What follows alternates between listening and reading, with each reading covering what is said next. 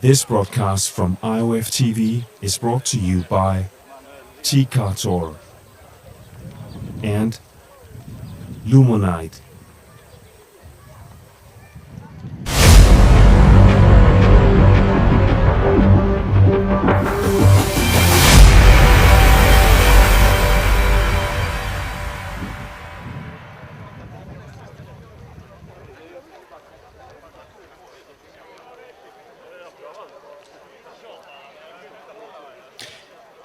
Good morning and welcome to the Swedish Relay League, round 4, coming to you from Örebro in Sweden on this beautiful morning.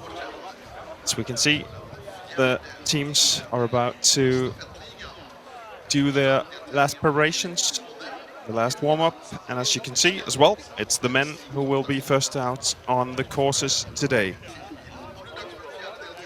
Örebro, if you think you heard that before, well, it's because 2 years ago the 2 Miller relays were held just here in Örebro, close to Örebro, which is approximately between Stockholm and Gothenburg, so central Sweden is where we are today. Here we have a look at the start list for the relay, and as you can see, first mentioned here is Stora Tuna, who won the 2 Miller relays last weekend, both of them actually, and overtook the leads in the Swedish Relay League, where we have had 3 races so far this season. 2 Miller last Sunday was number 3. Stora Tuna has a lead of 30 points in the standings ahead of IFK Göteborg. And then Södertälje Nykvarn is number 3 in this Swedish Relay League standings. All the teams passing through here on the screen, and we should have 157 teams registered to race in the men's relay today. It's a classic 3-leg relay. As you know them, the Swedish Relay has different formats, where we've seen the first one was the Jungefeiten, the Jungstafetten, which had 3 legs as well. Then we've had the Stigtamta with the 5 and 6 legs, depending on the women's and the men's. Then, of course, the 2 Miller relays. Now we're back to this classic format with 3 legs for men and 3 legs for women. And in 3 minutes, we'll set off all the fun. Men's courses, approximately 7.2 kilometers, all of them. And here we are, about to see the last teams passing through on the screen. Teams lining up here for the start. 2 minutes to go now until we will see all these teams in the forest. We've had some competitions in Sweden close to Örebro the last couple of days as well. We'll get back to them. Here we go to the front row in the starting pack. Växjö. We have here, then Göteborg-Majorna with Martin Alberger on the first leg.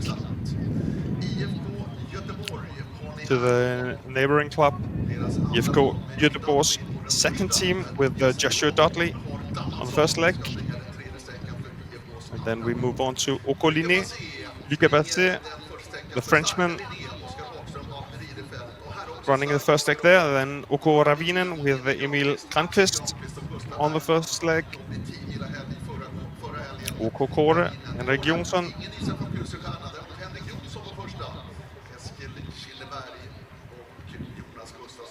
Then Oko Orion with Team Johansson running the first leg. Södertälje Nykvarn, Jesper Sjöblom. And then the 2 leading teams in the Swedish Relay League here, IFK Göteborg with Ludvig Ek on the first leg, and then Stora Tuna, Jesper Svensk running there the first leg with Henrik Johansson and Victor Svensk on the third leg. One of my favorites today, And as mentioned, also the leaders here in the Swedish Relay League. Not that many Norwegians and Finns in the starting pack today, and that's because, and Danes as well, because they have their national sprint champs this weekend. So some of them are at home competing, racing for national championships. This could open the field and open today's race, I think, for maybe some surprises. Let's hope that. And now just the last seconds we have until we have set this relay off.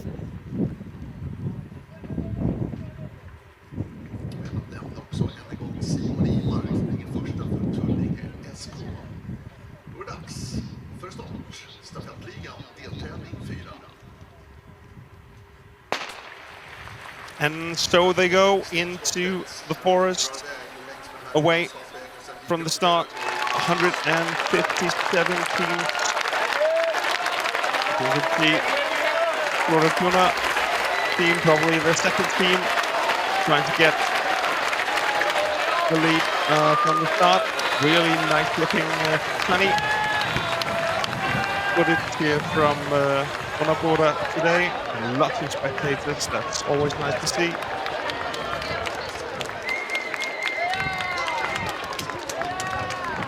And then ahead of these runners, as I mentioned, just above 7 kilometers of orienteering in Örebro.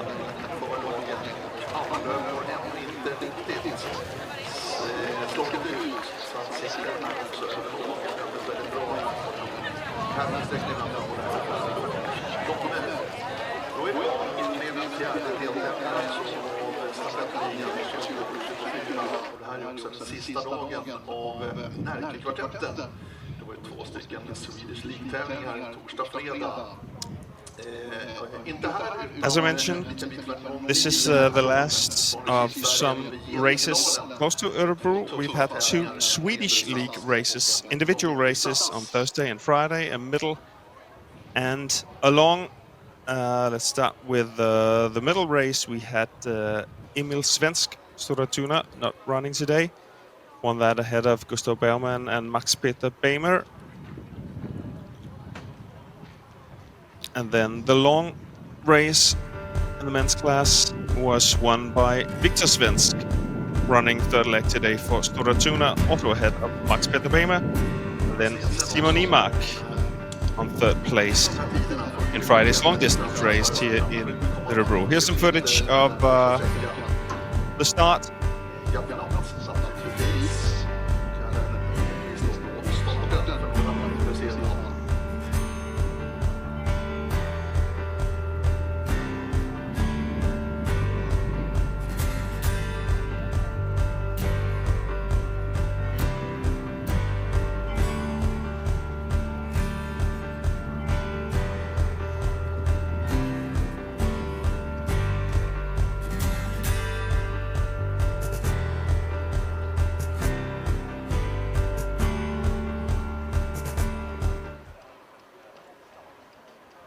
So here I think we are in the forest behind Oko Orion and Storatuna. This is still, as far as I can see on my GPS, teams pretty much together towards control 1.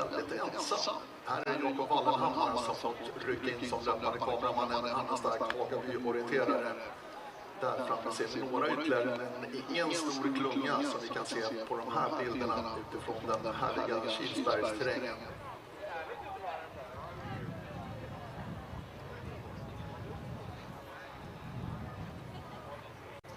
Ja, ganska väl utspritt kan jag notera. Nu är det ju gafflat här i början naturligtvis, att det har ju delat upp sig också.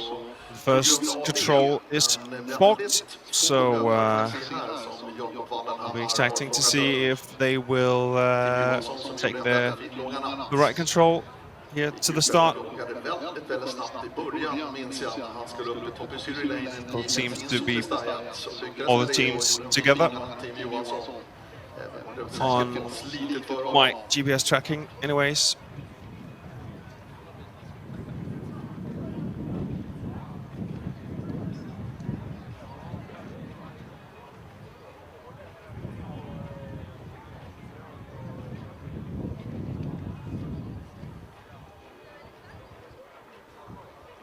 There was a Ljungarna shirt.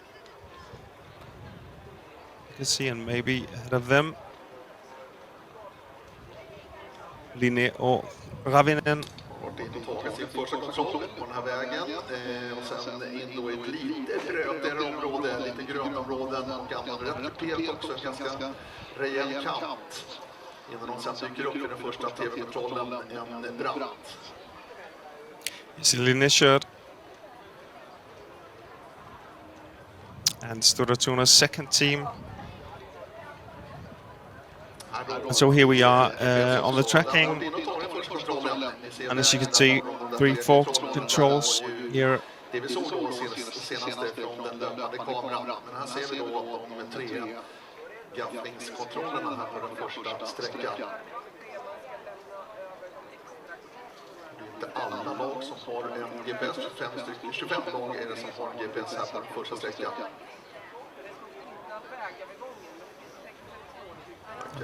25 teams have been chosen out to have a GPS with them of the 157 teams.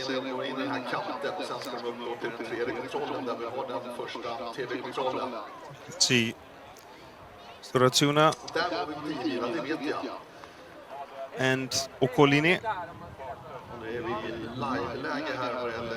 Jesper Svensk and Luka Basse running the first leg for their clubs respectively. Seems to have made just a small gap here into the first forked controls to control 2 here, as you can see.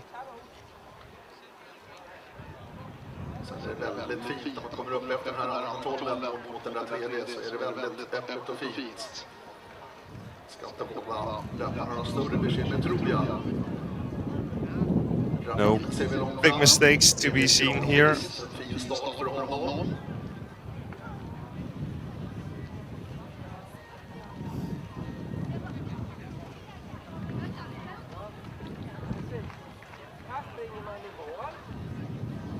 Emil Grandqvist running for OK Ravinen. I think he is the guy in the lead right now, as you can see.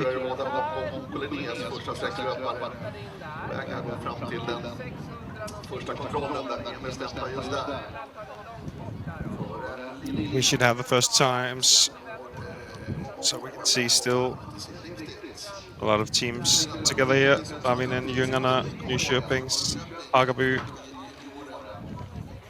Åkolinnes second team, and then Simoni Mark from Tullinge.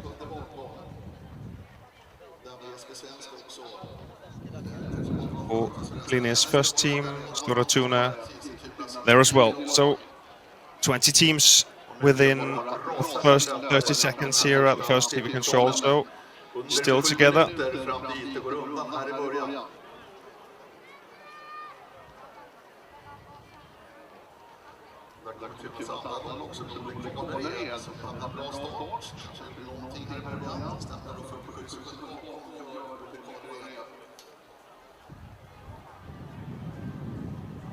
Walter Pettersson, Thisted, 51 sekunder bakom.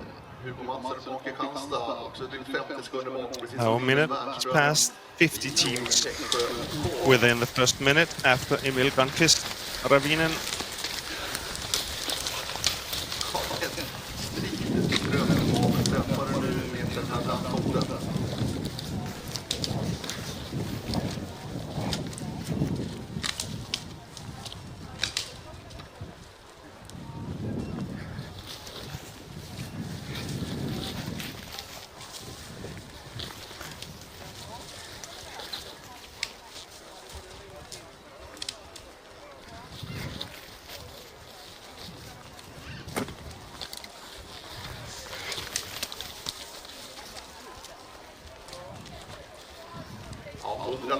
Now 100 teams have passed the first control.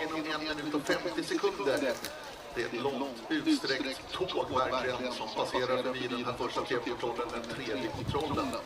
Och här på arenan har en mobiltelefon upphittats. Saknar en sån så finns den eventuellt då i infocenter som finns nere mot toaletten och omklädningsrummen här på arenan där vid GPSen ungefär. Där finns ett infocenter, där finns en upphittad mobiltelefon. Jag fortsätter att strömma in här fram till den första tv-kontrollen. And here I think we're back with the leads, back with Ravinen, and on the way to control 4.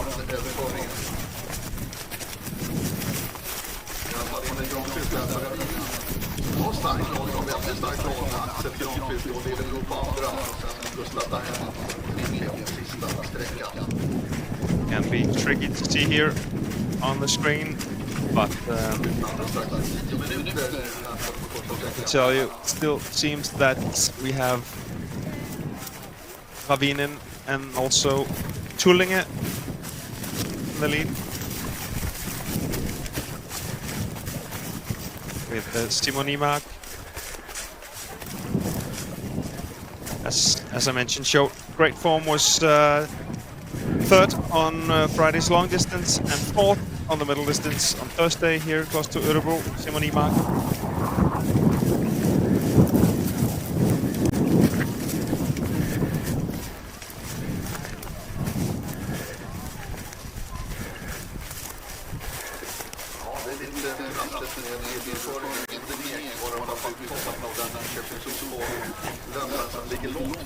Now after the fourth control, we are spreading out to fourth, fifth control.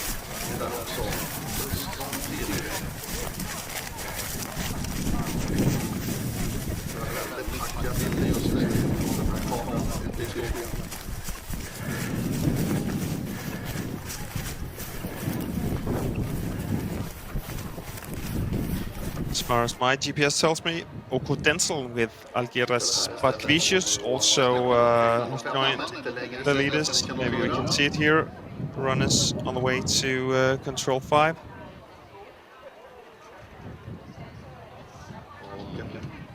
Rätt fin och lättsprunget här. Inga jättebackar som du ser. Samtidigt är ju Kilsbergsterrängen ganska utmanande när det gäller undervegetation och lite knöligt i backen bitvis och så. Tullingen ser vi långt fram. Det är inte helt överraskande med Simon Imark här på den första sträckan. Ja, det är ganska utsträckt tåg där ute i skogen på långsträckan här mellan 4:e och 5:e kontrollen.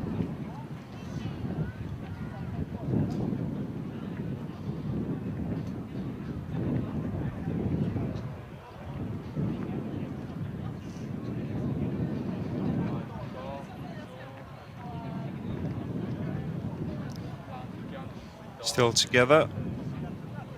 All of the favorite teams, as we can see.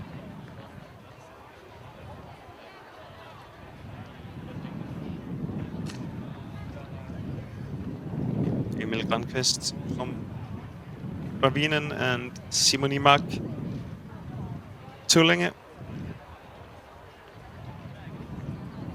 And also, as you can see, Storatuna and IFK Göteborg number 1 and 2 in the Swedish Relay League, just behind, just maybe in position 5 and 7, as it seems here from the GPS.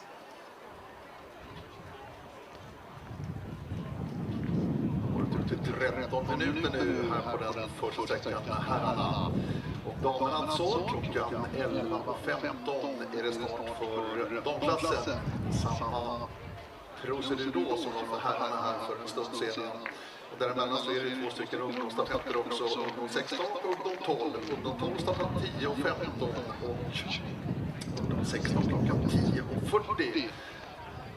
Påminner er sen när det ska gå upp till incheckningen, för att det är incheckning och sen släpps det in i växlingsfållan för uppvärmning. No one really trying any other route choices, not that they are there. It's pretty much just go straight on, it seems, for all the teams.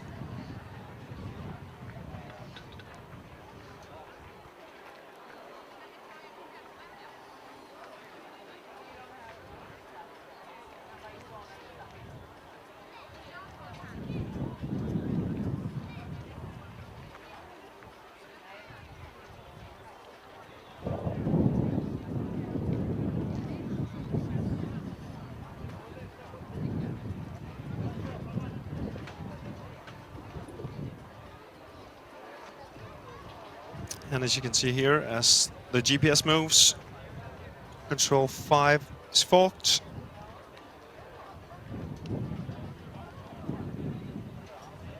And maybe a bit tricky coming from the hill and then down on the west side there, and finding the right stone here. Första TV-kontrollen var det ju Emil Granqvist från Ravinen som var allra först. Vi ser att Emil är långt fram i en ganska utsträckt fält just nu. Sen är det lite lurigt ner på den här kanten.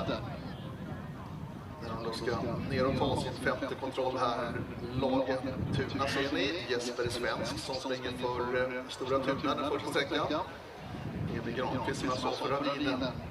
Meningen första TV-kontrollen var ju också Luca Passé för Linnés första lag. Även Odiné i Nyköping bra med den första radiokontrollen, eller TV-kontrollen rättare sagt.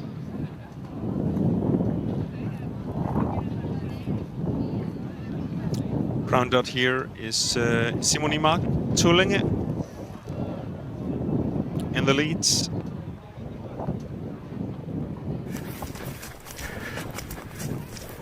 Here we're back with the runners. You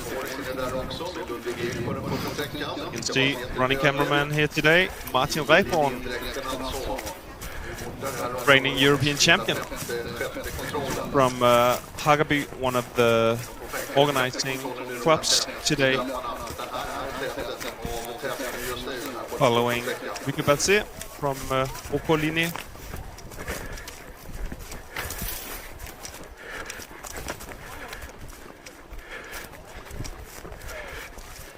Chance for Martin to see how his competitors are doing shape-wise here in the beginning of the season.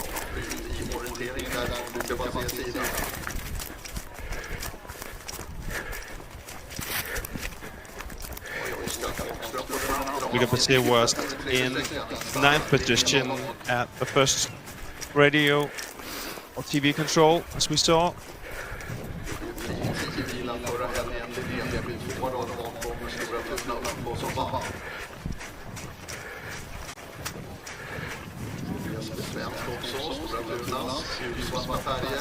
We have Stora Tuna here as well. I can see, but you can see many teams still together in the forest, trying to find these forked controls. Here I think Algieras Batkevicius, Boko Denzel.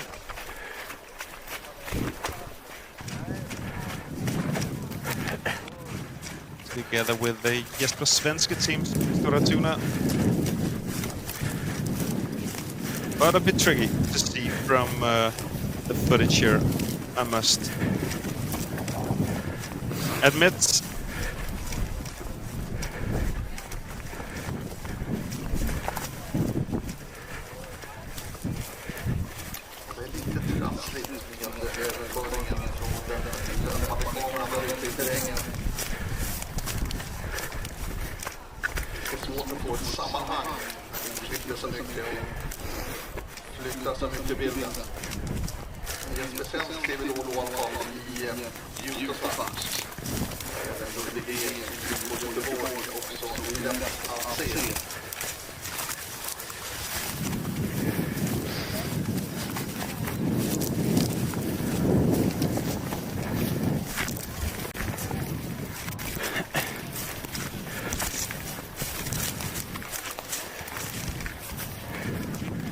So if you're a bit confused here, let me just tell you that we've just had a few fork controls.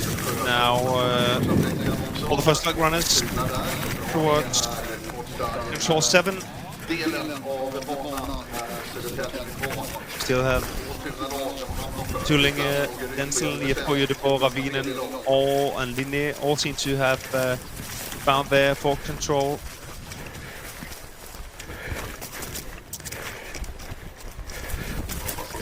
Here we see the radio time from the 7th control, I think with a small gap for Simon Imark from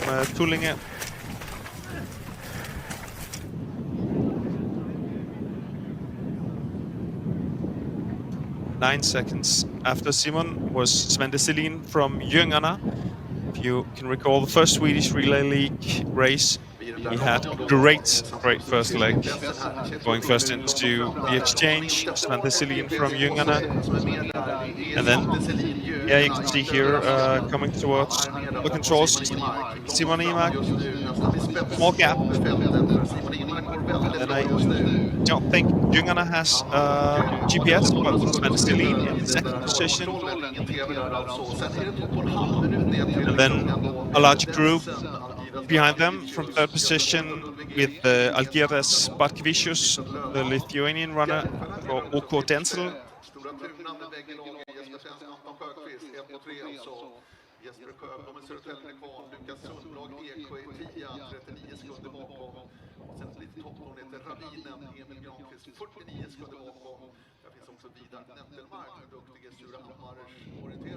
Still on this radio, if you didn't catch the times, IFK Örebro with Ludwig Ek in fourth position,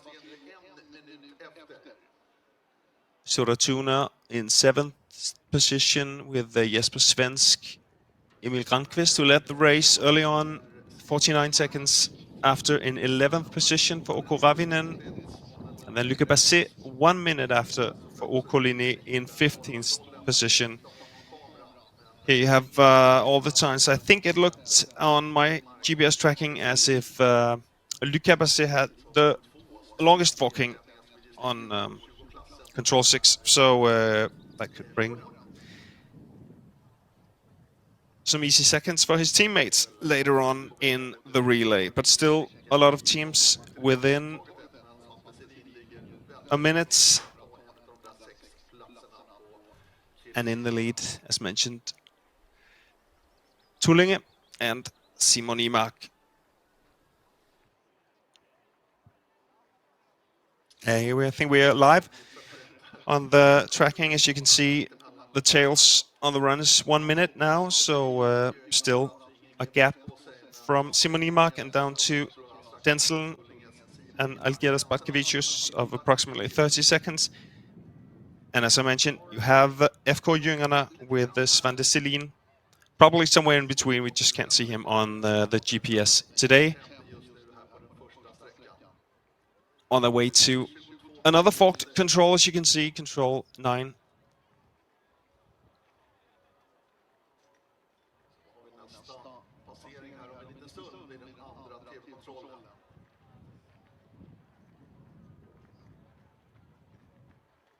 Still some of the favorite teams together in this group of pursuers. IFK Göteborg, Ravinen, Soratuna, Södertälje, Nykvarn. Also Göteborg, Majarna.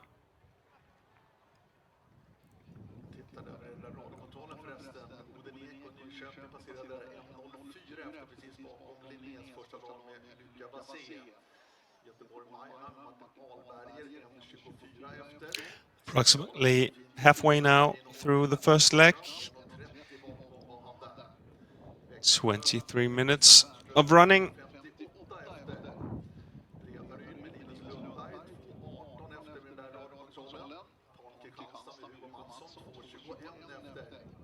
And we see slightly different approaches to this 9th control.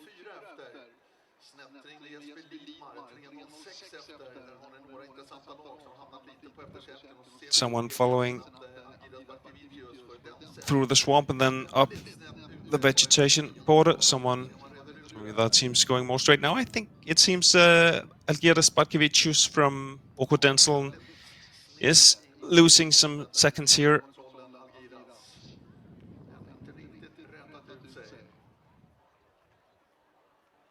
Seem to have a plan there, going following the vegetation border, but must have lost his orientation somewhere.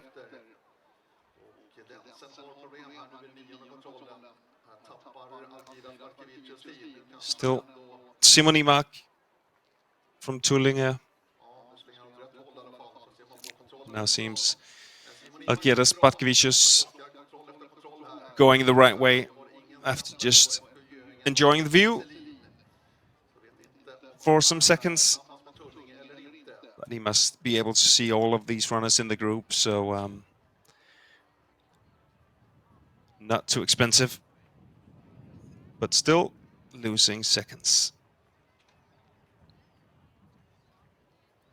And quite impressive. Simon Imak just racing on his own here, keeping a different speed than the rest of the group. And we should have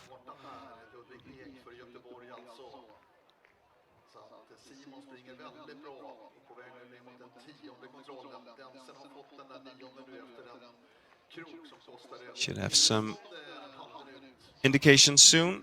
Also, where Svante Selin from Göingarna, as you recall, in second position at the last radio control. Interesting to see if he can follow the speed of Simon Imak.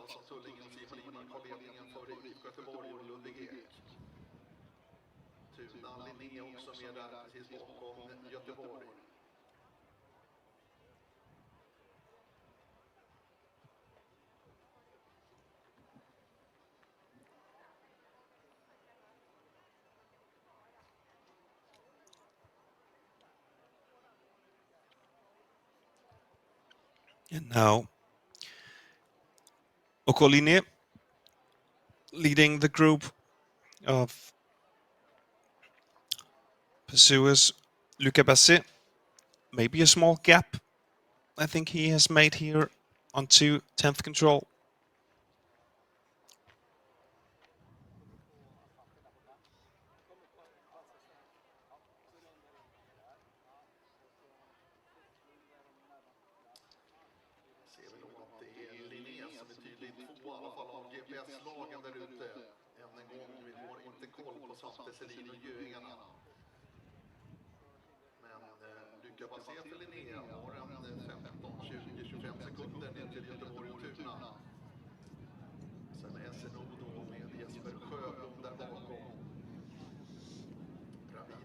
Yeah, definitely some sort of gap for Luca Bassi down to IFK Göteborg, Stora Tuna, and the other following him.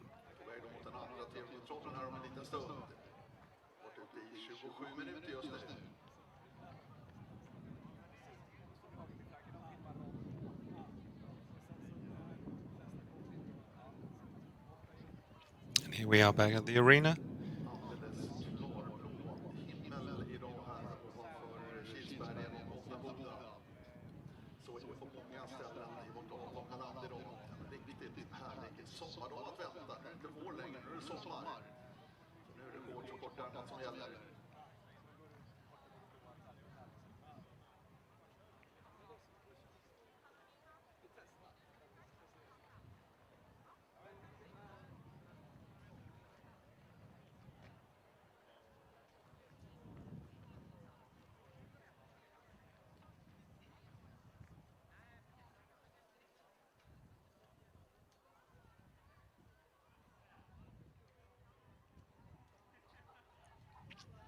And here we're back with the GPS. Still the same picture. Simon Imak in the lead for Tullinge. And then, as mentioned, Göingarna somewhere in between. Hopefully, if Svante Selin has been able to keep up his speed. And then a small gap from Luca Bassi or Okoline down to a rather large group of followers, including them, leaders of the Swedish Relay League, Stora Tuna and IFK Göteborg. So we can see Göteborg Majorna has dropped this group, falling behind. Martin Alberger running the first leg for Majorna today.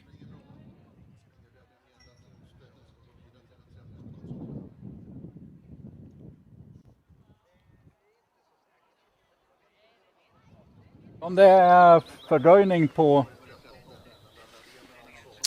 So I think we're here with at control 13, the next TV control, the last on this leg, waiting for Simon Imak.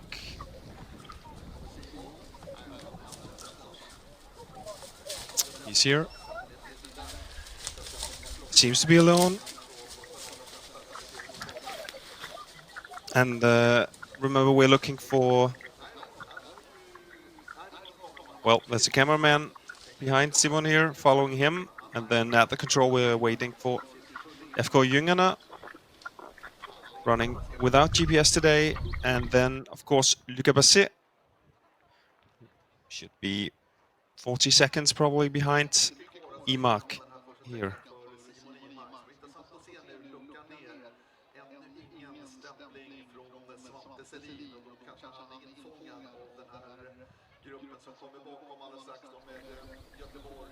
Here we are back with the controls. As you can see, no punching since Simon Imak, so he has a gap of a minute now, almost. Impressive racing by Simon Imak. Stora Tuna shirt. Jesper Svensk.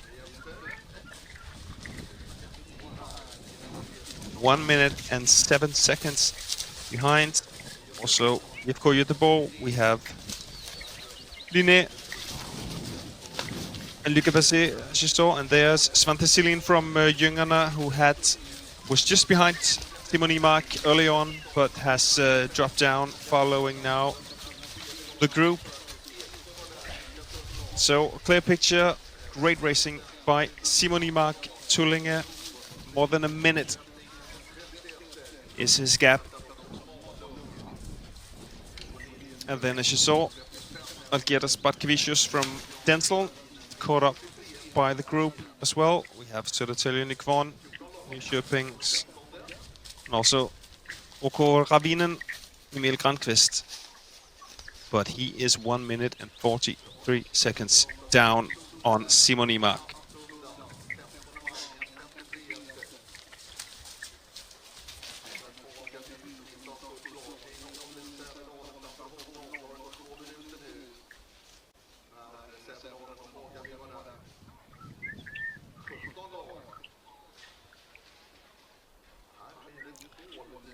"17 teams within 2 minutes and 10 seconds.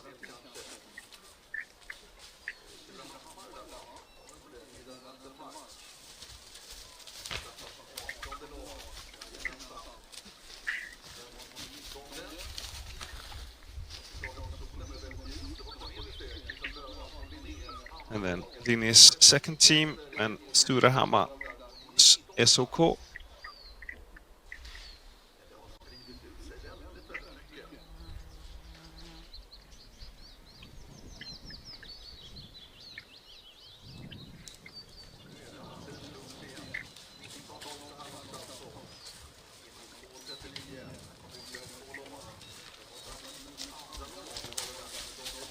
Ravinens second team, Daniel Bågren, and Haghavspojkarna third team passing by as well.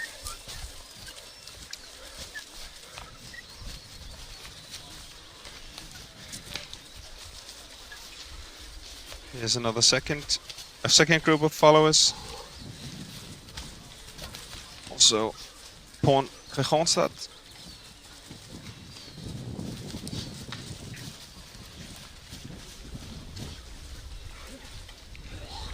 OK Kåre, 3 minutes and 45 down.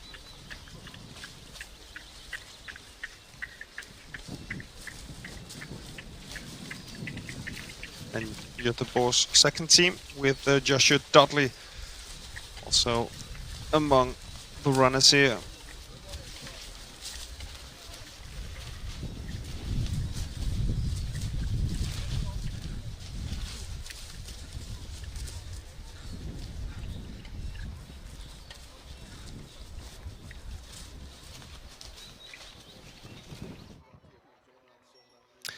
So we're back to the GPS tracking. Still Simon Imak, the brown dot for Tullinge. going towards control 16. And then after that into the finish area, the exchange area, where he will hand over to Matthew Feldbaum.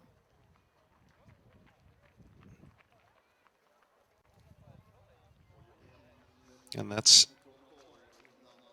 going to be interesting to see how he will handle this gap of 1 minute on his second leg, knowing all the teams are eager to chase him down on the second leg.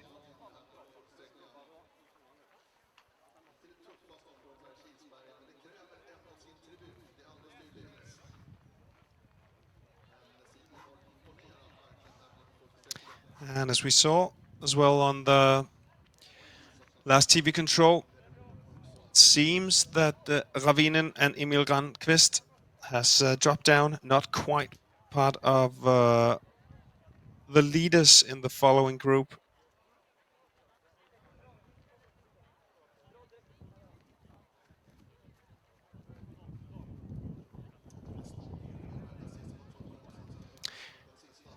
Emil Granqvist hands over to Axel Granqvist on second leg for Ravinen.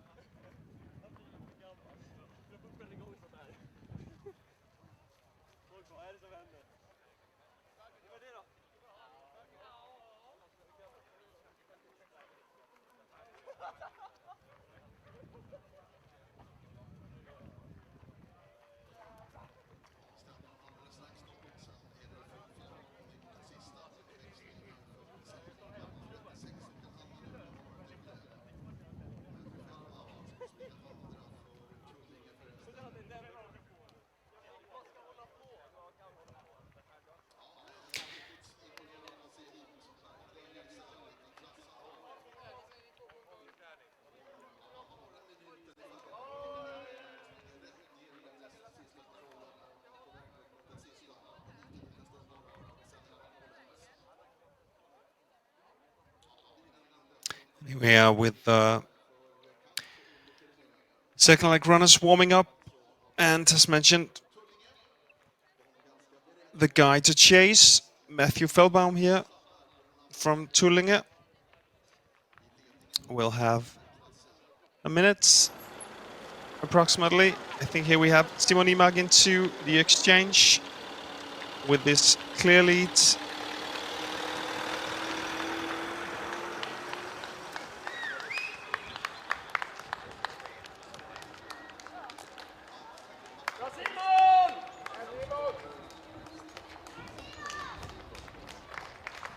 And it seems that he still has this gap of approximately 1 minute on the GPS I'm looking at. So impressive racing by Simon Imag on the first leg.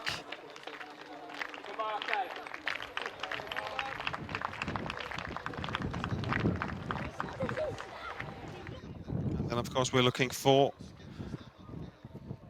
the teams behind him.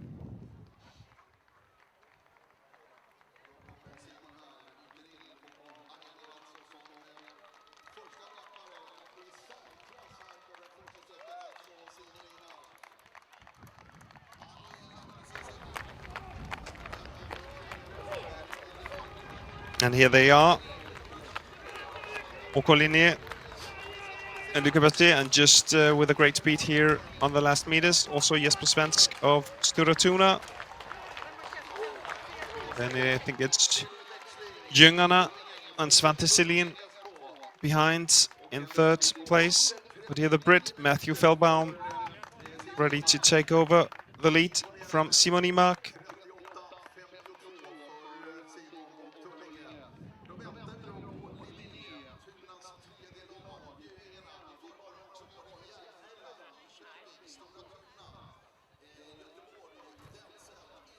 Here he is, handed over the map.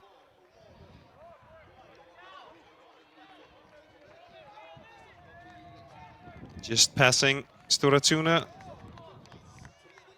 on his way out into the forest.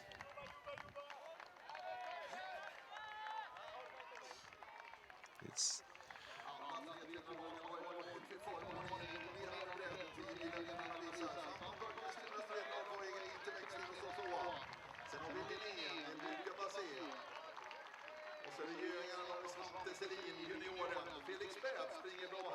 and then with, I think it's actually Storatuna's third leg here, Anton Sjöqvist.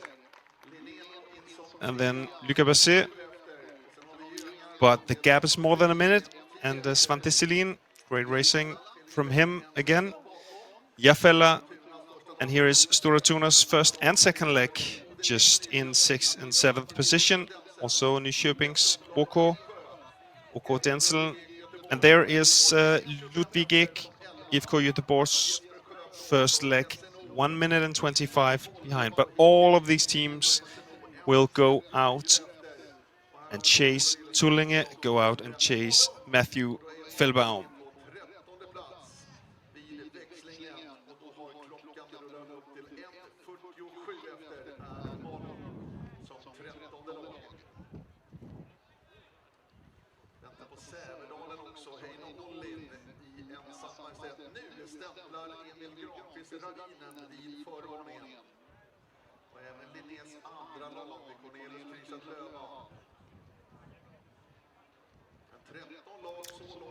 For this group, 13 teams, and then there is a gap.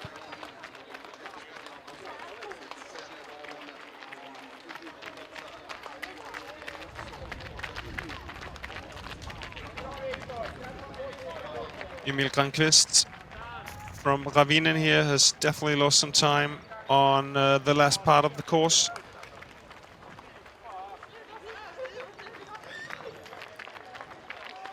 That's Axel Granqvist, as mentioned, on second leg, and then Gustav Bergman, strong finish. But he might have some time to catch up when we get to the third leg, as more than 3 minutes down on Tullinge and more than 2 minutes down on the group of following teams. Now, quite a gap here, 1 minute and 30 seconds since Malungs passed in 13th position.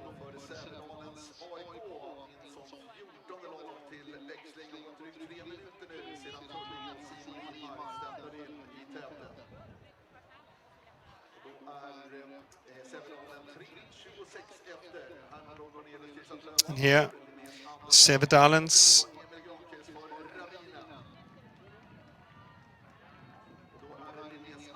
Three minutes and 26 seconds down. Okolini, and then as mentioned, Emil Granqvist, nearly 4 minutes behind Tullinge. Quite some catching up to do.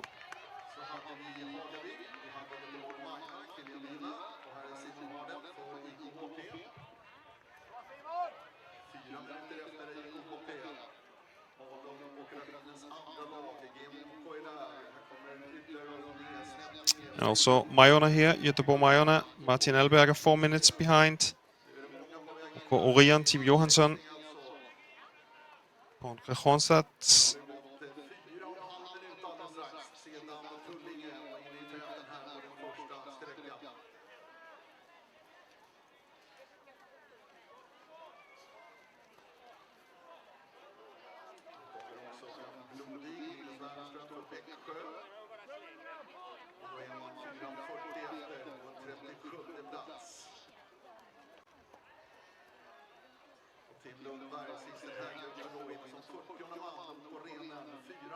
Forty teams now within 5 minutes. And then hopefully we'll be back in the forest soon to follow the second leg runners.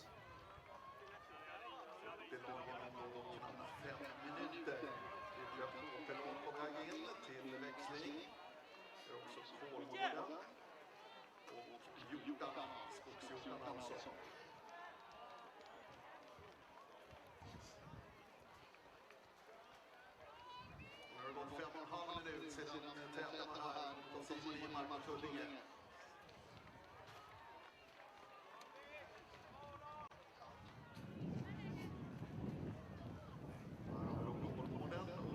På skogshjortarna.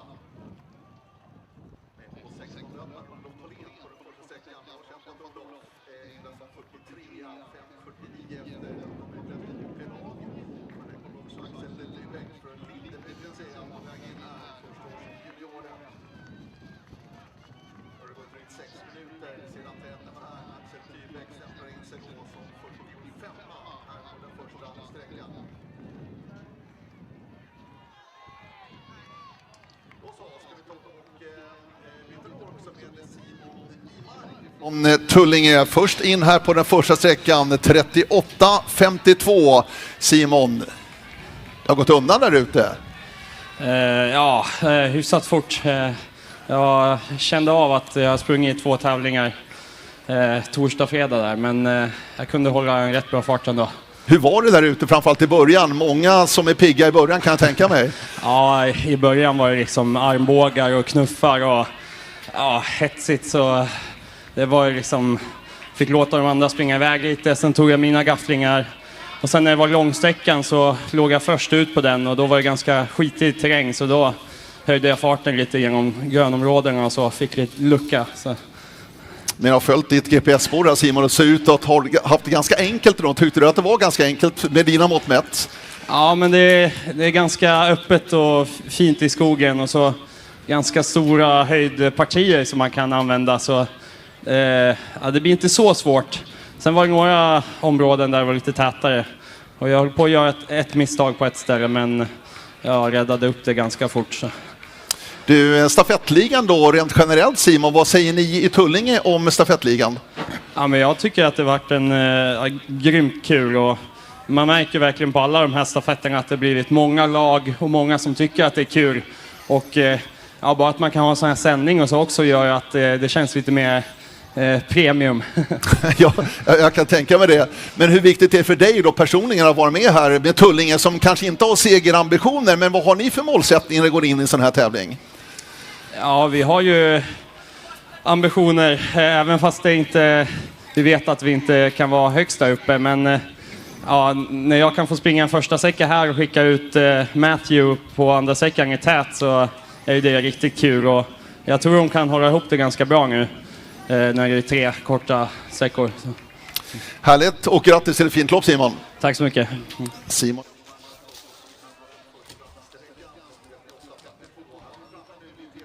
Yeah, here, back in the forest, as you heard, Simon Imark, winner of the first leg, first after there, and as you can see now, things have changed in the forest, as Tullinge's Matthew Felbaum has dropped down, has been passed by OK Linné, Oskar Hagström, also Stora Tunas first and second leg, Henrik Johannesson. William Palmer. Here is Matthew Felbaum, went out with this gap of 1 minute and a few seconds, but has not been able to keep up with the fastest runners in the field. But I think it's fair to say that nobody expected that of him. That was also part of the interview, as you saw with Simon Imark a few seconds ago.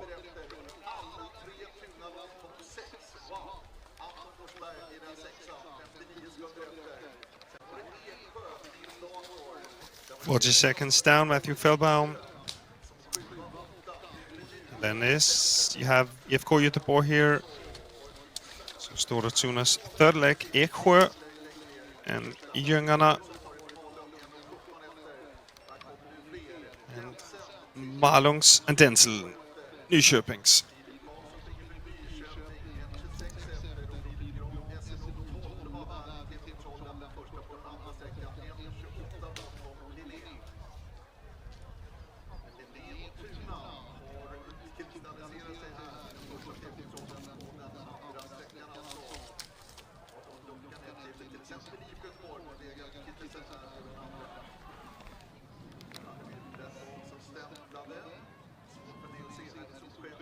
And also Philip Gran we had here from Nykvarn, but that was the last runner from this group we saw following.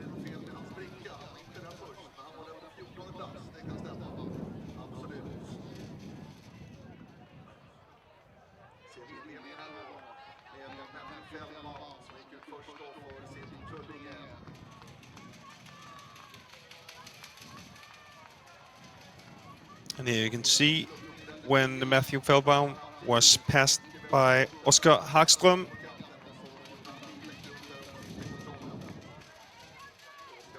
And Henrik Johannesson. But we'll definitely have a chance to follow some of the other teams in the group. Vegard Kittilsen from IFK Göteborg's first team.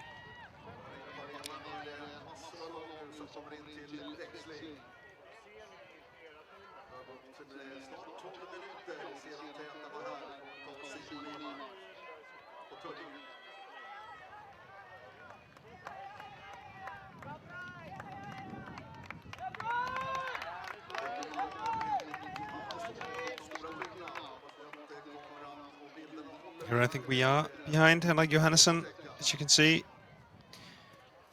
as Oskar Hagström, OK Linné, just in front of him.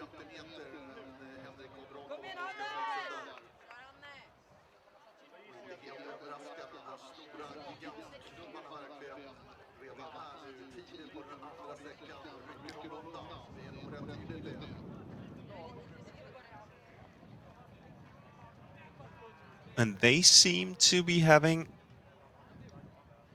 a bit of a gap. It was 20 seconds to Stora Tuna's second team, and then 40 seconds to Tullinge. But nearly a minute now, it seems, from the GPS here for Hagström and Johannesson leading the relay.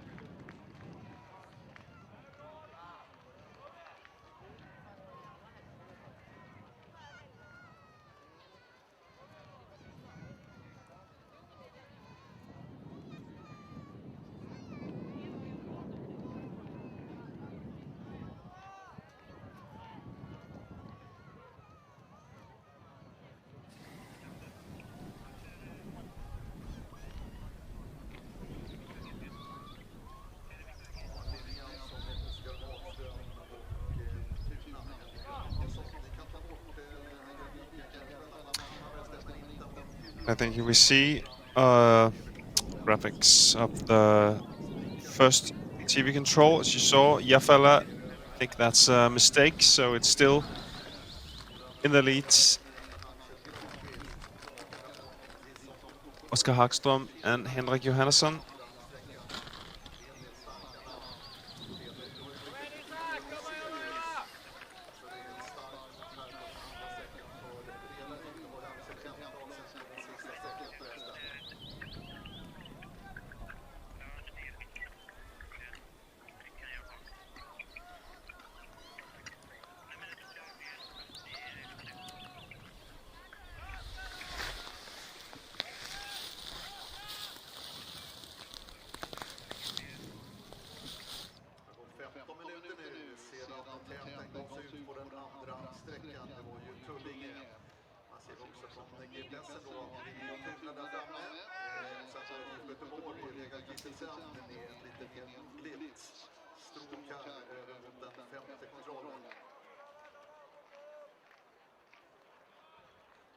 And we can see slightly different approaches to the Ford Control 5. Still Stora Tuna and OK Linné with the clear leads. And then Vegard Kittelsen for Göteborg. Sen har vi då den framåtsyftande GPS Tuna lag 2, William Bonner, Tuna lag 3 med Anton Forsberg. De har inga sändare på sig så de har inte riktigt koll på, men Tuna imponerar verkligen. 3 lag topp 6 där i den första TV-kontrollen här på den andra sträckan.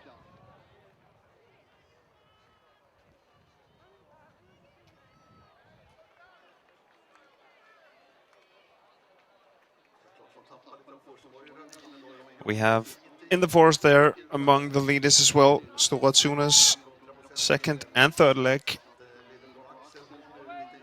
Winners of the 2 Mila last Sunday in Nynäshamn. And also managing lots of great teams today, as you can see.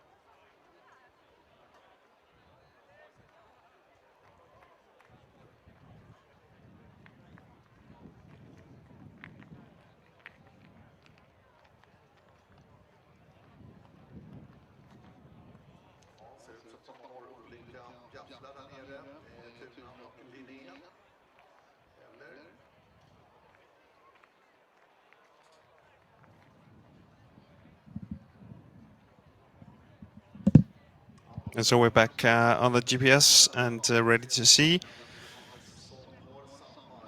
how well the teams handle these forked controls on the west side of the hill.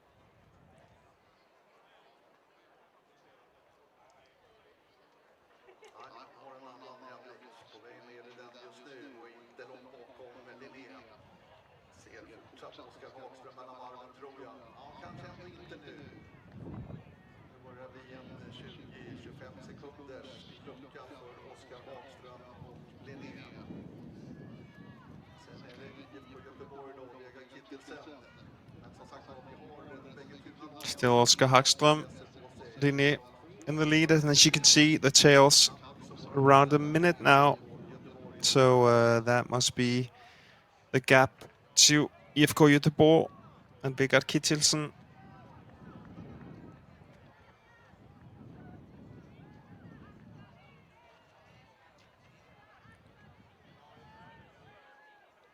And then we should have a split time from control 7.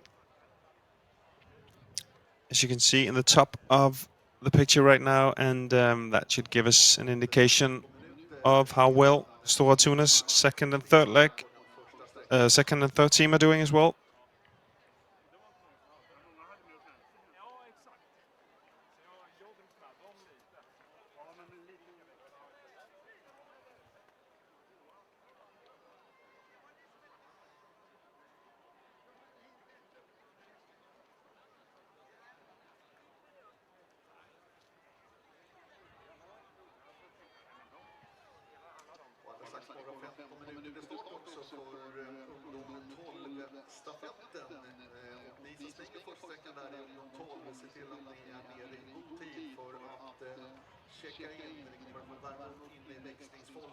We're still behind Stora Tuna and Henrik Johannesson, but a bit hard to tell from these running cameras today.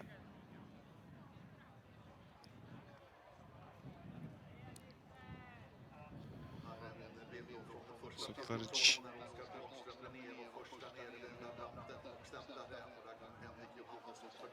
from the first leg.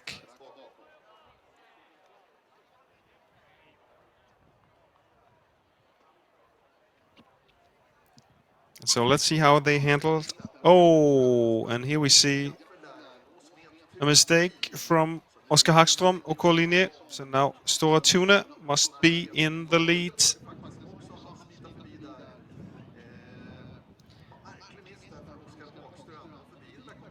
Still no punches from Control 7. Now you can see we're live, but of course we are eager to see how much time this has cost Linje and Oskar Hagström.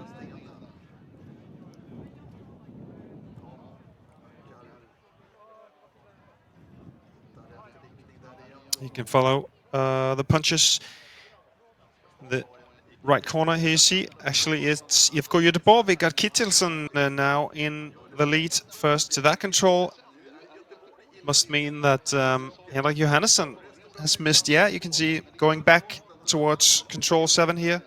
So it's lost some time. And then you have Stora Tuna's team 2 and 1 together. 10 seconds down on IFK Göteborg.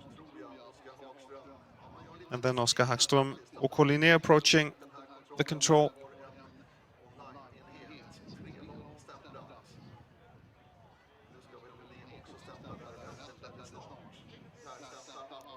Here he is. So he was leading until control 6, Oskar Hagström och Linje. Now he is 40 seconds down in 4th position.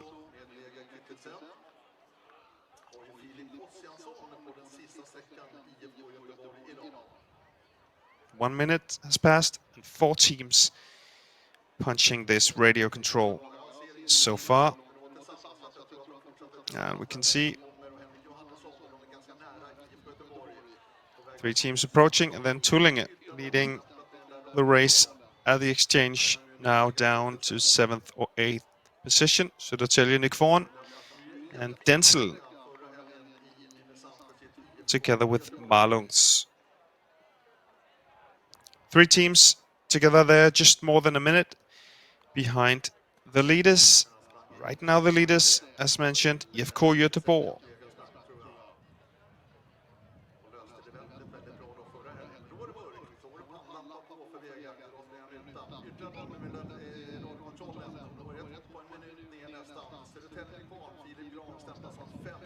And we got Kittelsen. Also ran the middle distance at the Swedish League this Thursday, finishing 30th. 6 minutes behind Emil Svensk, Stora Tuna, who won the middle race there. Also Jungerna, we can see Noah Krickström passing the radio control, and Stora Tuna's third leg with Anton Forsberg.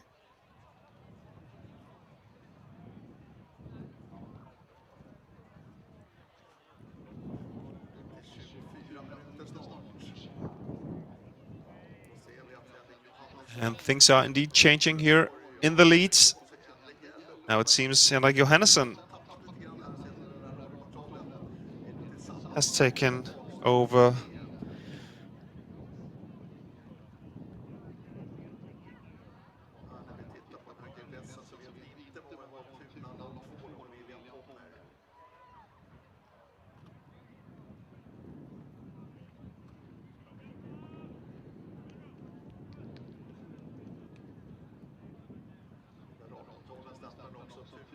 And we can also see Tullinge, Matthew Feldbaum having difficulties with control 7.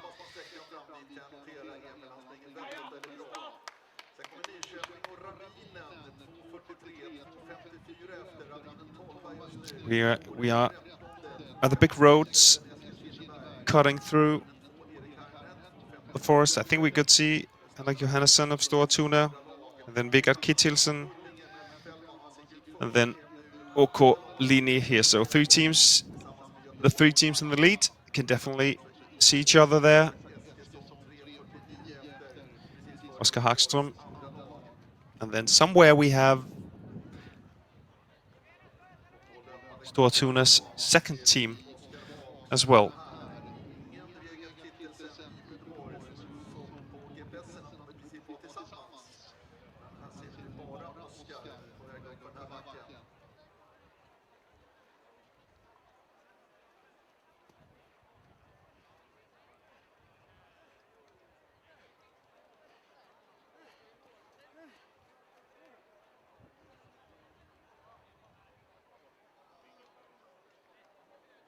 And I think you can see Stortuna's second team runner, William Pommer, just to the left of Oscar Hagström here.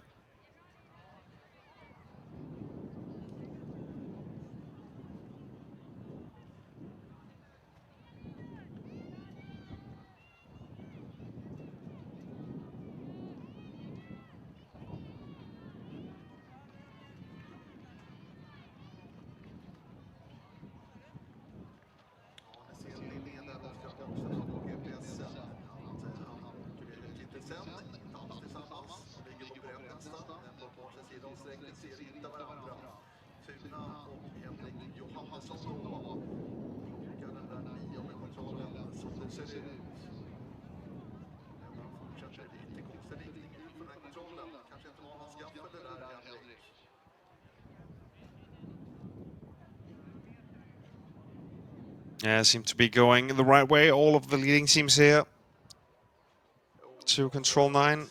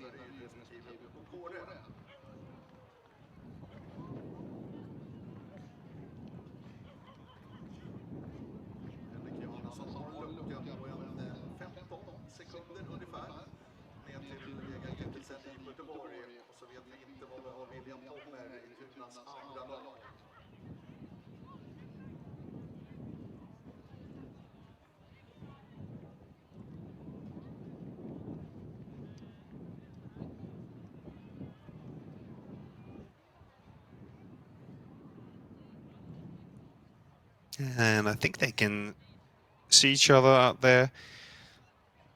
So hard to get away in this open area. Nice weather.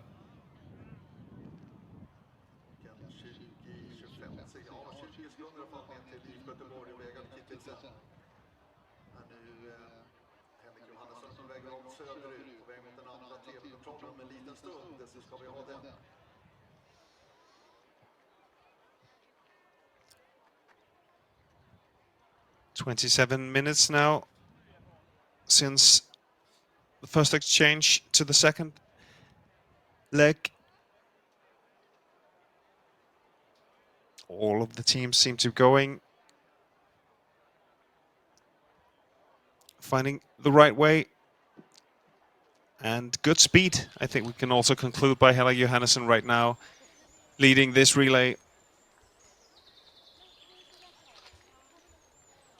As you can see, Jafela is in the lead here, but I think they will not be counted in the final results. So I think we should assume that IFK Göteborg is indeed the leading team, or was the leading team. I think we should remember saying that this is at the second split time, the first radio we have out there. But we know that Vegard Kittelsen dropped some seconds out there, so we follow the GPS. It is Henrik Johannesson, Stortuna, who is leading this relay right now.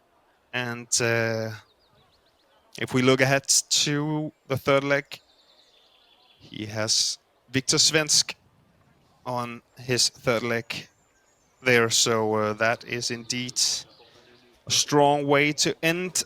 Victor won the long distance, the Swedish League race on Friday. So I think we can say Stortuna right now are the favorites to win this relay, but things can happen, definitely. Maybe closing in a bit. IFK Göteborg and Vegard Kittelsen.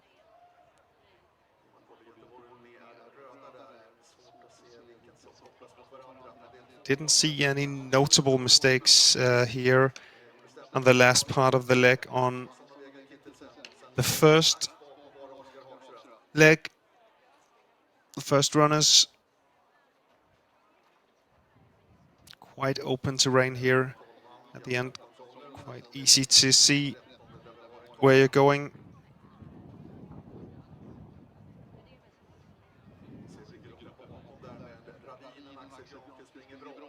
And still a group behind the leading teams of at least 5 or 6 runners.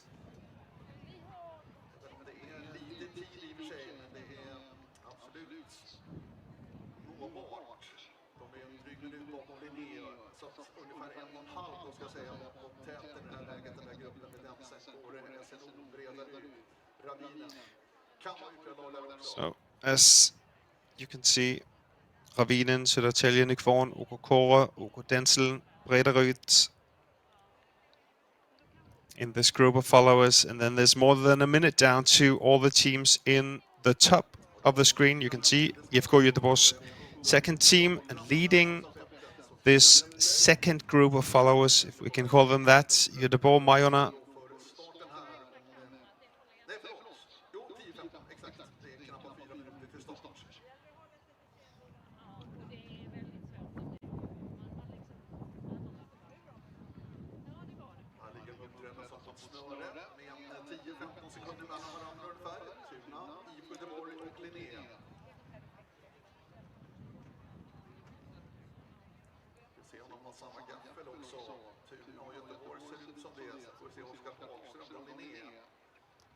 And then after this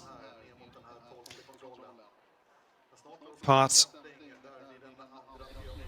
there's this TV control at the rock here. So we expect to see Henrik Johansson from Stora Tuna. He's here. Then let's see, it seems as the gaps were 15 seconds or so down to IFK Göteborg and OK Linné, and then of course Stora Tuna's second team, William Pommer. At least 15 seconds now. Here is IFK Göteborg. Vegard Kittilsen, Norwegian. Then no contact. Here is Linné.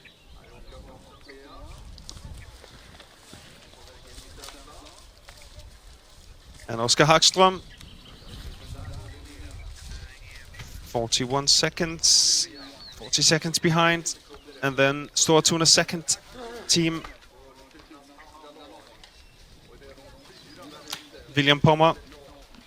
So 3 teams within 50 seconds behind Henrik Johansson, but none of them together, just being able to grasp each other ahead maybe and get some direction from this control. It's only 3 controls more, and then into the exchange.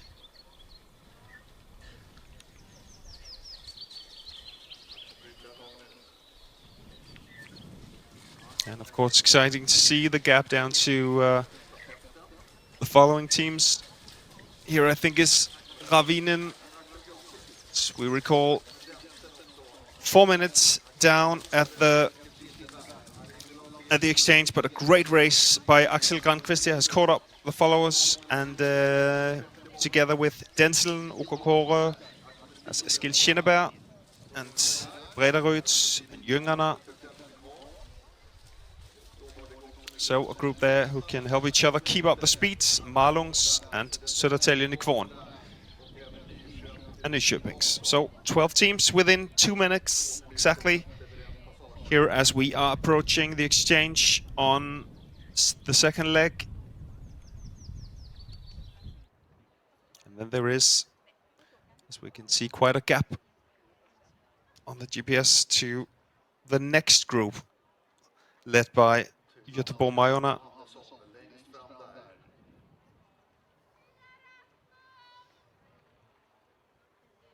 But staying in the lead, Henrik Johannesson, Stora Tuna.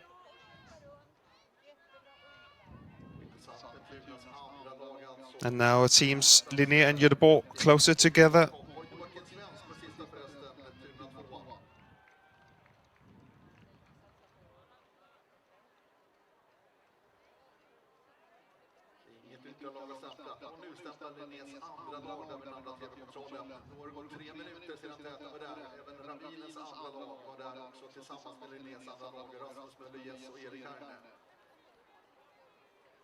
Now it seems the next group approaching this control 13. But here we have some times. It's OK Linné's second team, OK Ravinen's second team, and Stora Tuna's third team together there. But there's more than a minute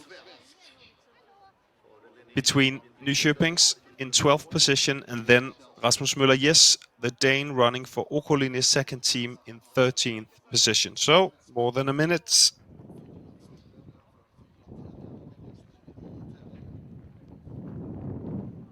Still the same picture in the lead.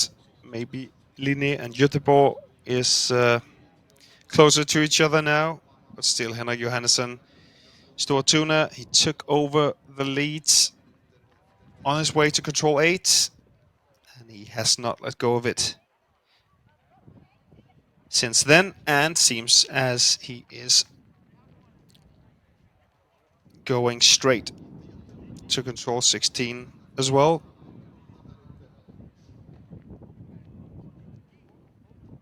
Stora Tuna leading the men's relay league after 3 races with 30 points to IFK Göteborg, and then in 3rd position is Södertälje Nykvarn, as you can see, SNO here in the middle of the picture. But they are more than 100 points down on Stora Tuna in the men's relay league standings.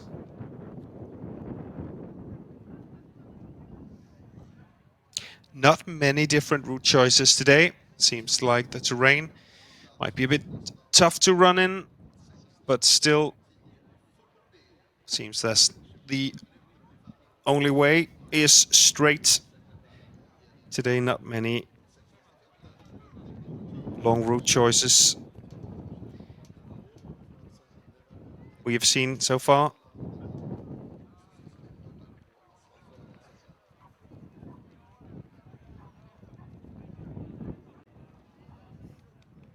Maybe OK Kåre, Eskil Skinneberg seems to be a bit ahead of his group there. We remember they were together at control 13, but could be maybe 15 seconds ahead now. And on to the second last control now is Henrik Johannesson, Stora Tuna. Here's Victor Svensk about to be sent out on 3rd leg in the lead for Stora Tuna.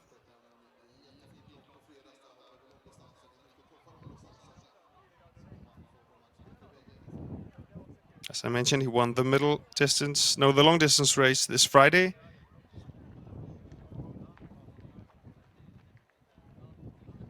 In the Swedish League.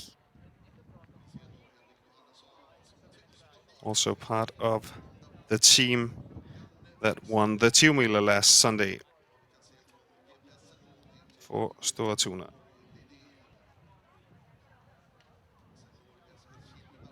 I think we can definitely see Eskil Skinneberg going with a faster pace than his opponents. Otherwise, the group behind him seems to be sticking together. Must almost be able to see Oskar Hagström, OK Linné in 3rd position. And then, of course, we have Stora Tuna's second team. But now into the exchange area in Örebro. Waiting for Henrik Johannesson.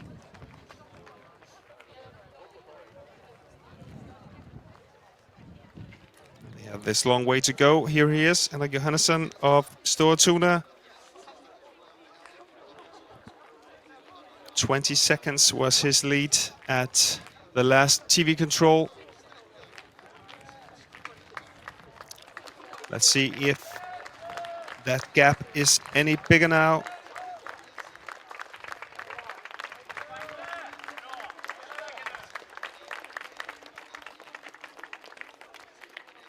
And we're waiting for Vigard Kittilsen, FK Göteborg, Oskar Hagström, OK Linné, William Pommer, Stora Tuna second team. Here's FK Göteborg.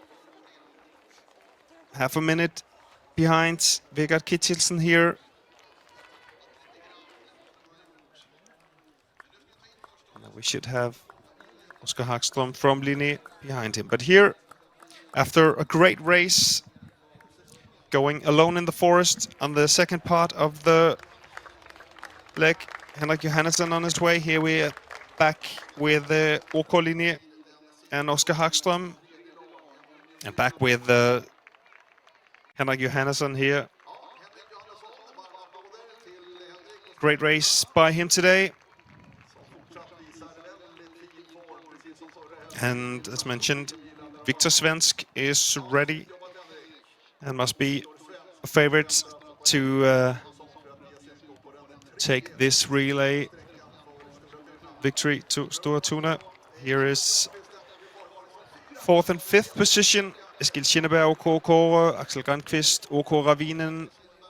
Great race by Grandqvist for Ravinen. Has caught up 2 minutes, I think, at least. But here is Victor Svensk on his way into the forest. Let's see how big this lead is.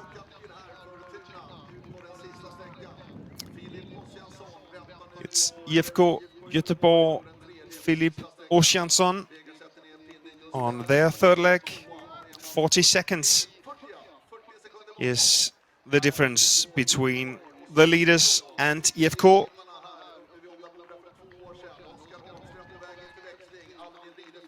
And he's here, Filip Ossiansson,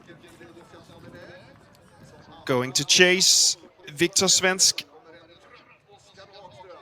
A bit tired, I think he looks. Oskar Hagström, OK Linné, 1 minute and 6 down on Stora Tuna. Just there, inside, I think we saw OK Kåre and Ravinen. Eskil Kinneberg, Axel Grandqvist. 125 and 127 behind, so he has caught up more than 2.5 minutes, Axel Grandqvist, on this second leg. Really a great race for him, bringing Ravinen into the race as well.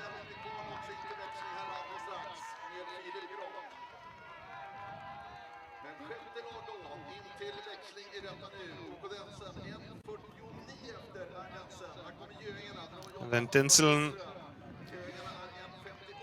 Jüngarna and Södertälje Nykvarn just within 2 minutes, as we saw on the last TV control. Nyköpings with Philip Karlsson. And then here we have Stora Tuna's second leg with William Pommer. As we recalled, they were just 9 seconds after the lead halfway on the second leg, but must have lost 2 minutes out there on the last part of the course.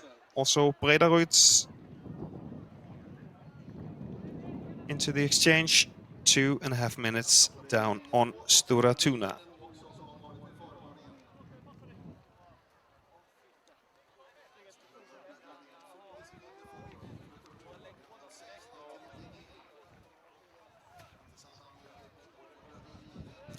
And of course some strong names. Oh, maybe we should have Ravinen's second team here. Rasmus Møller, yes.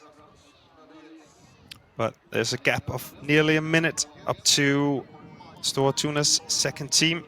So something to chase for Ravinen's second team. But let's have a look at the last leg runners in the men's class. out in the forest right now. Victor Svensk, as mentioned, for Stora Tuna. IFK Göteborg has Filip Ossiansson. OK Linné has Albin Ridefeld, Swedish national runner. Jonas Gustafsson is the third leg runner for OK Kåre. Gustav Bergman is Ravinens last leg runner. OK Densel has August Molén on their final leg. Jüngarna with Albin Weiden. Södertälje Nykvarn has Johan Ek Larsson. Then Anders Petersson is running for Nyköpings. Oskar Sandberg has the last leg for Malungs.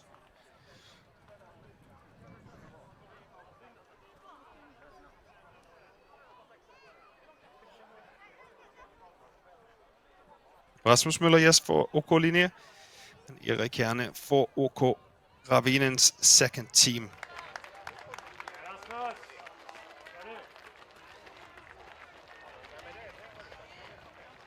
More runners into the finish.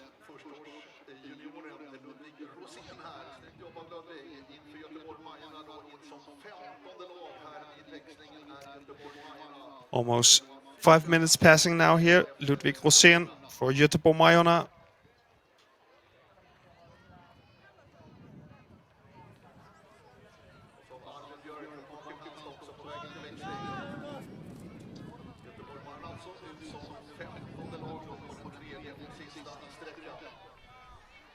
Jonas Egger.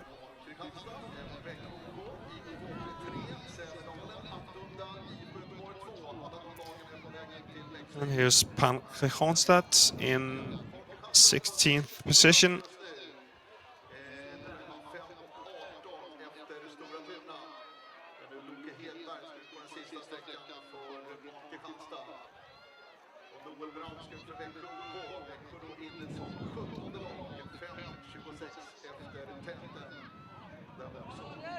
And now 5 minutes, 30 seconds passing since the first exchange. Hakapspojkarna and Sävedalens. And 20 teams just within 6 minutes.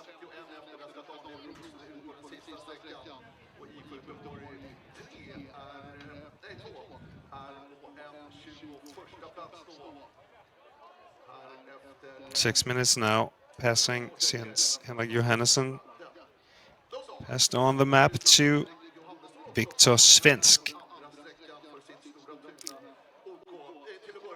Hur har det varit att ladda om efter förra helgen och 10-milsegern? Ja, men det har faktiskt tagit en del på krafterna. Det var en fantastisk tisdagkväll i stugan och det är sån gemensam glädje och fantastiskt att se äldre folk som kommer och firar tillsammans med oss. Så att, det har varit extremt bra men också tagit en del på krafterna, helt klart. Och hur har det varit idag då, den här andra sträckan? Jesper Svensk gav det ett bra utgångsläge ut på den andra. Vad kände du? Vad gjorde du i början? Ja, men alltid kul att gå ut i tät sådär.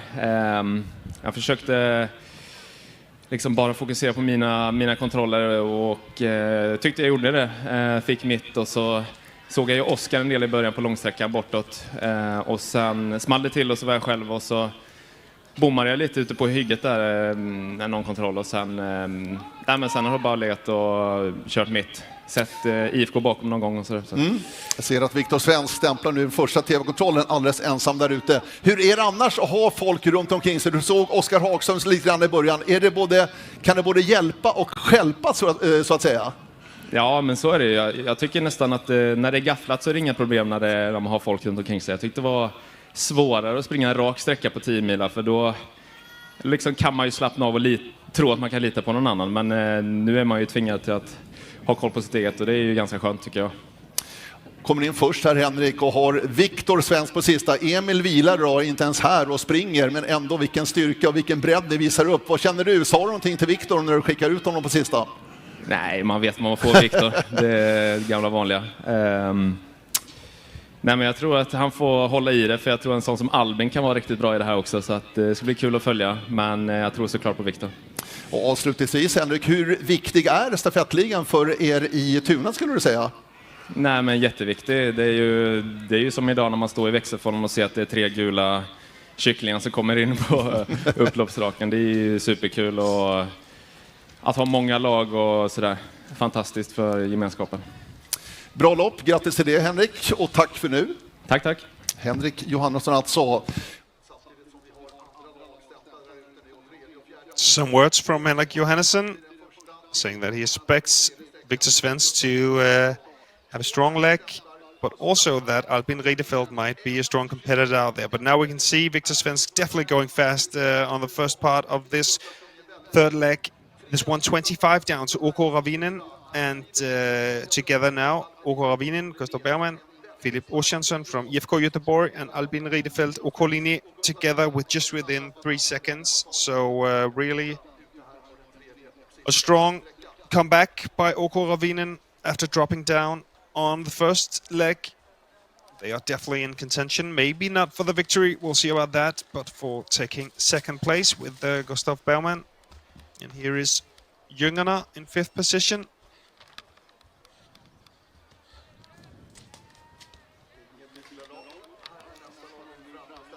And August Molin, OK Denselen here at Södertälje Nykvarn. But there's just close to a minute to catch up for August Molin and Johan Eglason. Brederøds, and then I think this is Stortuna's second team, Joachim Svensk.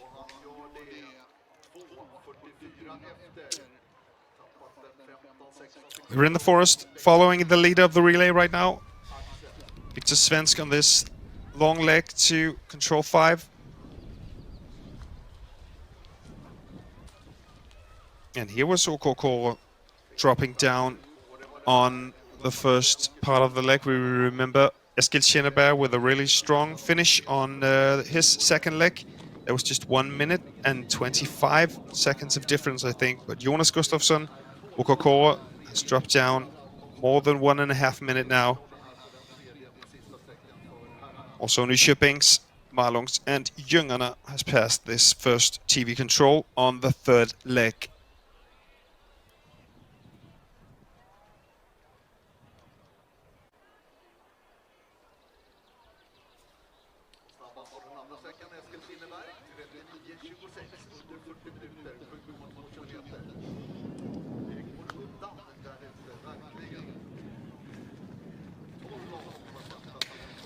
And then seems to be quite a gap as well.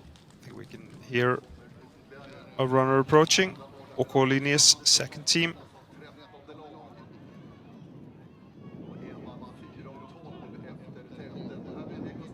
Here we're behind Gustav Bergman, OK Ravinen, chasing Victor Svensk on the long leg to control 5. We know at the TV control we just saw,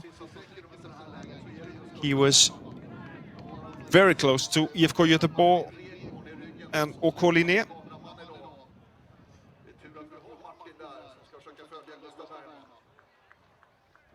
But no sight of them on this footage.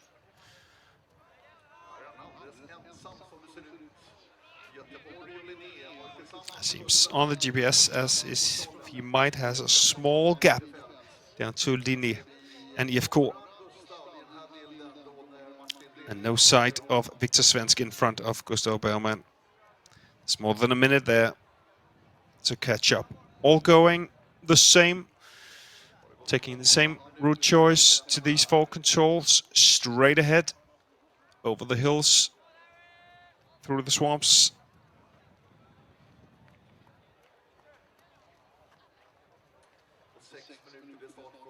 And here you can see still Victor Svensk with a clear lead. Gustav Bergman seems to be going a bit on his own now. OK Linné and IFK Göteborg together in the chase. And then this rather big group of runners from 5th position and down. Denselen, Malungs, Brederøds and OK Kåre.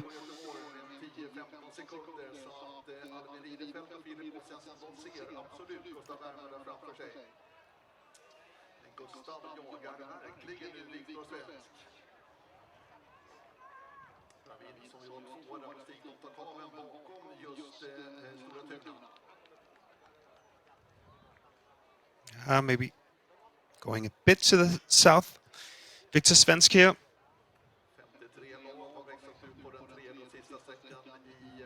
But hard to tell if it's a mistake or if he's going there on purpose.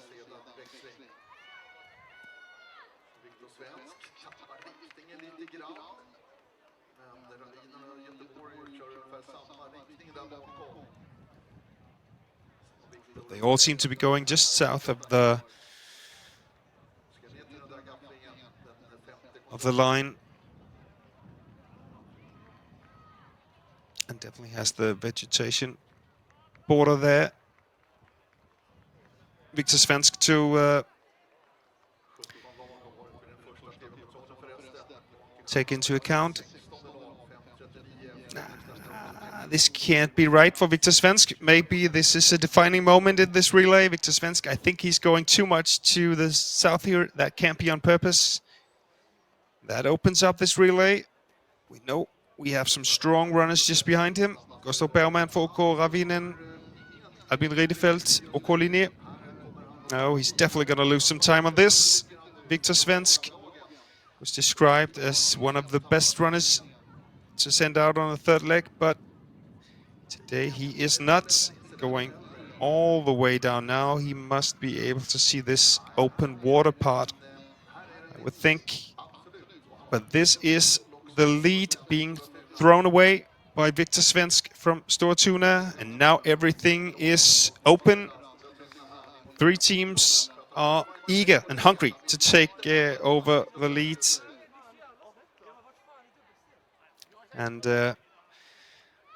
first and foremost, looks like OK Ravinen is with Gustav Bergman.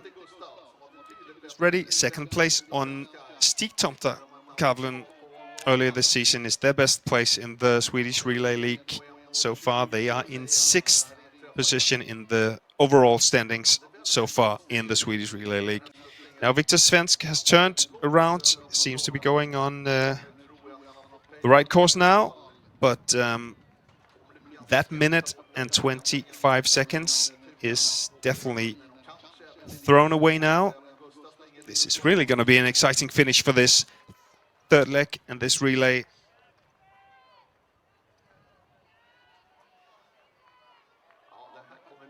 Coming from different points. Victor Svensk coming from the south.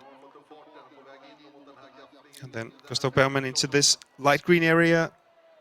IFK, Göteborg and Linné going a bit more to the south, more open approach, but seems to be no mistakes here by Gustav Bergman.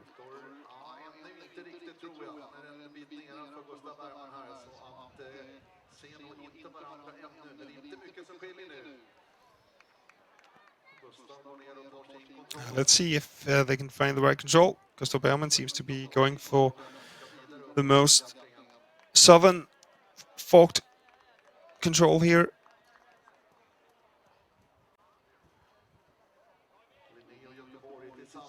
And then we'll have a time at control 7 is the next radio time. Albin Riedefeld and Philip Ossiansson, OK Linné and Göteborg together so far. Now Victor Svensk seems to be back on track, but his 1 minute and 25 seconds now is approximately 15-20 seconds. Here we have Victor Svensk as he was handed over the map. Some small fans watching there. And here is into the first TV control, where the gap was 1 minute 25. It isn't that much anymore.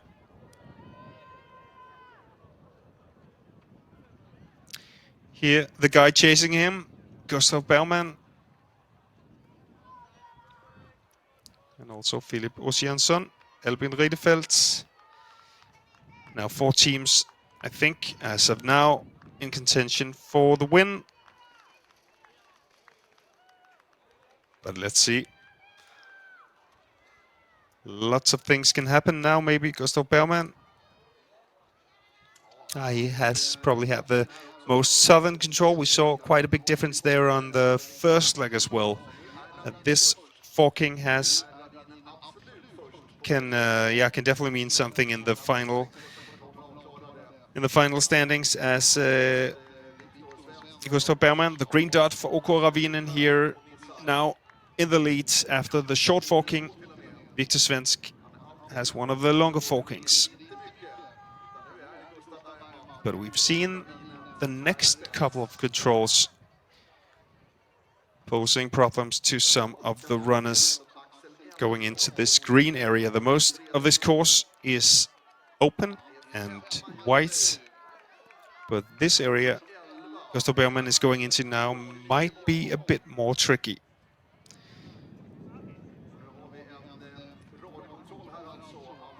Let's see how big the gap is now. Albin Ridderfeldt must be able to see Victor Svensk now together. Then Filip Ossiansson from IFK Göteborg, also with a longer forking than the others. And this can be defining for this relay, I think. But Gustav Bergman here punching the radio control 7. And now we're waiting to see what gap he has.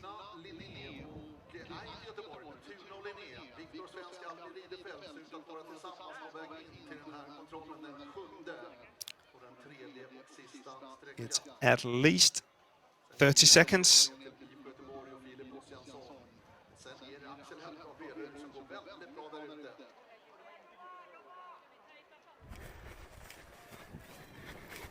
And here we are, I think, with Linné and Stora Tuna on the way to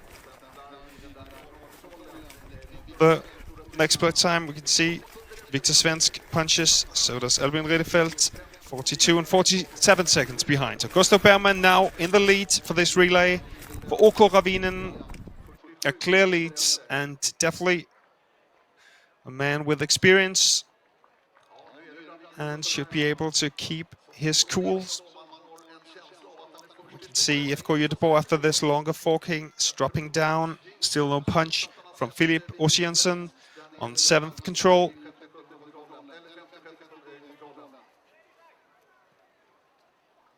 Here it is, 1 minute, 23 seconds behind. So quite a gap there.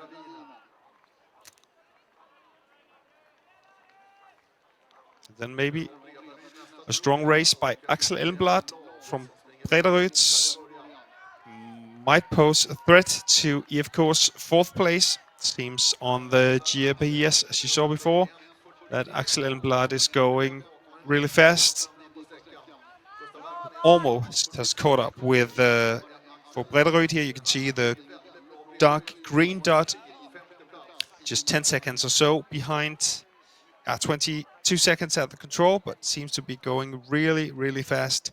Axel Elmblad.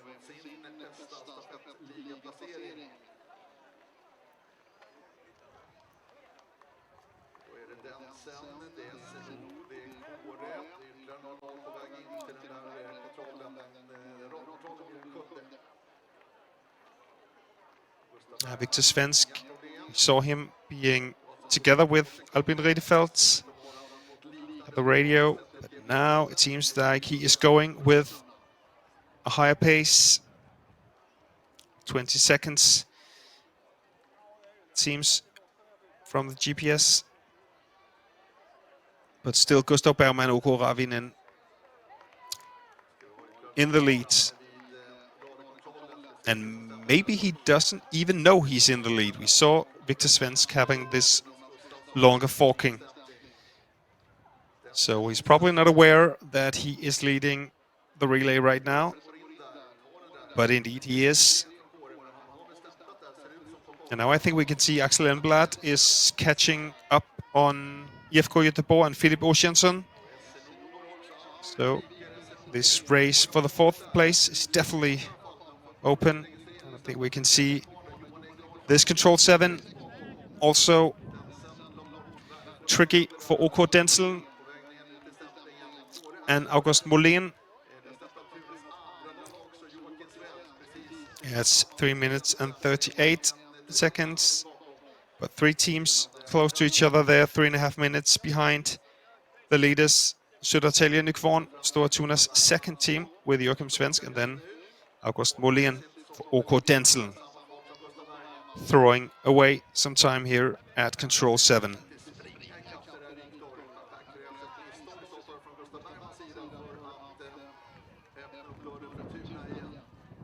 Now I think Axel Enblad has passed Philip Ossiensen, so really strong race by Axel Enblad for Brederud.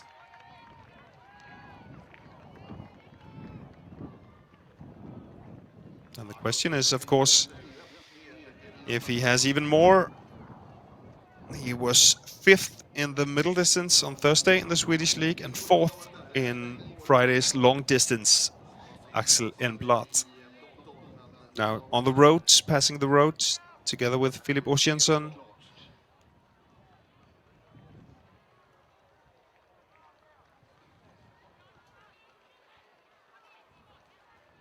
And if we look a bit behind them, we can see, I think, OK Kåre with Jonas Gustafsson taking some meters on Denzel and Södertälje Nykvarn, but also maybe missing control 8. Yeah. I thought he was going fast, but he was not going the right way. Jonas Gustafsson, OK Kåre. Now it seems he's turned back on track for the 8th control. In the leads is still Gustav Bergman, OK Ravinen, and then Victor Svensk. We can see now he is not. Maybe he's caught up a bit. Victor Svensk seems to be going with quite high speed after this mistake we saw at the fork controls. He was 42 seconds behind on the split time.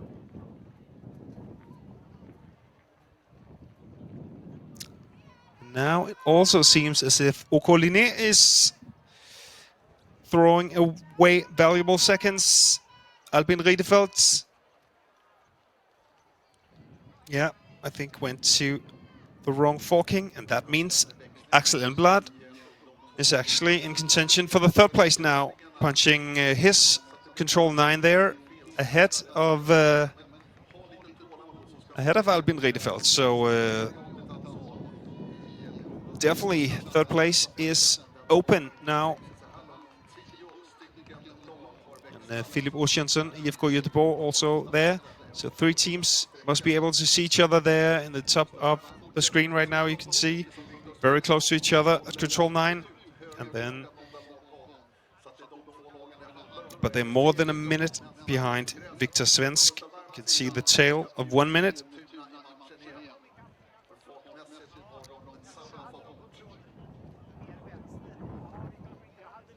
And behind them, still OK Kåre. Jonas Gustafsson found his 8 control, as well as Södertälje Nykvarn, OK Denzel, together on their way to control 9. Axel Enblad leading now this group, fighting for the 3rd place. From this GPS, it definitely seems like he's just running away from them. But of course, we'll have to see that, and we can see that on the next TV control in a few minutes. But Axel Enblad definitely seemed to be having one of his greatest races right now, really pushing forward and creating a gap to Albin Riedefeld, OK Linné, and Philip Ossiensen, IFK Göteborg. In the forest. Jag missar Gustav. Kommer de andra eller? And seems from my Swedish, the cameraman, which could be Martin Rekborn, he said he didn't find Gustav Bergman, but maybe he'll be able to catch up with Victor Svensk. Here you have the radio time from control 7.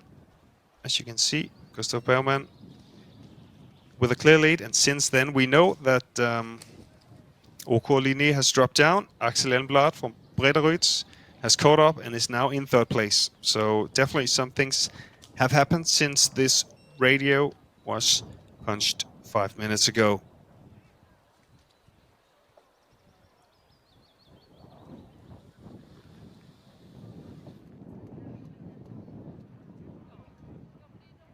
And here we see on the way to control 12. Gustav Bergman. Yeah, if this tail is 1 minute, then the gap is probably about the same, 40 seconds down to Victor Svensk from Stora Tuna. And then in the top of the screen, you can see Axel Elmblad still going strong for Bredaryd. This could be third place on the way for them, which would be Bredaryd's best result in the Swedish Relay League so far. They're in 18th position right now in the overall standings, Bredaryd. But that will change today. There's definitely a climb on the way for Bredaryd today after this strong finish by Axel Elmblad. So we're waiting for Gustav Bergman, OK Ravinen.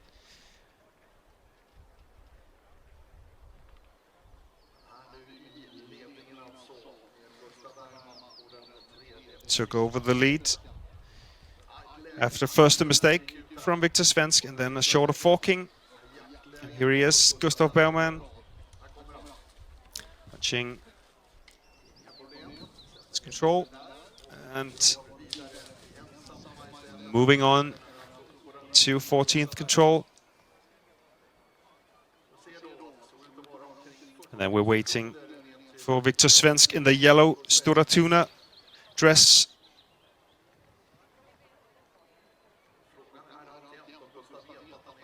But we know that there's probably at least 20 seconds until he's here. I can't imagine Gustav Bergman throwing this win away now at this point of the course. Only 3 controls left for Bergman. And it must be more, it's going to be just about a minute now. Here is Victor Svensk, dropped down another 15 seconds to Bergman. Exactly 1 minute, I think, here for Victor Svensk. And that is too much to catch up on the last controls. And then, of course, we're waiting for Bredaryd and Axel Elmblad leading the group, following them, but they still have some way to go, I think. So the battle for the win, if you can call it a battle, will definitely between, yeah, here we can see quite a gap down to Bredaryd, Linné and IFK Göteborg. It's Ravinen and Gustav Bergman on the way to a win today.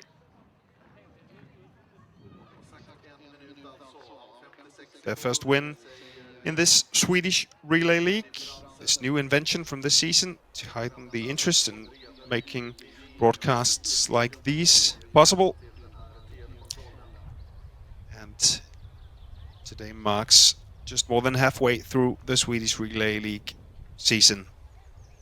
But waiting here for Axel Elmblad, Bredaryd, waiting for Albin Riedefeld, OK Linné, and Philip Ossiansson, IFK Göteborg.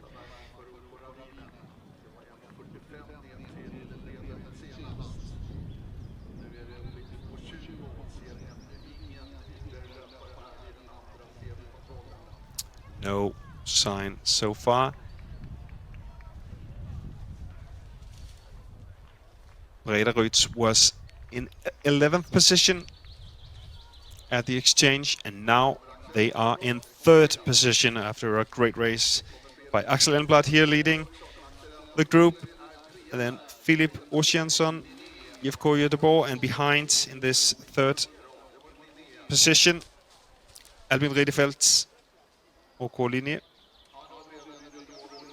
2 minutes and 42 seconds down on the leading Gustav Bergman. So a battle for 3rd place on its way. Could be a sprint finish. Exciting to see if Axel Elmblad can keep up this impressive speed all the way into the finish. Because I don't think anyone can catch up with this guy in red, Gustav Bergman in the red Ravinen shirt.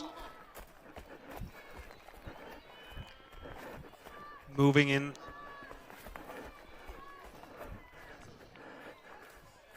to the last controls of his course.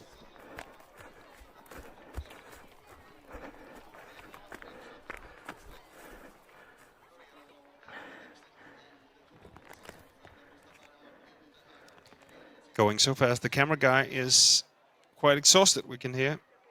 And it seems right for Gustav Bergman. So we can see a bit different course here on the last part of the race, going down to control 15 here. The other legs had a more straight approach, but with the path going there just north of the control, shouldn't be too hard for any of the runners. Punching there, and then this fast and easy way. Here we are behind Victor Svensk, chasing the first place after his mistake halfway on the course. But it's too far. I think we can conclude too far to catch up on Gustav Bergman with no forkings on the last 3 controls. I don't think he has any chance. Everything points to a second place for Stora Tuna today.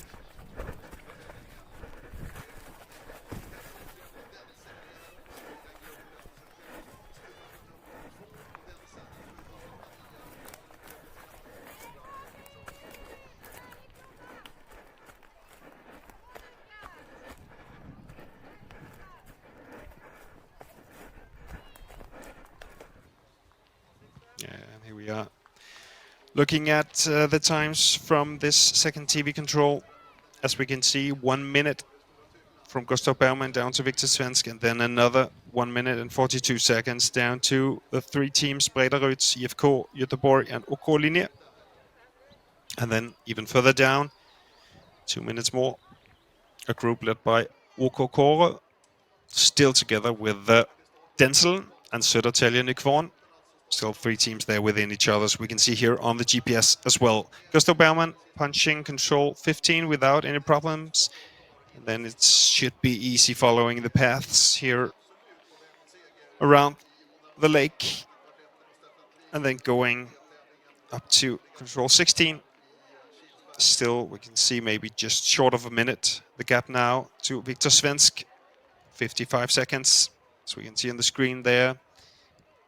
And only a few more minutes to go, but maybe more interesting, we can see Axel Elmblad really continuing this impressive pace that he's shown all the way on this third leg, and now he has a gap of 25 seconds, I think, to IFK Göteborg and OK Linje, so third place for Bredaryd.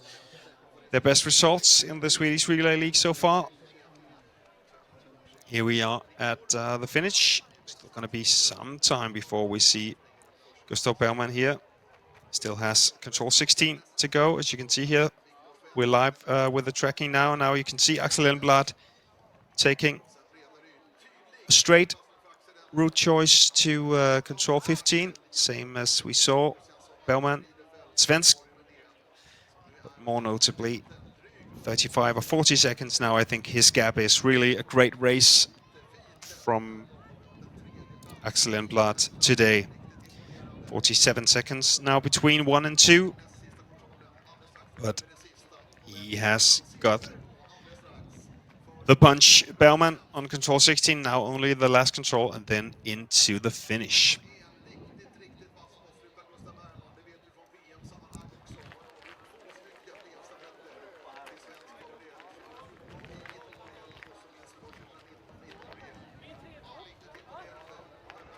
So, waiting here at the arena for Gustav Bergman.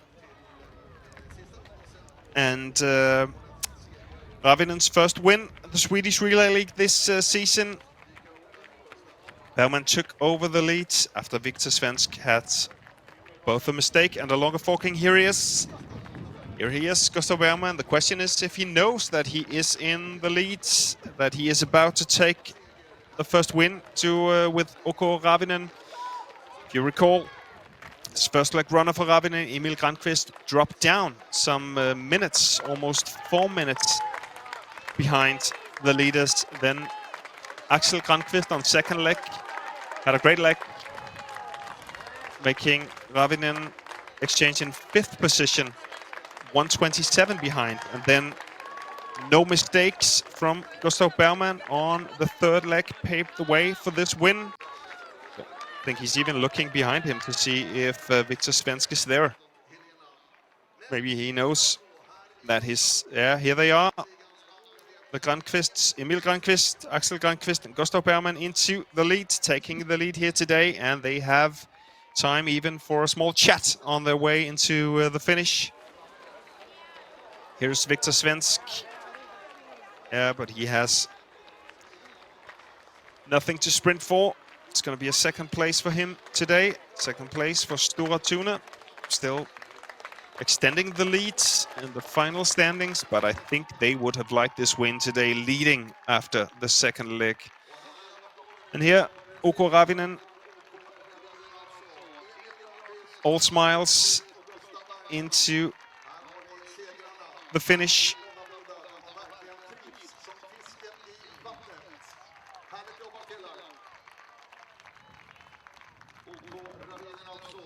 Great race, and definitely also something that shows what orienteering relays is all about. It's never too late to push on and take a win, even though if it seems that Stora Tuna's lead was too big after 3 controls. Gustav Bergman just kept his cool straight into the controls, and the win today for OK Ravinen. And then let's see if Victor Svensk, I think we can see him in the right of to the right here in the picture. But it's all about winner photos for Ravinen.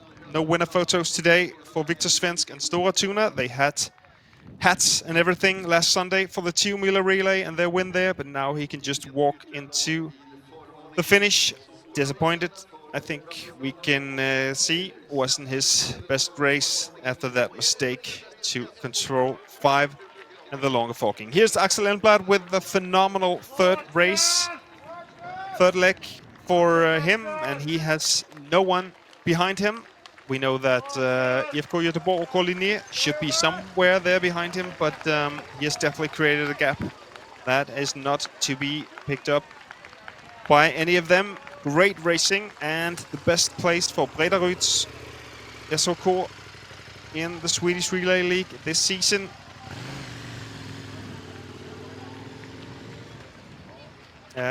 Looking to see if we can have any of the, I think it's Albin Riedefeld's, maybe they're approaching, but also Filip Ossiansson, IFK Göteborg here with 202.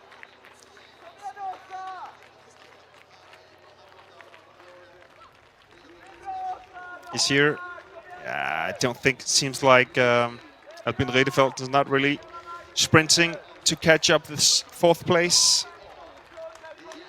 I think he's accepting that IFK Göteborg and Filip Ossiansson will take that, but we haven't had Axel Elmblad into the finish. Here they are, happy, celebrating their 3rd place today. Linus Lundberg, Emil Auselius, and Axel Elmblad into 3rd place after this great finish by Elmblad. Showed great shape earlier in the week in the Swedish League races by finishing 5th and 4th on the middle and long respectively, and here they are into a 3rd position today. Bredaryds SOK. And a handshake from the winner, Gustav Bergman, and hugs for Axel Elmblad. Let's see if we can take IFK Göteborg into 4th place.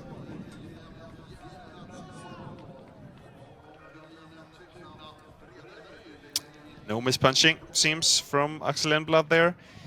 Here is Filip Ossiansson, IFK Göteborg, and no Albin Riedefeld from OK Linné behind him. So it's going to be a 4th today for IFK.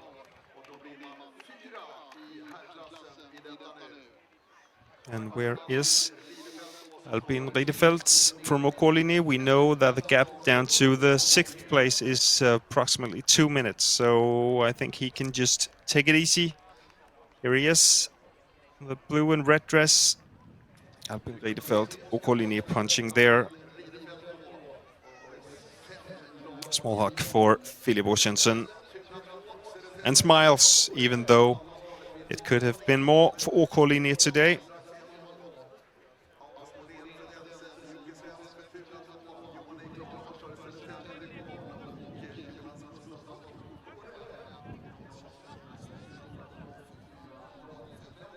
And then, as you recall, 2 minutes down to a group of 3, it would seem.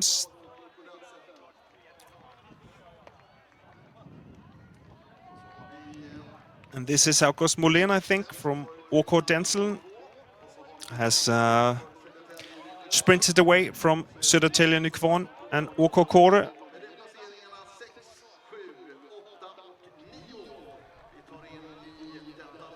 Yeah, August here, 4 minutes, 26 seconds behind. Then, of course, Stora Tuna's third leg, second team. Joachim Svensk. And then behind them, OK Kåre, Jonas Gustafsson, and Södertälje Nykvarn. First here, Johan Eglason, and then behind him, OK Kåre into 9th place today.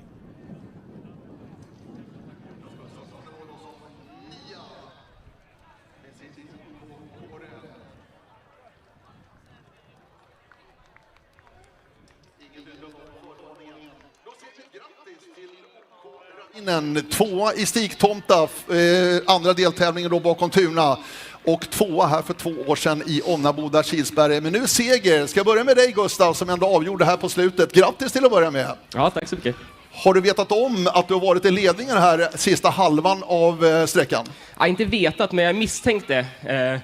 Det var men dels första långsträckan där ner, så hade vi Martin Regbom bakom mig som kameraman ganska länge. Och då tänkte jag, antingen har Viktor ryckt ordentligt eller så är vi först här. Och sen så låg jag där lugnt och såg ingen, tyckte jag sprang ganska bra. Och sen så var det en till kameraman som följde efter mig länge här på slutet. Och tänkte jag, nu måste jag vara först. Och sen så vid tredje sista kontrollen fick jag starta enheten. Så då tänkte jag att nu vet jag att jag är först i alla fall. Så det var skönt att kunna ta det lite lugnt på slutet. Jag sa det när du stack ut, Gustav, jag vet inte om du hörde det, men det här var ett läge du måste gilla, det här jaktläget. 1,5 sådär efter ungefär. Vad säger du? Ja, men det är klart att det är inspirerande att känna att man har chansen liksom att plocka in. Så det var kul, definitivt. Sen så, det var också lite ångestladdat, för att det känns ju i kroppen, de här tävlingarna som varit innan. Alltså, och det är inte roligt att springa i tung terräng och känna sig trött. Men det är bara att bita ihop och kämpa, för de flesta andra har ju också samma känsla liksom. En kul seger. Ska vi börja med Emil då, som sprang första sträckan där borta, Emil. Det var jobbigt för dig, såg det ut som, Emil? Ja, det var inget vidare. Vad hände? För du låg med bra i början, men sen tog du åt magen till när du kom mot målet här, växlingen. Ja, det var precis på slutet. Då fick jag någon slags håll. Men även innan det så var det fullständig fysisk kollaps. Det kändes bra i början. Då körde jag på som vanligt. Men sen någonstans på mitten så bara gick jag helt tom på krafter. Och då blev det tufft. Vad händer? Vilka tankar kommer då till dig, Emil? Men man tänker ju på sina lagkamrater, att man vill göra det man kan hela vägen in, så att jag vet ju vilken kapacitet de här grabbarna har, så då vill man ju ta varje sekund på slutet, men det var tufft mentalt. Och Axel fick det läge du fick. Axel, vad tänkte du när du stack iväg? Ja, det var ju en bit fram, men det var bara göra sitt eget lopp. Jag visste att det skulle bli tufft och bara få kämpa på. Jag hade ju fått bra folk runt om mig också, så det var bara harva på. Har man mycket hjälp av dem, eller är det också att det kan vara ett störningsmoment, tänker jag, allt folk runt omkring dig, Axel? Ja, men det känns lite tyngre fysiskt än vad jag hade tänkt, så det var skönt att ha Härne och Eskil Kinneberg runt om där i början, som man höll hyfsad fart i alla fall. Och du, Axel, vad är det med Onnaboda och OK Ravinen? 2 här för 2 år sedan i 10 mil bakom Linné, och nu segrar idag. Det är någonting. Ja, men jag tror det passar oss bra. Det är ju tekniskt, men inte liksom... det är ju fysiskt också såklart, men det är... Ja, jag tror orienteringen passar oss bra. Och avslutningsvis, vad betyder stafettligan för OK Ravinen den här första säsongen? Vad betyder det för er? Nej, men jättemycket. Vi har ju blivit en etablerad stafettklubb nu på sista åren, så det är kul att vi har haft lite stolpe ut så här under de första tävlingarna, så det är skönt att få till idag. Grattis säger vi till OK Ravinen, Emil Granqvist, Axel Granqvist och Gustav Bergman. En applåd hörni! Tack. Härligt jobbat!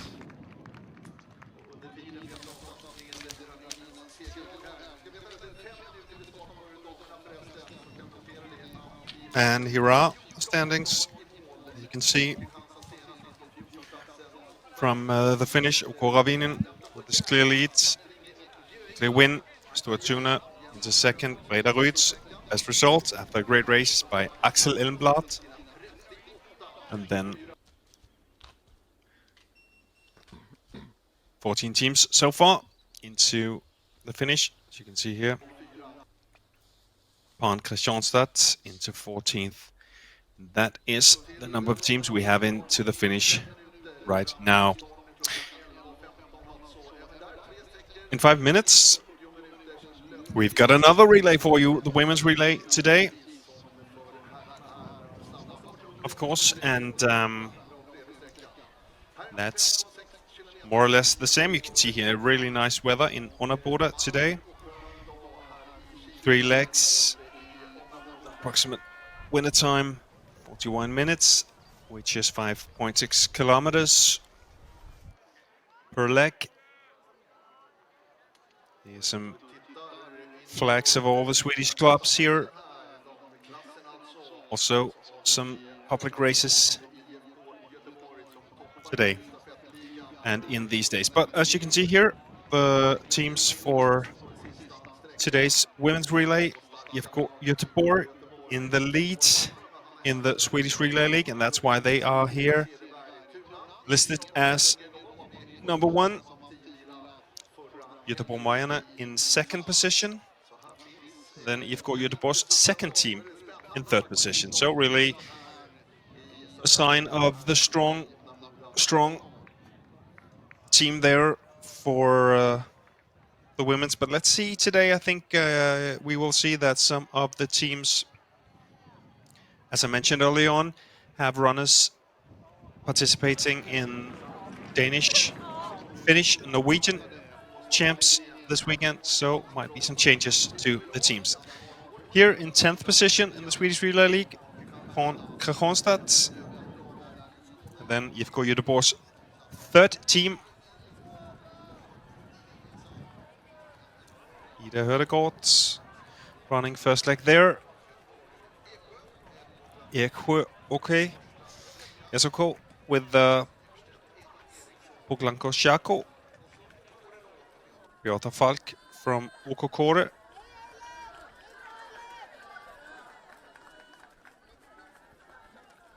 And then OK Linné, Elsa Hedin. Vestervik's OK is here. Very routine runner here. First leg, Lena Eliasson Löf, former Swedish national team.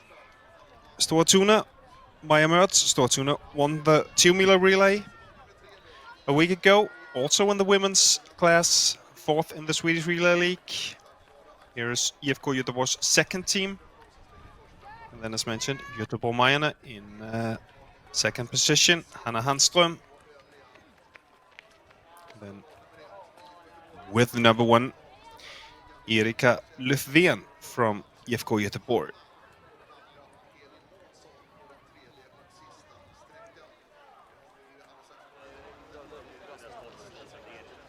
In a few minutes, we'll have this relay, this women's relay, off and out into the forest. 99 teams signed up, registered.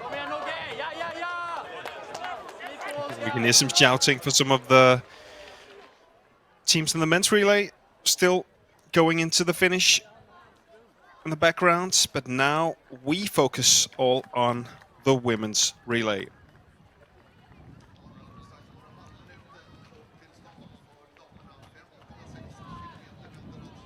Still a little minute until we start this relay.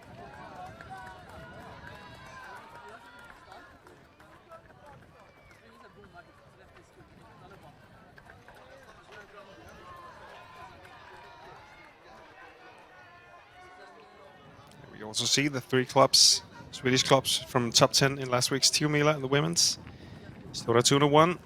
IFK Göteborg was second. Göteborg Majorna was fourth in the Tiomila. And then IFK Göteborg's second team was eighth last Sunday.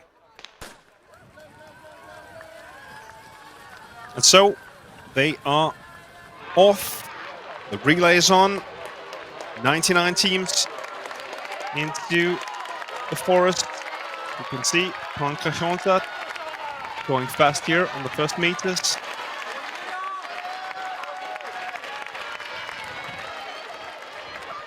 We also saw the first leg on the men's relay was quite big groups following each other in this relatively open terrain. And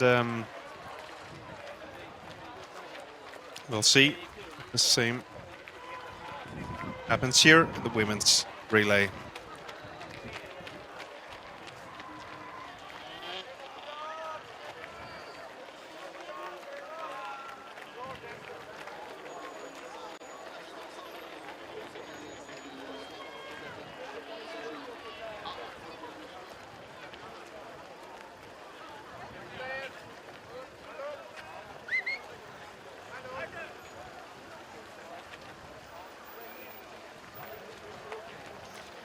Women have, of course, also been running these Swedish League races early in the week. We've had wins for Hanna Lundberg, OK Renen, also here today running second leg for OK Renen. Maybe you can remember an impressive first leg on Tiomila last weekend, where she, even though she made 2 mistakes, had so much speed that she was able to go first into the exchange on the first leg. But she's still in great shape. She showed that on Thursday's middle distance, which she won by 3 minutes and even more.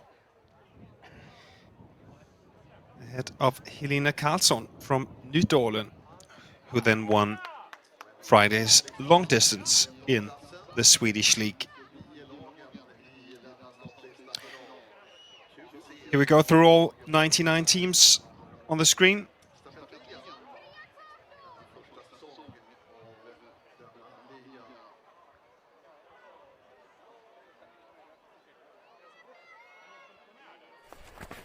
And as mentioned, maybe a bit hard to tell the big favorite here, as there are some runners participating in national championships this weekend.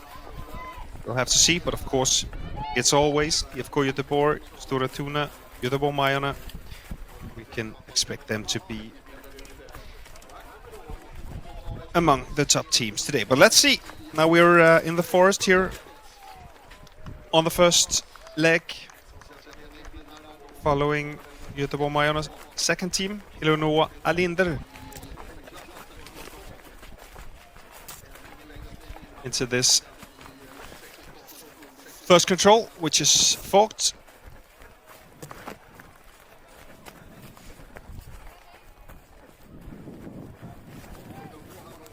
And as mentioned, not all teams on carrying a GPS, around 25 teams, and so far could look like IFK Göteborg's first team is having a good start.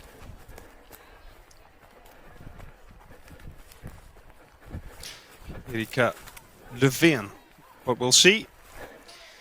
See, it's always a bit hard to get the full picture here on the way to the first control.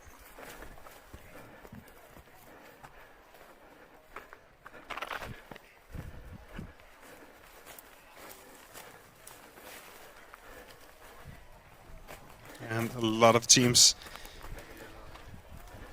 to try to catch in the camera for Jakob Wallenhammer, running cameraman. Here the first control. But as mentioned, it's forked, so some runners will just punch it and go on, and with a smile on their face, others will maybe look a bit desperate to find their fork. Here you can see another control, quite close. Here the first control, that much difference on the forkings.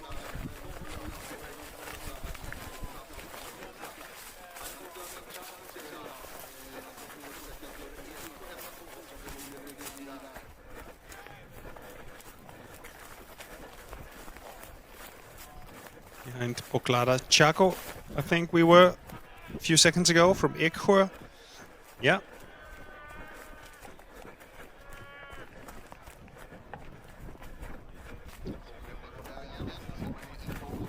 Still quite a big group together here. See, there are runners ahead of her and behind her.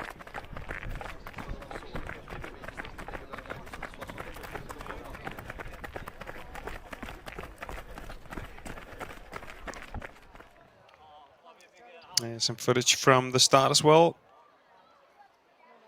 See Hakapspojkarnas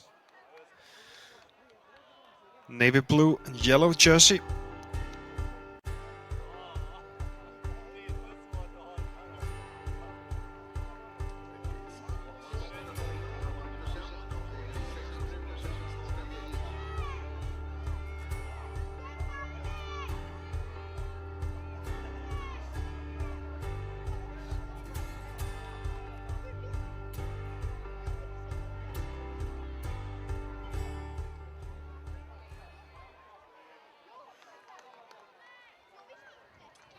Yeah, let's look at the GPS, the first GPS pictures from the women's relay. We can definitely see a different approach. Half of the group, or maybe a bit more than half, following the path to the north. Then some teams, among them IFK Göteborg, Nyköping and OK Kåre, and Göteborg Majarnas second team, going more straight approach. And it seems like the northern route choice is the fastest. Here, IFK Göteborg had a small lead into the fault controls, but not anymore. Now all teams together. It can, of course, also depend on which forking you have on the first control. The northern of the 3 fork controls will definitely have an advantage taking the path, as it seems. Then, as if you recall from the men's relay, we are not far away from the first TV control after a forking here, and then waiting in the forest.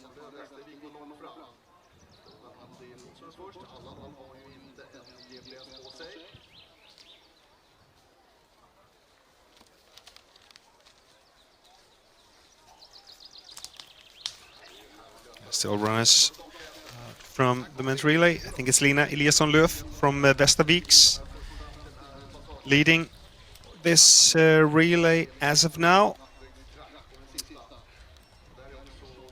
It is, let's see, maybe 2 teams have a small gap here at the beginning. It was Sundsvall's OK, Frida Wikström.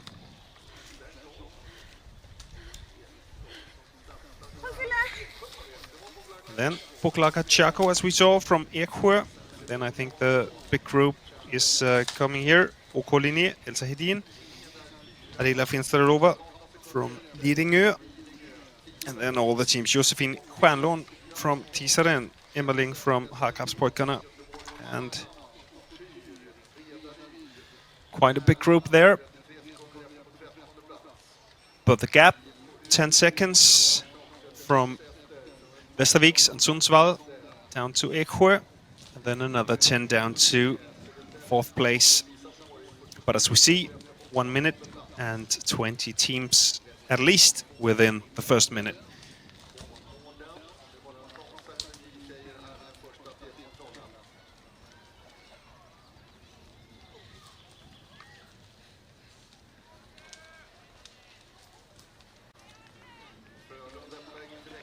Among them, IFK Göteborg, Erika Löfven.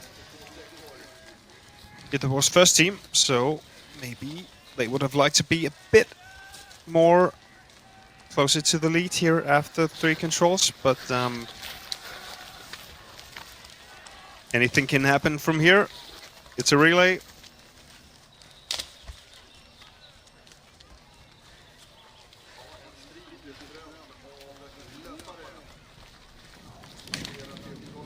So, Korenen Ella Turesson.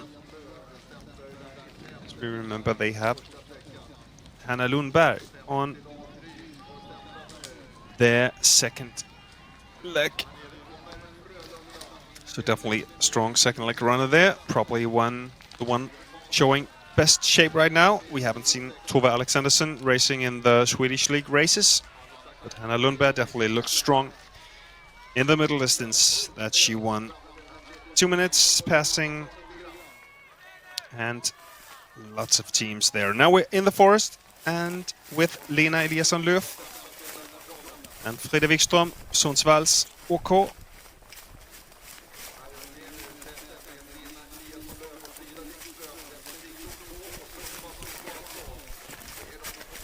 Have this large group behind them, so any small mistake and this gap will be caught up. But compared to the men's course, not that many long legs. It's the longest is one after this one they are on now, I think, from 4 to 5. A little bit depending on their forking.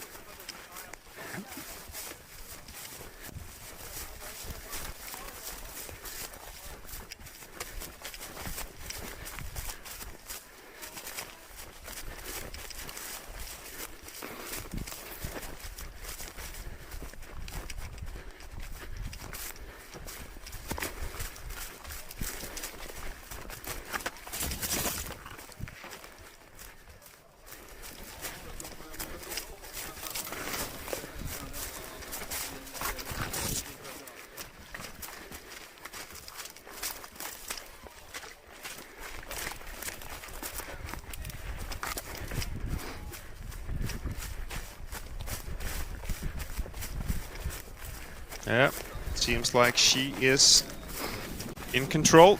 Lena Eliasson Löf, knowing where she wants to go.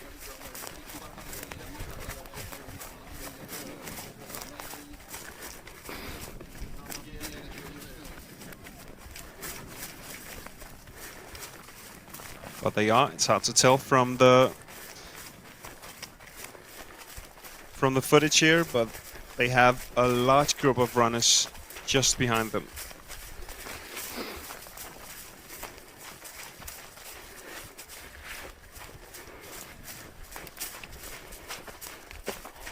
On their way to control 5.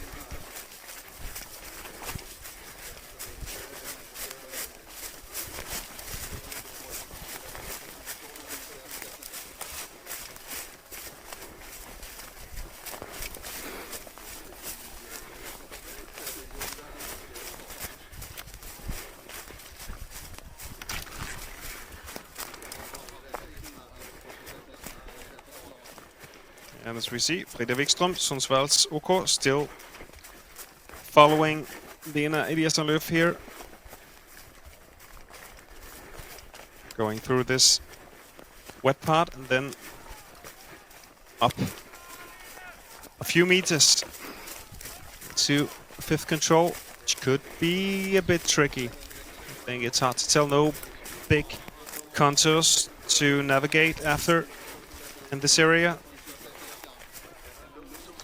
Yeah, starts looking around with the Wikström.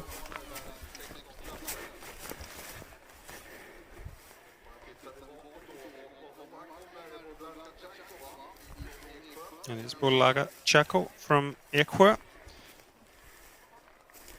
Going back there.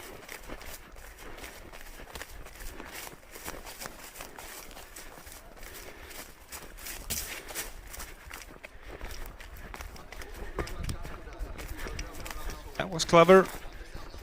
Maybe they just missed the rock.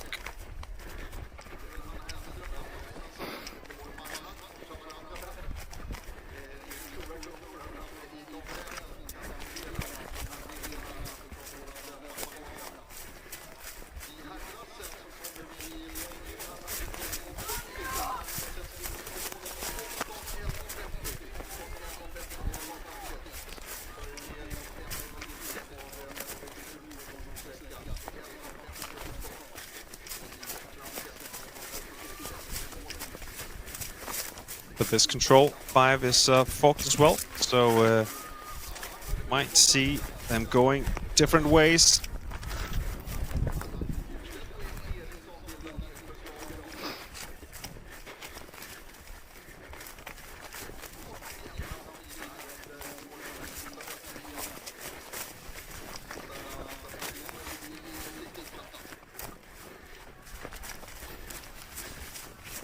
This is Ekö still following. All on her own. Here we can see Lena Eliasson-Löf going far to the north here. That's too much, no doubt about that. Seems to be going so good, Lena Eliasson-Löf, but now she is losing time, no doubt about that.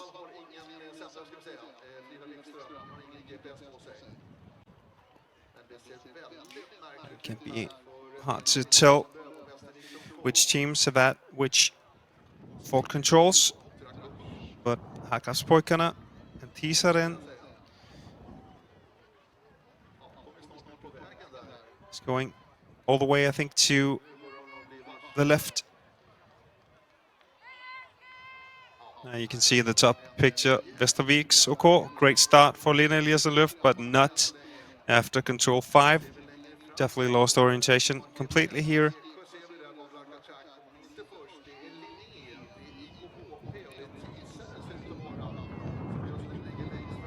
And that is going to be hard to pick up for her team, because all of the other teams seem to be going the right way and must be able to see each other and could benefit from having other runners close to you.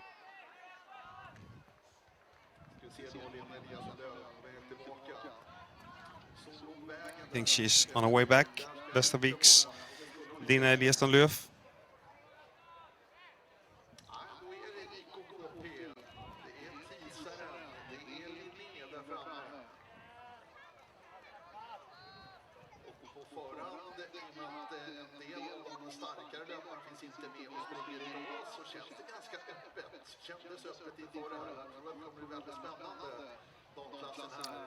Then going into this part of the course with a bit more green areas and a bit more hilly than the first area.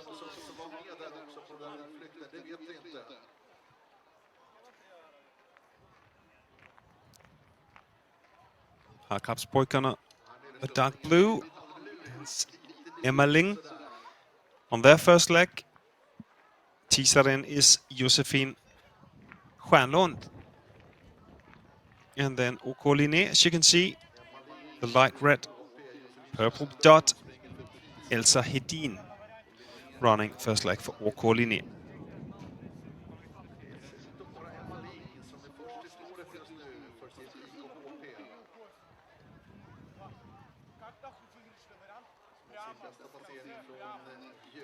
So definitely creating some confusion, these forkings here halfway on the first leg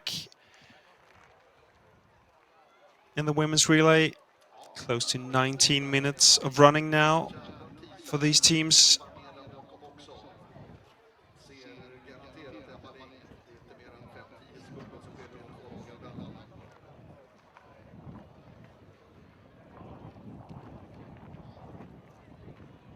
But Hakkaspojkarna, Thisted and OK Linné, the teams with the best start so far. You can also see Västervik's OK, Lena Eliasson-Löf, with a great speed in the beginning, has caught up with the end of the group here.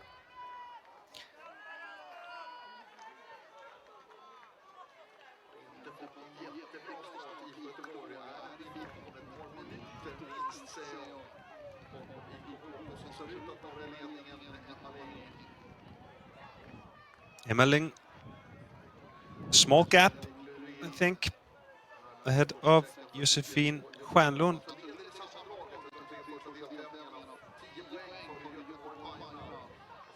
And then Linné also taking the control far to the east. Which means it's probably Yala in third position now, Felipe Rodriguez. But here's some footage from the first control, first TV control, Lena Eliaslöf, Frida Wikström. But as we saw, Vestervik's OK not in the lead anymore.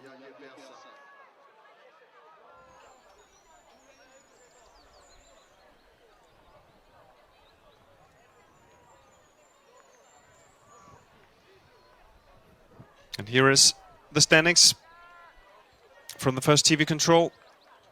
So we can see many teams within the first minute. 22 to be exact.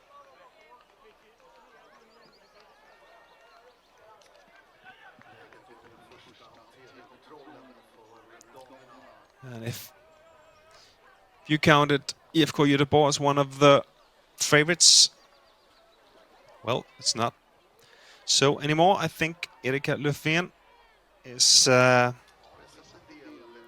a hard time following the fastest women today. Here we go through more times from the first TV control. 92 teams passed after 10 minutes. And here we're back with the GPS. As you can see still, Hakrapspojkarna and Thisted in the lead with quite a gap now to OK Kåre, Yala and Nyköping.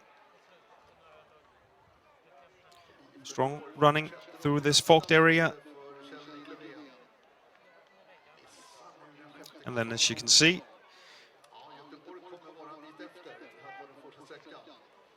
a leg from 7 to 8, which will be the TV control. Maybe you can recognize it from the men's relay.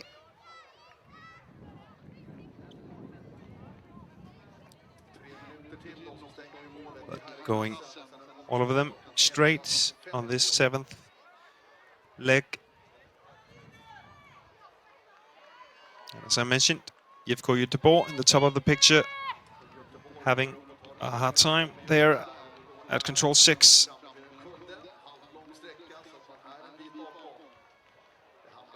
Must be 3 or 4 minutes behind now IFK Göteborg's first team. So that is interesting when looking at the overall standings.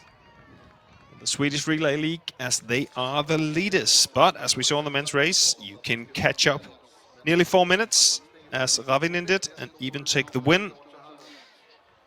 All depends on what happens on the other legs. Here, Hakrapspojkarna, Thisted, punching control 7, and then going on to control 8 and our TV control.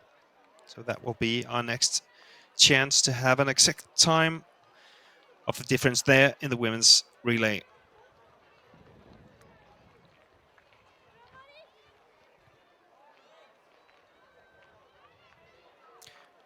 Going 2 different ways here. Hakrapspojkarna's Erling taking more meters. Josefin Stjernlund from Thisted staying to the north.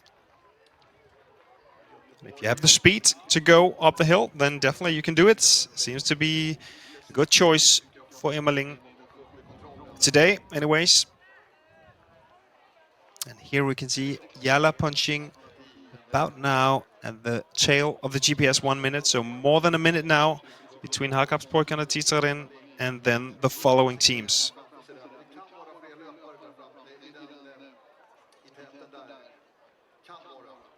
But a lot of teams in this big group led by Yala. Maybe going a bit more to the south than we saw Hakrapspojkarna and Thisted do.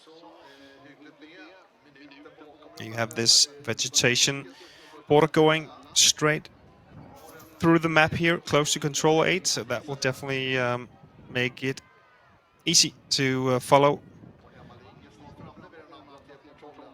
If you go more to the right, more to the south.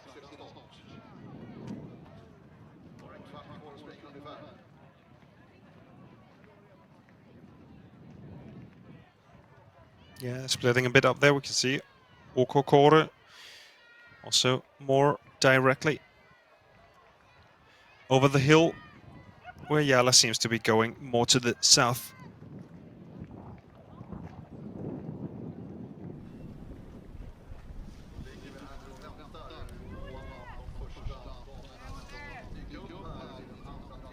And here we are at the 8th control, which is the next TV control, waiting for Erling, Josefin Tjärnlund, Hakapspojkarna and Thisted respectively. And we know this gap could be about a minute or even more. Down to this big group chasing them, led by Jala.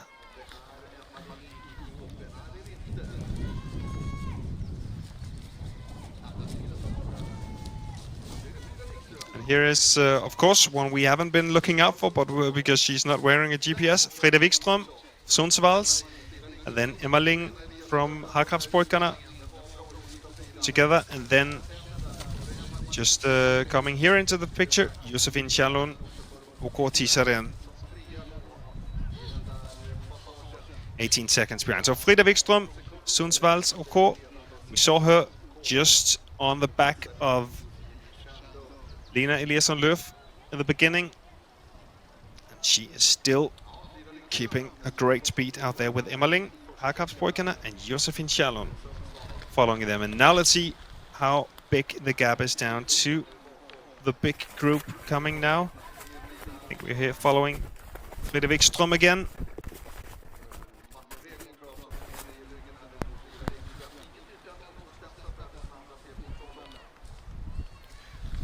Approaching her last controls, and here is the group approaching our TV control. But there's more than a minute now. It's going to be closer to a minute and a half. Here, OK first on the control. 1 minute and 19 seconds. And then a huge group of runners coming there. Västerås, Denzel, Jala, Göteborg-Majarnas second team, Tumba Mälarhoitarna, and Eksjö as well.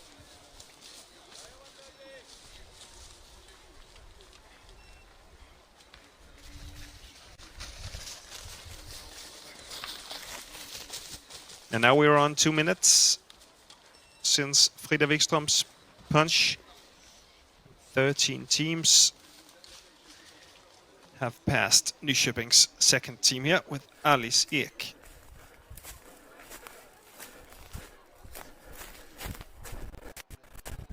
Again with Frida Wikström.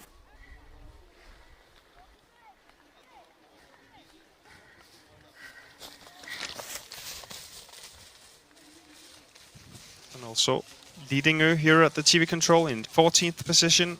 And there is Lena Eliasson-Löf from Västerviks. 2 minutes and 33 seconds. That was a time loss, a notable one. Also OK Linné with Elsa Hedin has lost 2.5 minutes.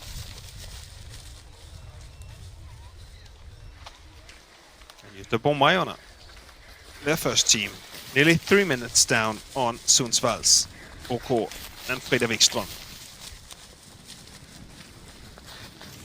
So definitely some of the favorites or top teams in the Swedish Relay League not doing too well after the first 8 controls today. But we do like surprises as well.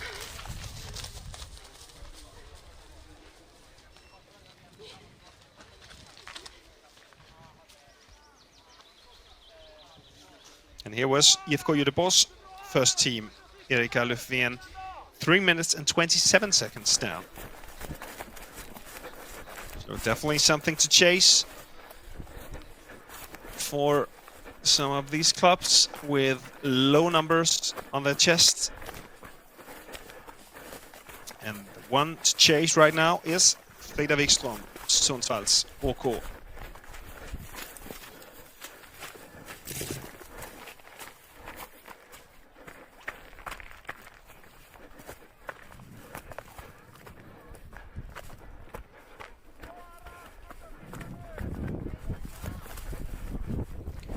3 more controls to go, I think, for Frida Wikström.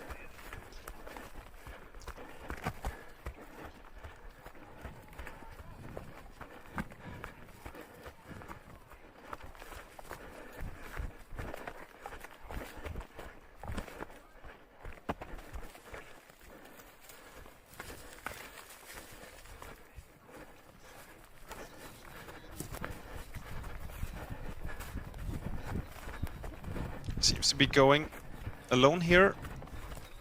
She recalled she had Hakkaspojkarna, Thisted just on her tail. She is punching control 10. We see Hakkaspojkarna losing time to control 9. Erling.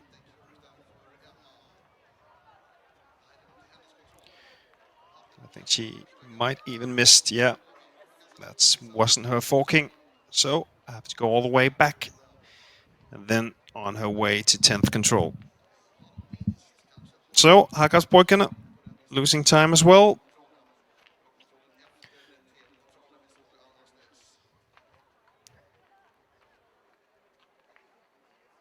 Here we are back at the arena. In a few minutes we'll have the first exchange. And let's see if it will be Frida Wikström. Seems that way. She has Hanna Hugosson and Clara Ekström on her team as well today.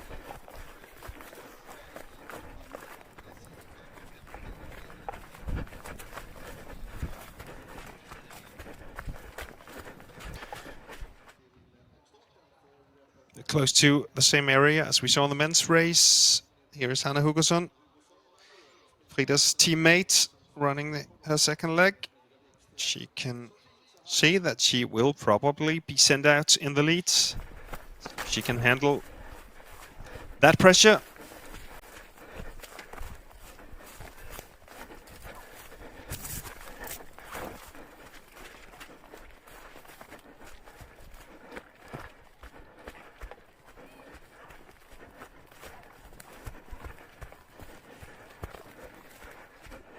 Still with Frida Wikström.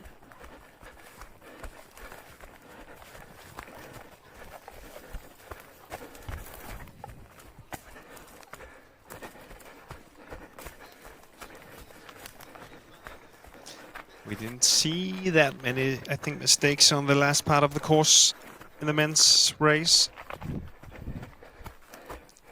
There are some paths and some pretty distinctive hills there, so should be not too hard, but that's easy for me to say.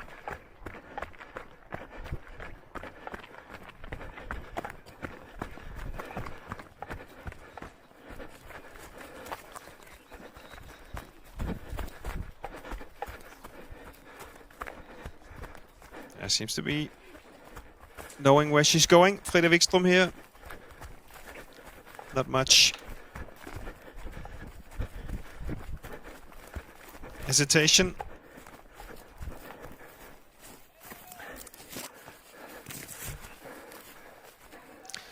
Frida was 7th in Thursday's middle distance, the Swedish League.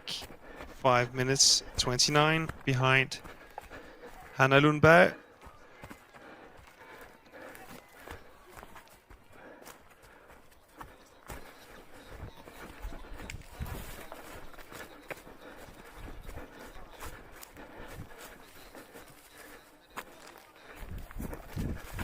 Now just 2 controls more for Frida Wikström on this first leg. We saw Hakkaspojkarna make a mistake. So the question is, where is Josefin Stjernlund from Thisted? And where are all the other teams? His favorites being more than 3 minutes behind. Here we have GPS.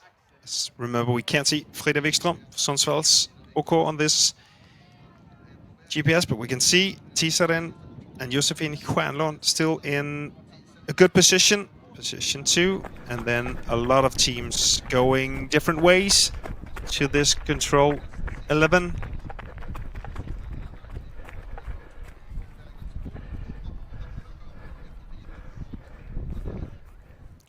Now, Josephine Stjärnlund, we can just see her on the north of the lake here, close to control 12. So she has quite a lead, at least 1 minute, I would say, looks like from this. You can also see Thisted also with the lead. Hakapspoikene was just a few seconds behind at the TV control, but now Erling is in the middle of the group. Here is Thisted, Josephine Stjärnlund, also at the top of the lake, and approaching her control 11, 12. As we saw from GPS, she could be alone.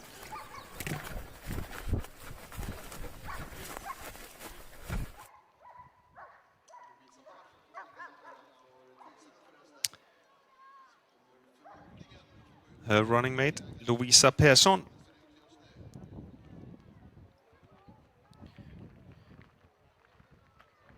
Out into second leg, so she will probably be sent out in second position if the thing stands. And now we are at the arena waiting for Frida Wikström, Sundsvalls OK.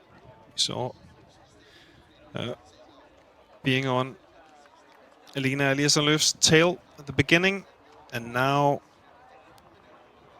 she managed to hold on to that lead as Lena Eliasson-Löf made a mistake at the beginning, and she must have held on to that lead. We can also see here Hanna Lundberg, OK Renen, probably the strongest runner in this relay today, with some great results lately, showing great speed on the 2-miler, also winning Thursday's middle distance here in Örebro. No sign of Frida Wikström so far. Here she is in the white and black jersey, Sundsvalls OK.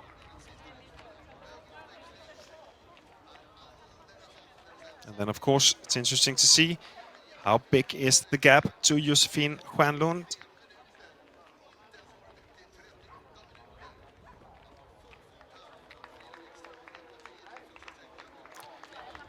Haven't seen any mistakes from Frida Wikström today.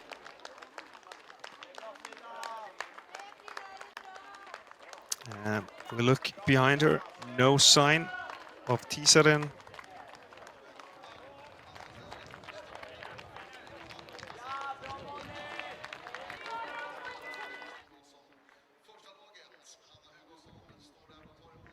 here we are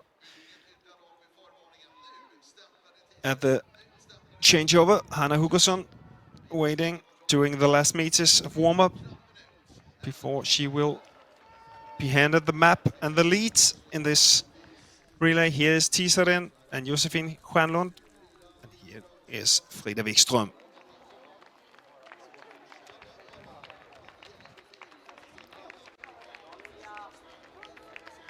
It's quite a big gap, I think, from Thisted and down to the pursuers.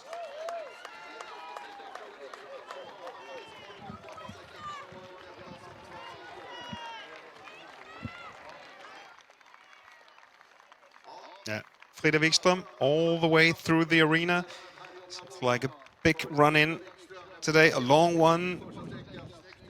Can't push too hard on the first meters if you have to look strong all the way. Frida Wikström here, handing over the map to Hanna Hugoson.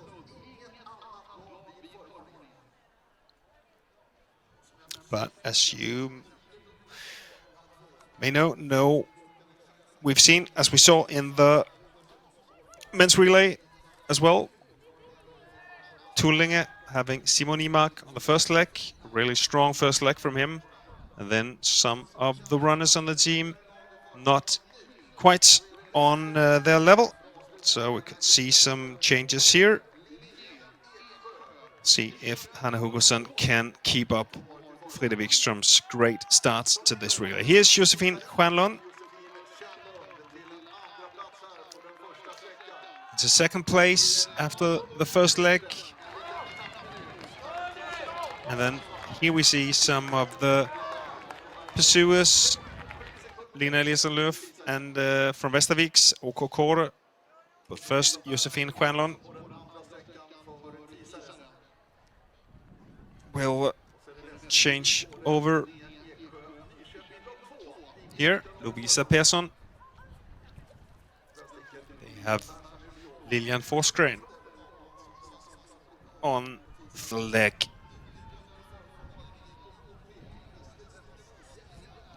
And I'm excited to see how much time, what's the gap, what size is this gap from Thisted and down to Kåre and Västerviks. Here we have Harkamspojkarna in Erling made the mistake on the ninth control. And then this rather big group coming in. We have some youth relay as well going on here, but in third place is OK Kåre and Beata Falk. And then in fourth place, Västerviks OK, Lina Eliasson-Löf. 2 minutes and 15 seconds passed since Frida Wikström changed over. Elsa Kaipe, OK Kåre, and Elin Karlsson, it looks like, is going to take over the relay for Västerviks OK. Also Eksjö and OK Linje into the exchange, and Nyköping's second team with Alice Ek.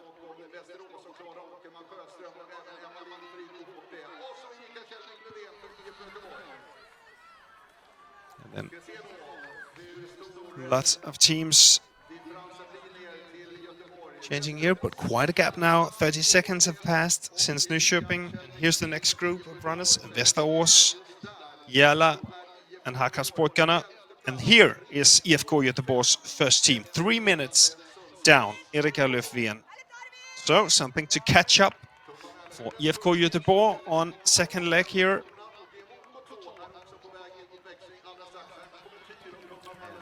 3 minutes, 10 teams within 3 minutes. Quite a big spread compared to other relays and compared to what we saw at the beginning of this leg.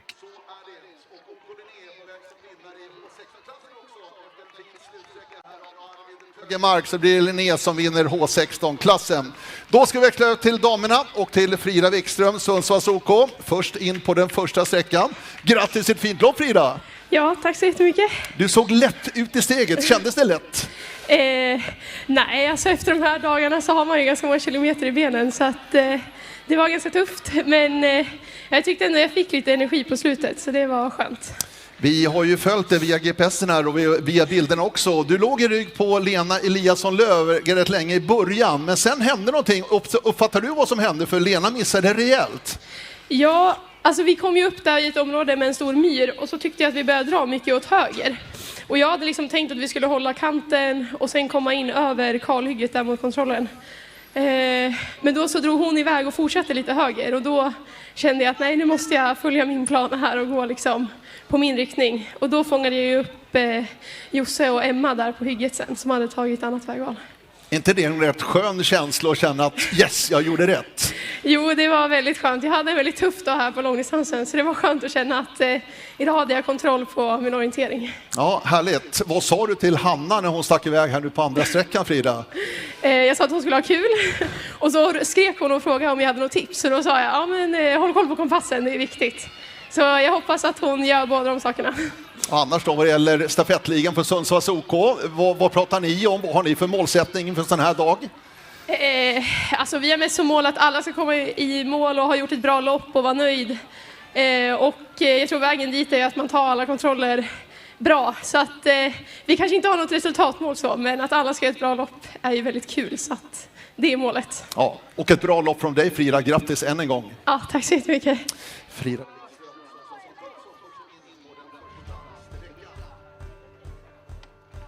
And some footage of Frida Wikström. I think we had some trouble in getting the subtitles on from the beginning, but Frida was, among other things, asked what she told her second leg runner, Hanna Hugason, at the exchange, and she said to have fun and to keep an eye on the compass all the way round.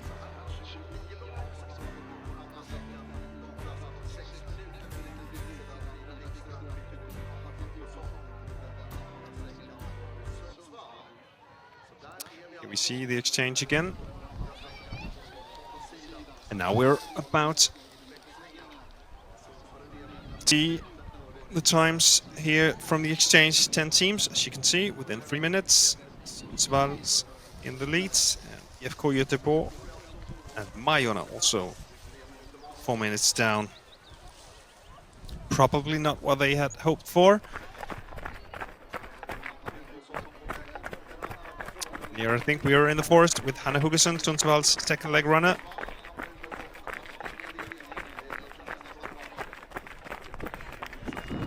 On the path, on the way to control 2.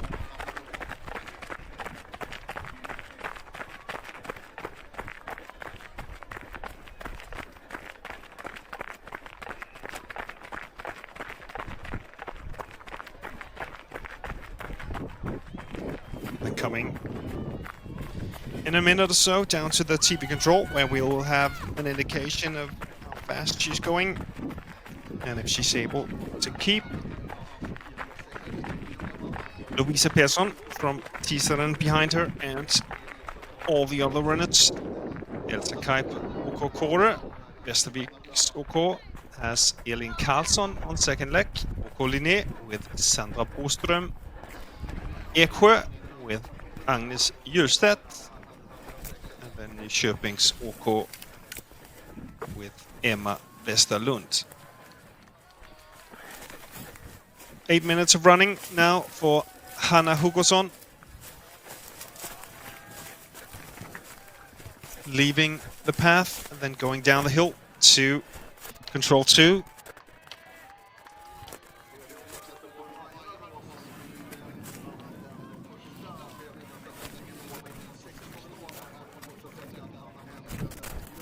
Yeah, it can be quite hard to follow the footage here, as the signal probably has a hard time getting through down the hill, but she found her control, Hanna Hugason.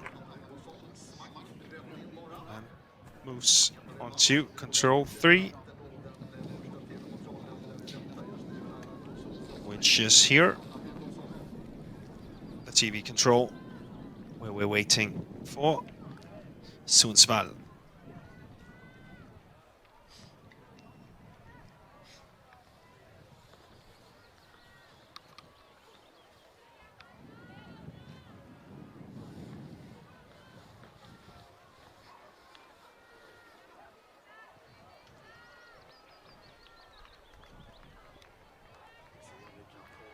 Of course, looking at the GPS as well here, you can see it seems like Thisted still has this second place with quite a gap down to the other teams. But of course, we'll know in a few minutes when they come to this TV control. We're waiting still for Hanna Hugason, Sundsvall.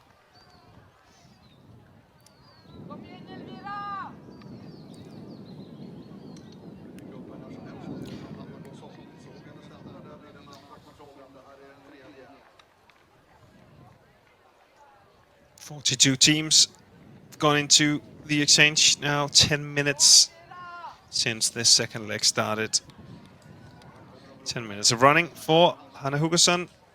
Here coming into the TV control, all on her own.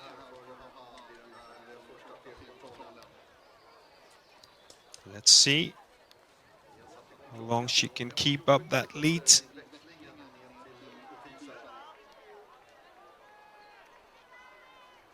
Going to fourth control and then into this tricky area where we saw some mistakes on the first leg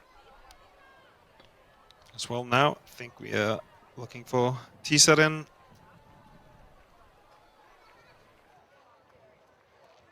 Yeah, here's the GPS. As you can see, different approaches to this control. I think Thisted's GPS may be stopped working here on this screen, but we'll see in just a few minutes.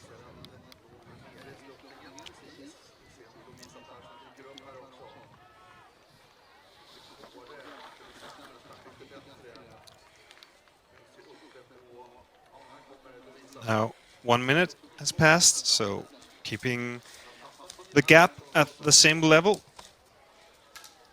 at least.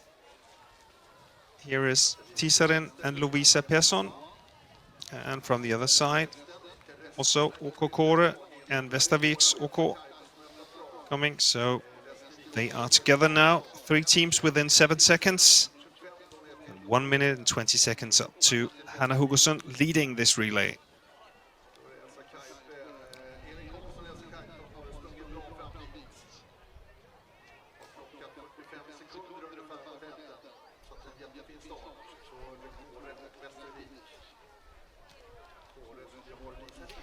And of course, interesting to see how big the gap is then.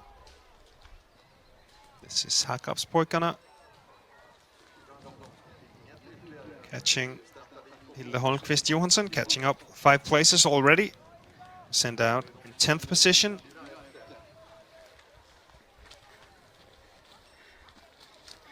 IFK Göteborg, Johanna Löfven, also doing better than her first leg runner. Just 2 minutes down now. She was 3 minutes down, as I recall, when she was sent out on this second leg. So maybe sort of a resurrection for Göteborgs first team. Så vi på tur, Västerås SOK, Eksjö and Linné, all within 13 seconds here at the first TV control on Majorna.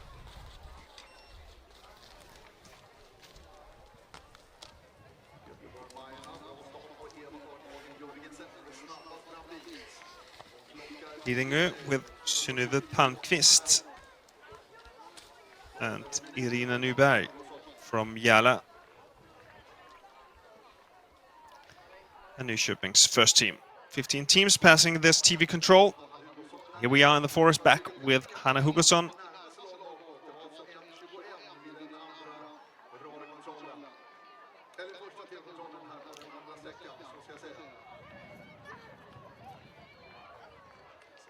Approaching control 5. This is where we saw Västerviks do quite a mistake,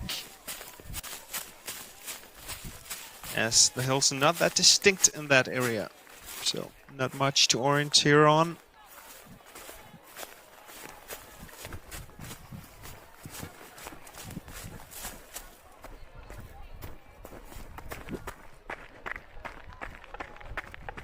And then chasing her right now, the group of Thisted, Kåre and Västervik.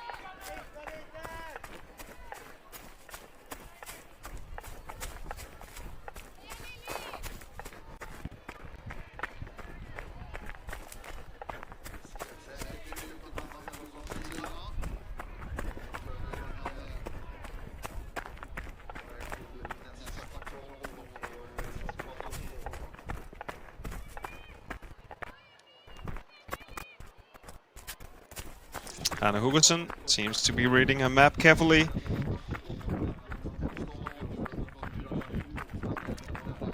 Maybe remembering the advice she got from Frida Wikström to keep an eye on the compass here. Here we can see, remember, Sundsvall is not on the GPS map, but Kåre, Västerviks and Thisted is. We can see them together with this gap, and then IFK Göteborg with Johanna Löfven having picked up speed compared to her first leg. 10 teams close to each other. So still being able to maybe get some hints, and then of course Sundsvall's somewhere ahead of them, closing in on control 5.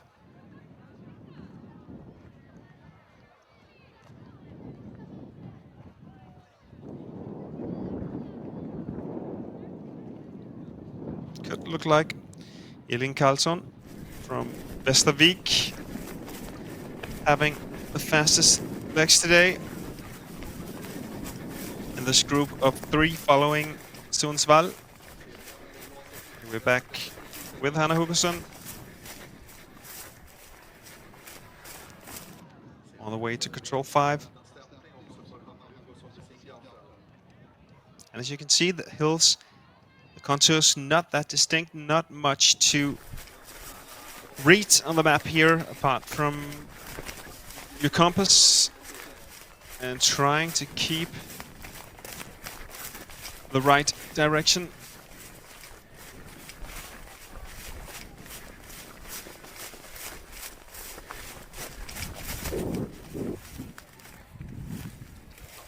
Looked to be good so far for Hanna Hugesson of Sundsvall.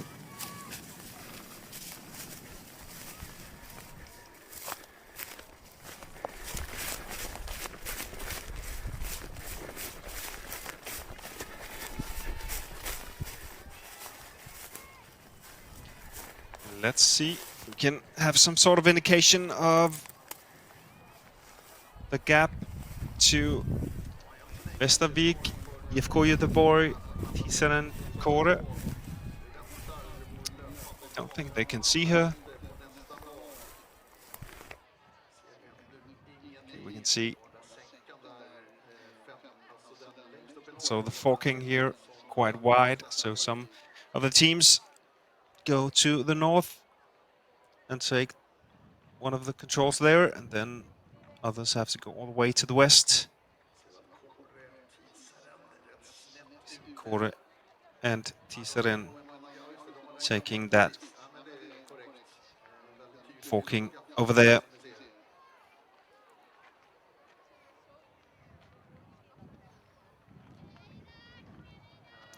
Hopefully that could spread out this group maybe a bit, hitting those forked controls.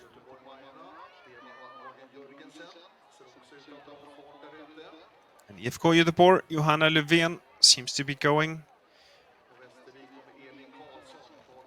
with great speed on this second leg. She has been running as well earlier this week, taking the 6th place in both the middle and the long Swedish League race on Thursday and Friday, respectively. She's the pink dot at the top of the screen. IFK Göteborg. Behind her, Eva Örnheim Jørgensen from Göteborg Majorna.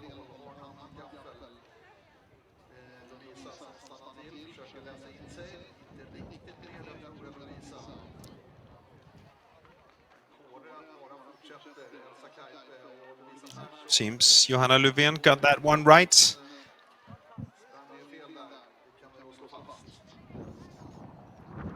So it seems Kåre and Västervik close to each other. But as I recall, Kåre has not had their fork control yet. And a bit hard to see if Västervik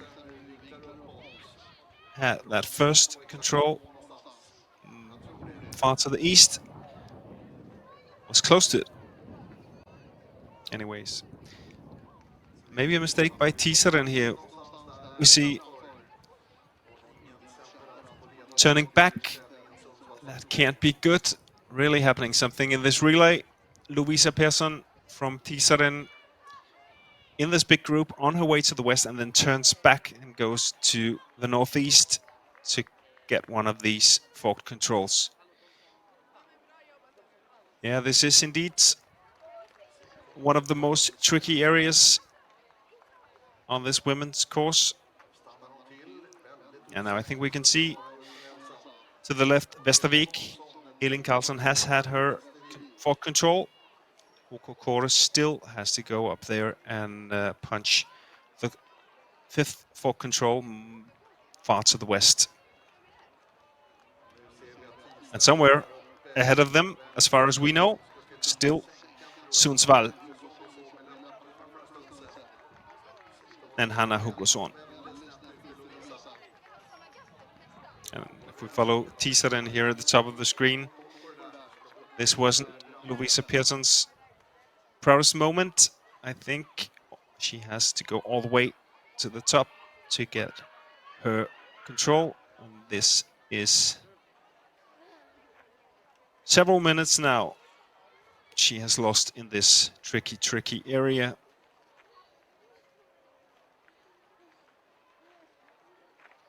Yeah, things do change in these relays. Things do change. We had so many different teams leading this relay already.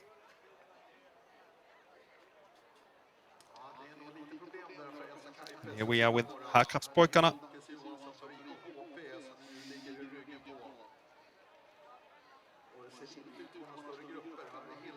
She seems to be having some difficulties as well. Reading her map. Oh, several runners. Also Kåre. This is, they're trying to find the fifth control, the one far to the west, if you recall, on the western side of a hill.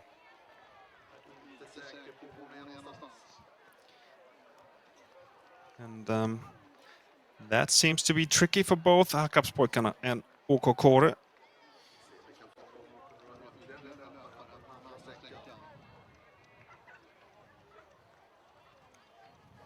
And maybe even Yala.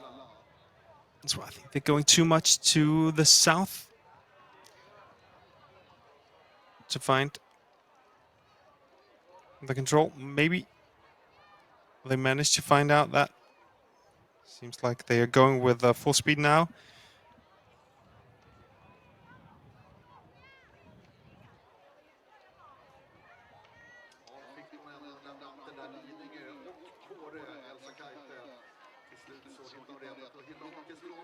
I think they went up and punched it now. Elsa Kaipe from Kåre. And also Synnøve Palmqvist from Lidingö.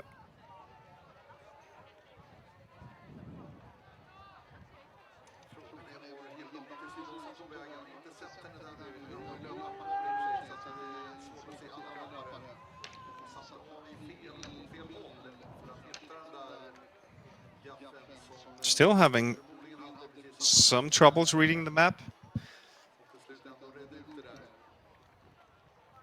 Elsa Kaipe from Kåre.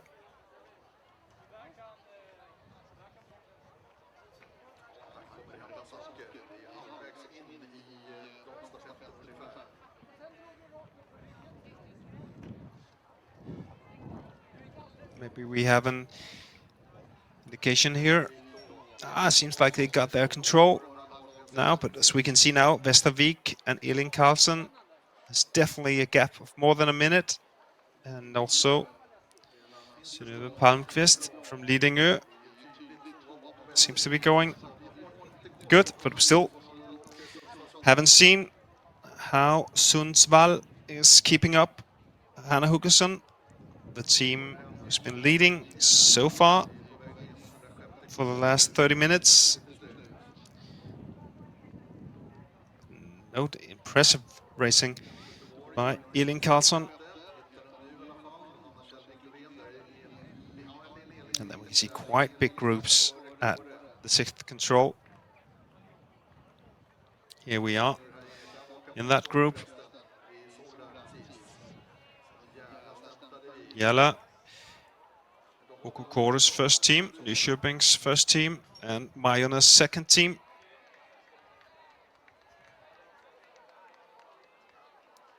Then going down the hill on the way to control 7.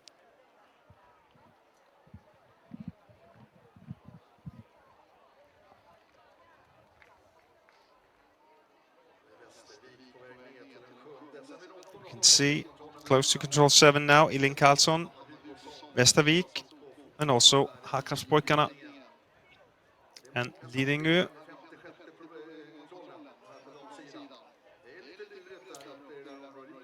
Yeah, but definitely some gaps which will be hard to catch up. I think IFK Göteborg was looking really strong 5 minutes ago, Johanna Löfven, but I think she lost some time up in the forkings.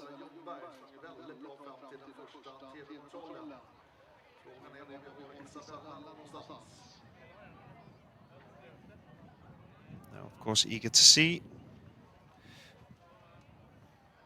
if they can find the TV control and precisely how big these gaps are.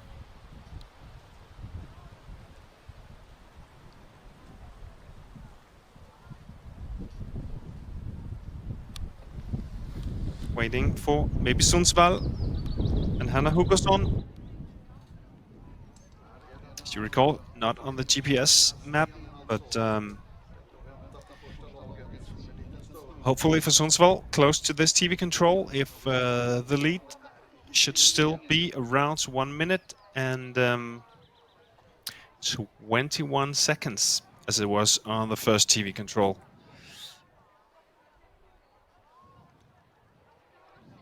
Back then, Thisted and Kåre was just behind Sundsvall. They have both dropped down, lost time, missed controls. So now we expect Västervik's OK to be the team behind Sundsvall's.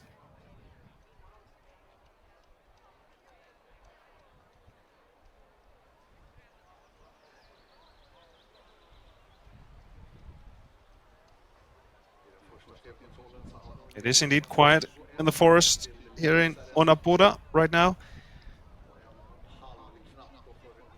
28 minutes since Hanna Hugersson was sent out on her second leg. So far, she has kept cool. But let's see if she still has the lead here at the second TV control.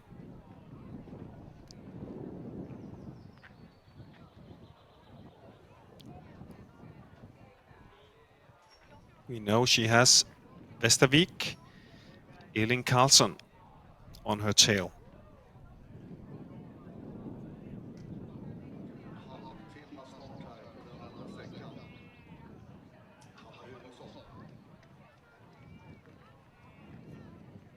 And no sign of Hanna Hugersson. No sign of Erling Karlsson either.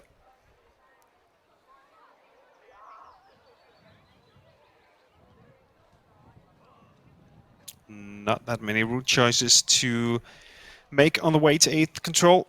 It's pretty much just straight ahead, and then you'll be caught up by either the big hill just to the north. Here I think we see the white and black Sundsvall jersey and Hanna Hugersson. And then of course we're also looking for the green jersey from Vestervik.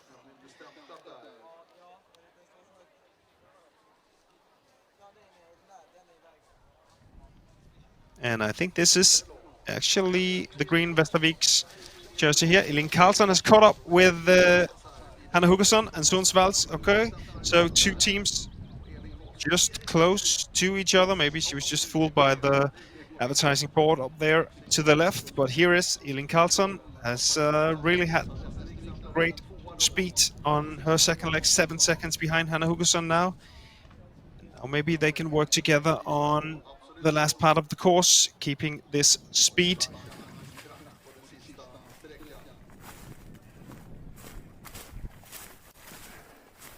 Yeah, we're still with Hanna Hugersson here.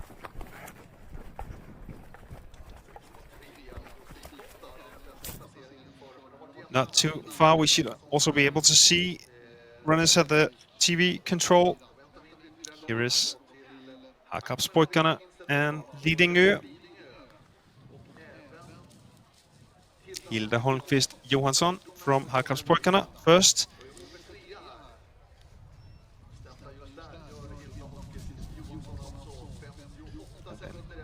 Synube Palmqvist from Lidingö. Close to a minute behind both of them. So Sundsvalls and Västerviks in the lead. Nearly a minute down to Hakkamspojkarna and Lidingö.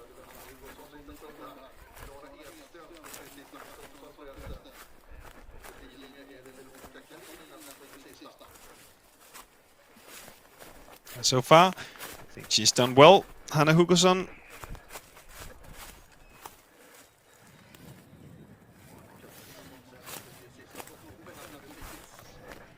The control here, the 9th control, as you may recall from the first leg, is forked. So them not being together doesn't have to mean any of them made mistakes. This was where Hakkamspojkarna made a mistake on the first leg. Here is Johanna Löfven from IFK Göteborg. She was in 3rd position, somewhere on the way to 5th control, but lost some time in the 4 controls. Johanna Löfven, but in 5th place, way better than what she started out on her second leg. She was in 10th place back then, 20 minutes or 30 minutes ago. So IFK Göteborg still in this race. Also in the race, OK Kåre, Elsa Kuiper. Saw her making some mistakes at the 4 control 5, but she's back and seems to be going with good speed here. 30 seconds approximately behind Göteborg and Johanna Löfven. Here's Eva Örnheim Jørgensen, Göteborg-Majorna, OK Linné with Sandra Boström. Alva Svensk was for Majorna.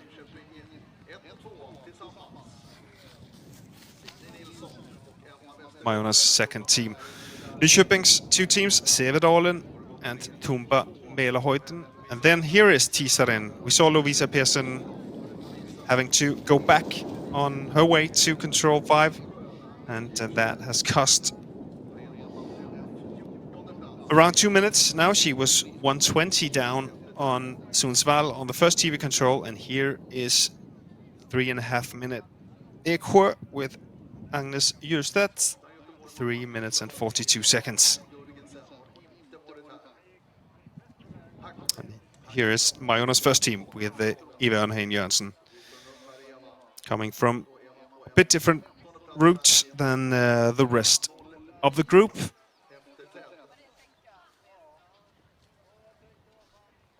So Jalla, Irina Nyberg, also going maybe a bit to the north on this course, on this leg. But interesting to see what's happening in the front of this relay. Hanna Hugoson.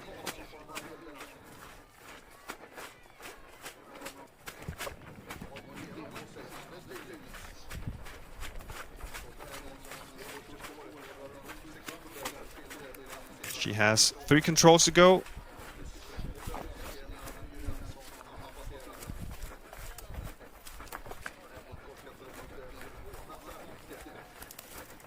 And as you recall, Västervik with Erling Karlsson, only a few seconds behind her. And then Hakkamspojkarna and Lidingö, 1 minute after Hanna Hugoson here at the TV control. 35 minutes of racing on this second leg.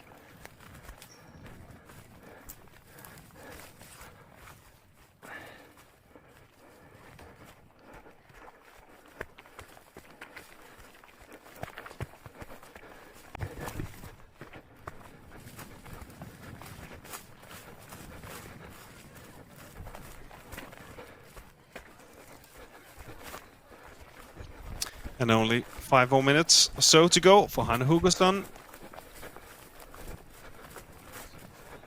And she has Clara Edström on her final leg for Sundsvall.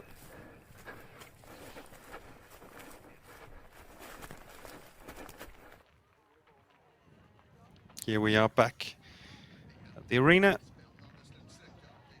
You can see in the white black jersey, Clara Edström, Sundsvall, warming up. Also, Annika Simonsen in Herrkraftsborgarnas jersey. Let's look at the GPS. Something quite interesting happening now. A lot of forkings here, and I think Herrkraftsborgarna is not doing too well here. Hilda Holmqvist Johansson going over this great wet area, and then, well, there's no fork controls down there, so this is definitely a time loss, and that must be hard to see. If Annika Simonsen, of course, you probably can't see the big screen right now, but this is going to cost Herrkraftsborgarna some seconds. Elin Karlsson still doing great, I think, it seems. Also leading her, having the northern fork control. Synnøve Palmqvist also keeping up good speed. Maybe she'll even be possible for her to catch up with Elin Karlsson and Vestervik before the changeover. And still, it's quite hard to see if Sundsvall and Hanna Hugosson is still in the lead. Hard to tell from this GPS, but we saw her in the terrain, still keeping good speed. So let's see if it's still Sundsvall in the lead. And we can see here Herrkraftsborgarna and Hilda Holmqvist Johansson turning back now, has recognized this mistake, but this will definitely be more than a minute, I think, she will lose on this time loss. Here we are back with Hanna Hugosson.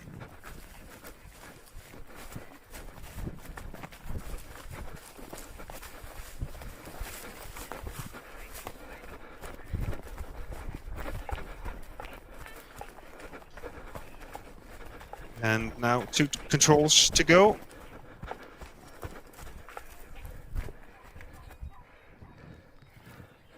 She is on the, I think, on the top of the hill, and then, as we saw, she has to go down and punch and like past the northern part of the lake, and then just, yeah, here she is.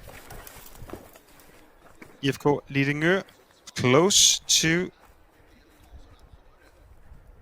Sundsvall. Synnøve Palmqvist. And here is Elin Karlsson, Vesterviks, of course, so they are pretty close now, and 3 teams all having the chance to go into the exchange first, I think. Elin Karlsson from Vestervik.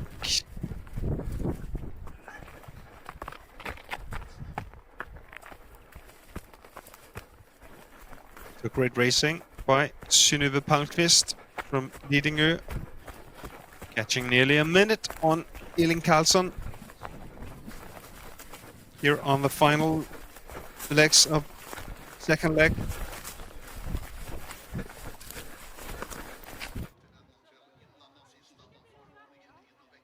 Back in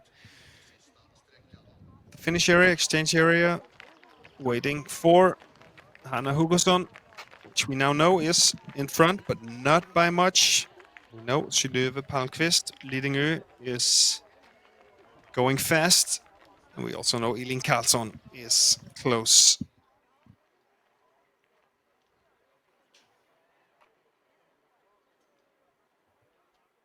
Still warm-up photo here, warm-up footage.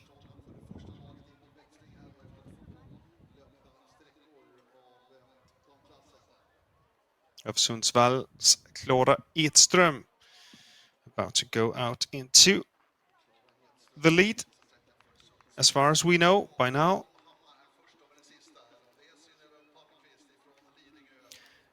One more control for Hanna Hugosson. We also see Thisted, Lilian Forsgren, but we saw Lovisa Persson doing a mistake earlier on the course, so she will have some catching up to do on her third leg. Lilian Forsgren for Thisted. No sign of Hanna Hugesson. No sign of Synnøve Palmqvist. Let's see if she can keep that lead all the way. I think we have Vestervik's third leg runner as well here. Agnes Kracht in the green and yellow jersey. And then, of course, Lidingö with Veronika Kalinina on their third leg. So exciting to see. This has definitely become more exciting than it was just 10 minutes ago. 3 teams closing in for the final control of this second leg. The question is, we see the white and black Sundsvall jersey. Yes, we will. Here she is, Hanna Hugesson. She has kept the lead after this incredible first leg by Frida Wikström. Hanna Hugesson kept cool all the way and will go first into the exchange. But just behind her we have Lidingö and Synnøve Palmqvist. And of course, we're looking out as well for Elin Karlsson in the green Vestervik's jersey. But she's not there yet, so we will see Sundsvall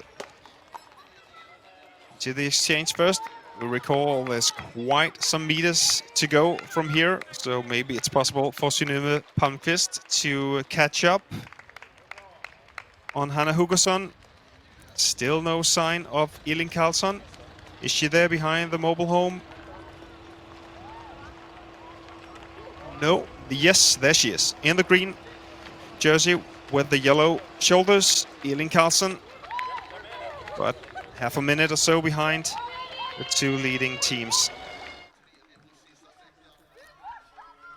Yeah, she's closing in, I think, Synnøve Palmqvist on Hanna Hugesson. So it will be interesting to see how these 2 runners will handle their final leg. Clara Edström for Sundsvall and Veronika Kalinina from Lidingö. That's what we're waiting to see. Here's Elin Karlsson.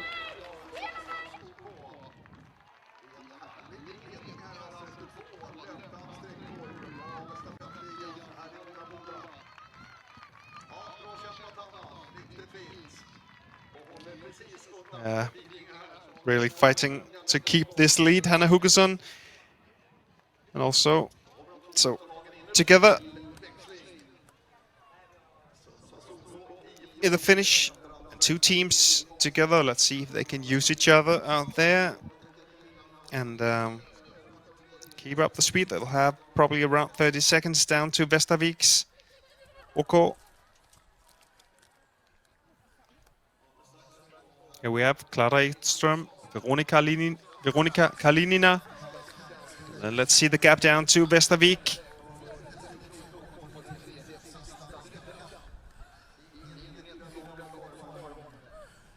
It's been 40 seconds now, so they've been going quite fast on the last controls. Here she is, Elin Karlsson into third.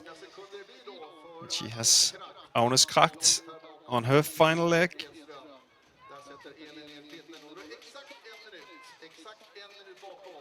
One minute is the time.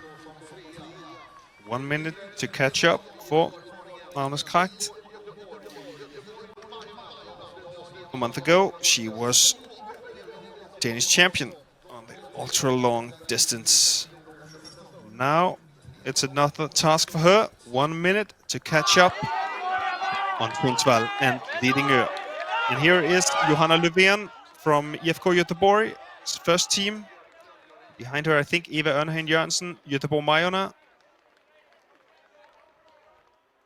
And maybe also Majorna's second team with Alva Svensk.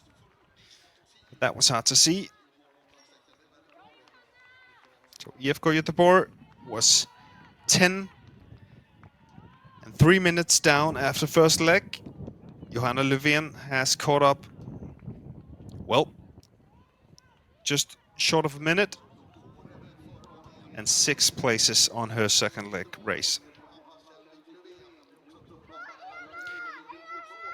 She has Swedish national team runner Elin Månsson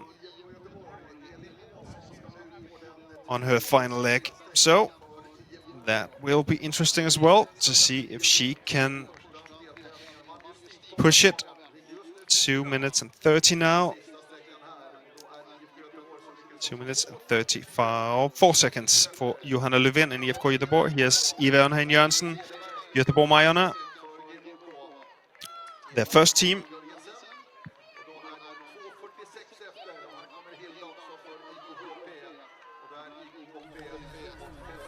And then it was Harkampspojkarna behind her. Hilda Holmqvist. We saw that mistake on control 9 from her, but she came back and made it into the exchange. In 6th position here, Hilda Holmqvist Johansson.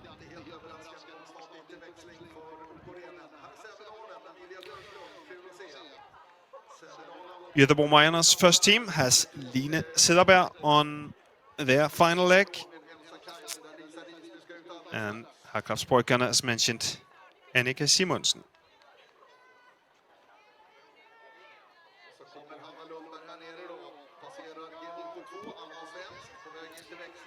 And here, Sevedalens into 7th position. Elsa Kaiber from OK Kåre also. And as mentioned, Hanna Lundberg, really strong at the moment, into the exchange as well for OK Renen. She was sent out in 35th position and has picked up 26 places. Quite impressive, and also 4 minutes. But the team is probably not strong enough to really make it to the top today. But great race by Hanna Lundberg, picking up 4 minutes on the lead here.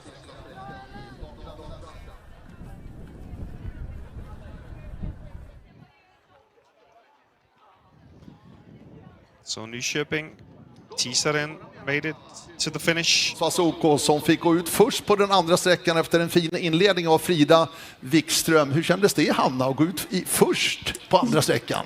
Jo, men det är väl alltid inspirerande att gå ut först. Jag vet ju att Frida är riktigt duktig och framförallt riktigt snabb. Så det var ändå, jag var inte förvånad. Så riktigt roligt. Hur har du haft det där ute? Har du tittat mycket över axeln eller hur har det varit? Nej, men jag körde på min, alltså jag brukar ha en vanlig strategi. De får springa ikapp mig, men de får inte orientera ikapp mig. Så då gäller det att kolla framåt och kolla på kartan. Så jag har försökt fokusera på orienteringen helt enkelt.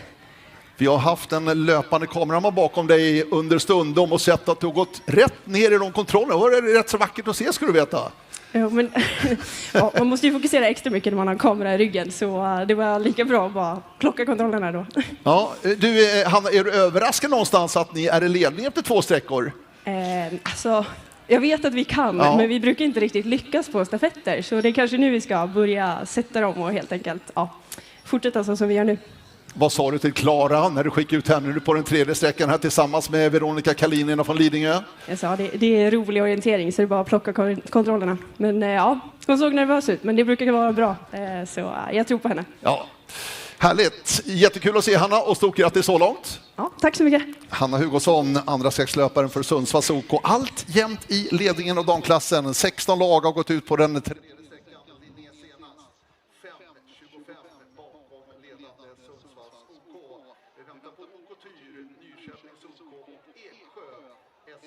That was Hanna Hugosson after her impressive second leg, where she kept the leads with just a few seconds. Here we have some stills from her second leg. As you maybe mentioned or heard, interviewer Per Forsberg was impressed with how she went straight into the controls, even though she had running cameramen behind her almost all the way. But I think she looks satisfied with her race as well, and told her teammate Clara Edström to go and have fun in the forest. And that's a good way to think about it, I think. So now we're here for the final leg of this relay in Örebro. We have lots of things to be decided. Here's a look at the exchange times. 2 seconds between Hanna Hugesson and Synnøve Palmqvist. Then 1 minute down to Västerviks, and then 1.5 minutes further down to IFK Göteborg, Göteborg-Majorna, and Hakapspojkarna some seconds afterwards. And then another gap down to the next teams. Sävedalens in 7th position, 3 minutes and 29 down. So now it's 7, close to 8 minutes since the exchange, and now we have 30 minutes of great orienteering action ahead of us. We'll do our best to give you a close way to follow this relay as it unfolds, the last leg in the women's relay. I think we'll go out to the TV control hopefully in a few seconds, because there's not that much time until the first runners should be there.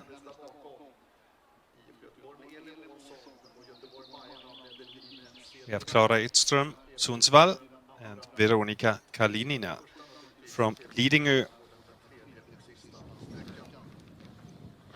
Should be there first if they have kept their speed.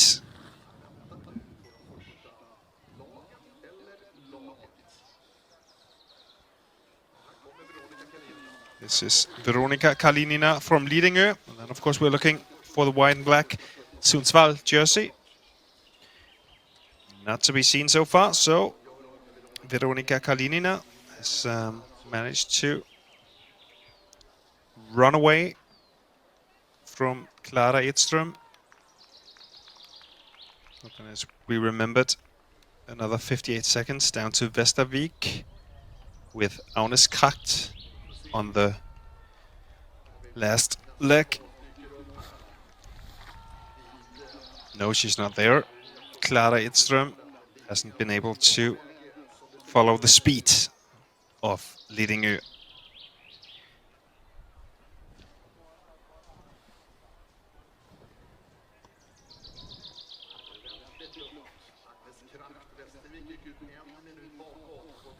And if Agnes Kracht has kept her speed, and she should be here right now.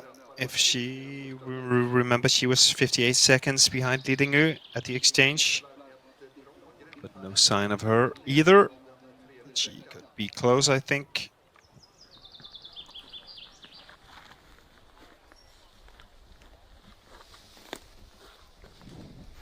No sign of Sundsvall. So maybe this was 2 legs in front, and then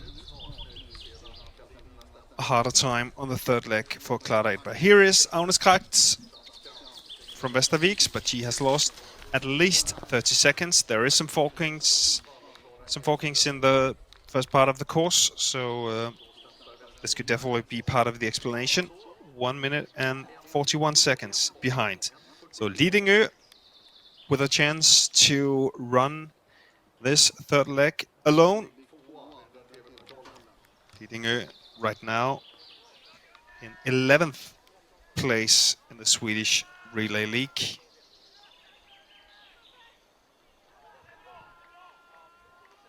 And no one behind them. Of course, we're also looking now for IFK Göteborg with Erling Månsson. She's here. Another 40 seconds or so down on Agnes Kracht. Also alone. No one close to her. Erling Månsson.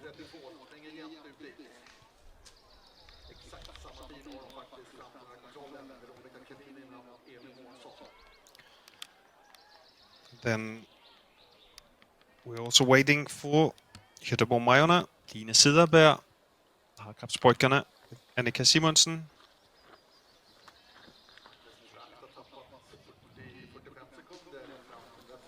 And of course, still Clara Edström from Sundsvall.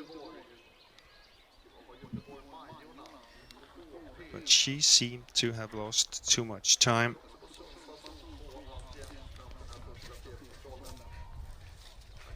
This could be Majona and Line Siderberg in 4th position.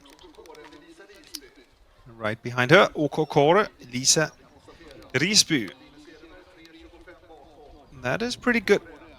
She was 3 minutes and 37 seconds behind, so she picked up some seconds on the first controls.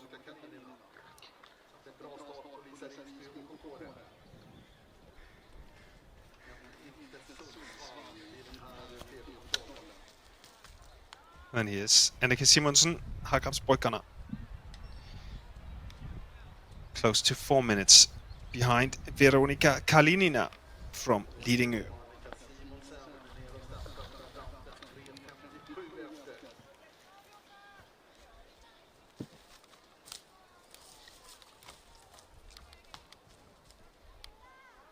This could be Severdalen.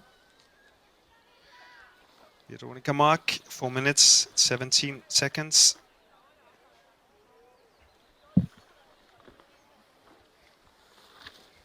But quite spread out and quite impressive start from Lidingö and Veronika Kalinina. 3 more teams. Lilian Forsgren from Thisted at the end here, and then Kajsa Alenius from Nyköpings. So Tumba Mälarhöjden here, but close to 5 minutes behind Lidingö. Heading into this control 5, the quite wide forking, where we have seen a lot of teams having a hard time going straight into the controls. 5 minutes has passed now, and 10 teams has passed this TV control, first control, 3rd leg.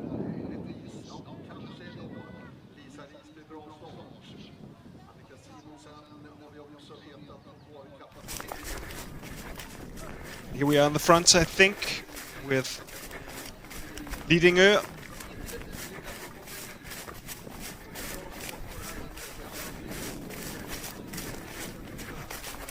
She seems to be going with great speed here.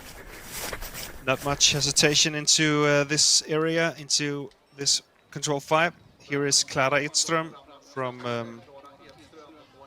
Sundsvall. 6 minutes she's lost so far, so that was probably it for Sundsvall's OK in this relay.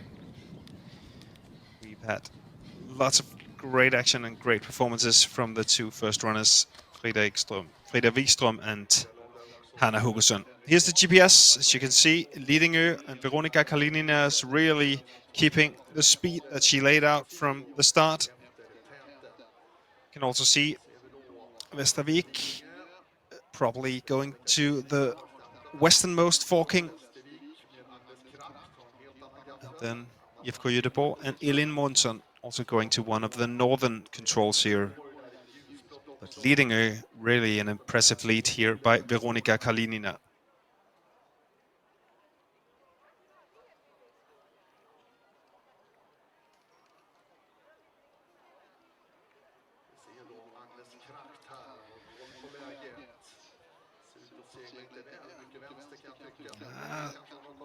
Going a lot to the south, Agnes Kragt, Vestervik here on the way to control 5, it seemed. Hard to tell if it will be decisive in any way, but it looked a bit too much to the south from what I could see. Here we are with the leader, Veronika Kalinina from Lidingö, on her way to control 6.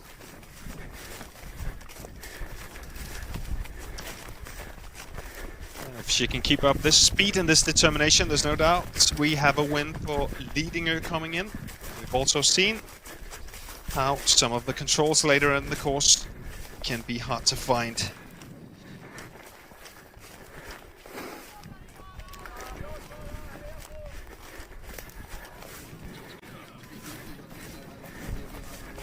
she probably knows that she has some sort of gap as she was close to Sundsvall and Clara Edström, which she left behind quite early. But she must know that she had at least a minute there down to Västervik. So if she can keep cool on her course, then she has time for some hesitation, which I think is what we are seeing now. I think we were at this tricky fifth control on just on the downside, on the western side of a hill, which we also saw creating some time loss on second leg. And of course, that's the tricky part. It's nice to be in the lead on your own, but if you don't know where you are, it's also harder to find back if you only have your own eyes. Maybe she has got it now. Seems she's going to the north. And there is the control, yeah, but some time, small hesitation there, and small time loss there for Lidingö.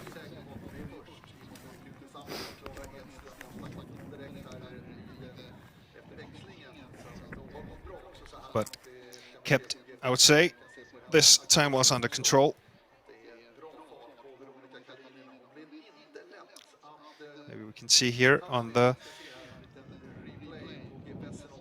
replay of the GPS, we can also keep an eye on Västervik and Auneskrakt, which seem to be going a bit too much to the south of what I would do.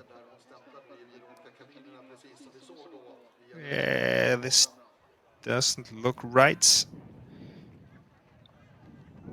Keep your eye on the compass is a good advice we've heard earlier on IOF-TV. Oh yeah, and Aunes has to go further to the north. Elin Monson, IFK Göteborg seems to be going the right way. Oh, now she is losing even more time. Auneskrakt going all the way back here. She must be having some hard time finding out exactly where she is. And that could rule Västervik's OK out of the top fight today. But that opens up the fight for the three teams we can see most to the north now. OK Kåre, Harkrafts-pojkarna, and Göteborg-Majorna.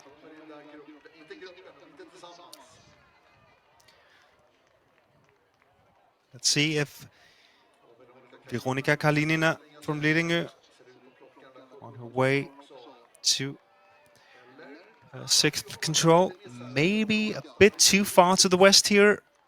She was going the right direction, but now she's going all the way down to this vegetation border. This might help her. But this could mean, yeah, she's definitely going too far to the south now.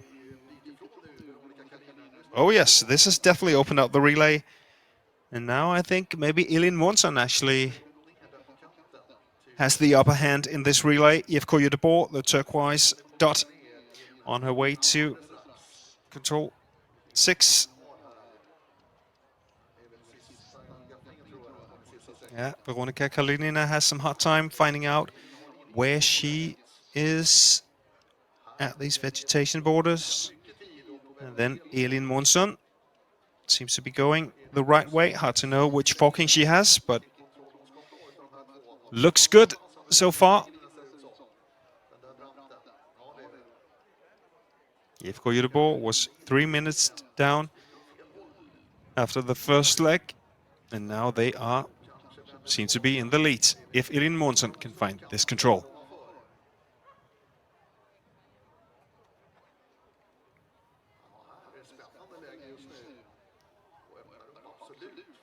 Well, it's hard to see if she can find this control, Elin Monson, from the GPS anyways. Well, this is definitely an exciting things happening here in this relay, as the three top teams all seem to be losing time. This means OK Kåre, Göteborg-Majorna, and Harkrafts-pojkarna is actually in the contention for the win I would say now it's definitely more possible now than it was just 3 minutes ago. So this is what orienteering and relays are all about.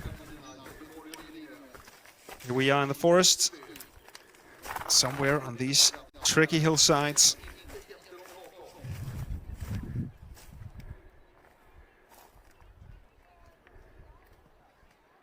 And this is Elin Månsson. IFK Göteborg. Of course, we are also waiting to see another blue jersey, Lidingö's blue jersey. See if Veronika Kalinina found her control. Maybe she's ahead of Elin Månsson. She could be.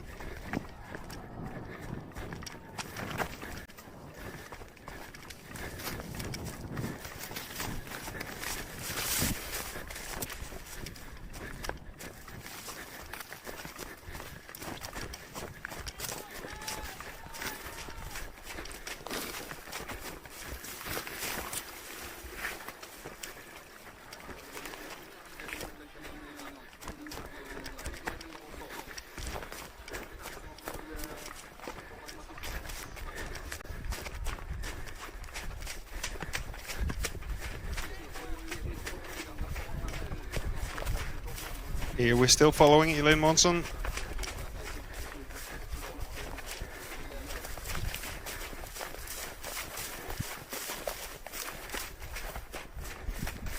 The question is, of course, where is Veronika Kalinina? She had the lead somewhere, and she might still have that lead. Also saw other clubs, Harkapspojkarna, Annika Simonsen, Göteborg-Majorna, Line Cederberg, and then also Lisa Risby from OK Kåre closing in on the leads.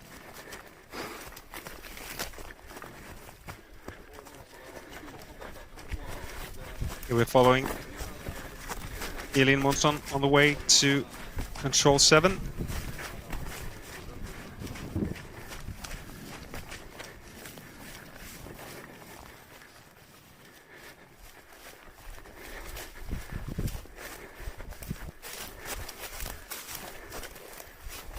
And just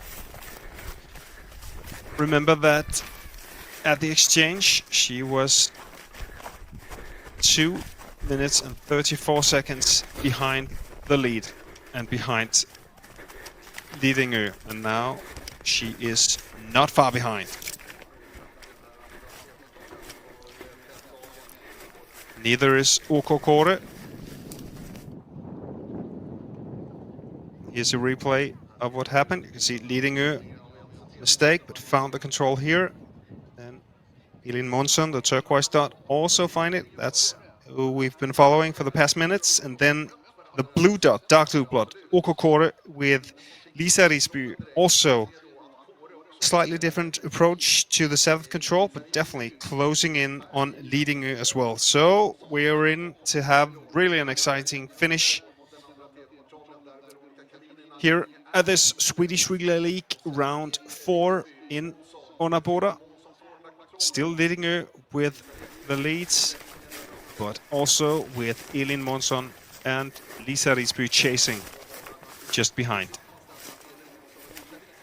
Still with Elin Månsson, 2nd position, finding her 7th control.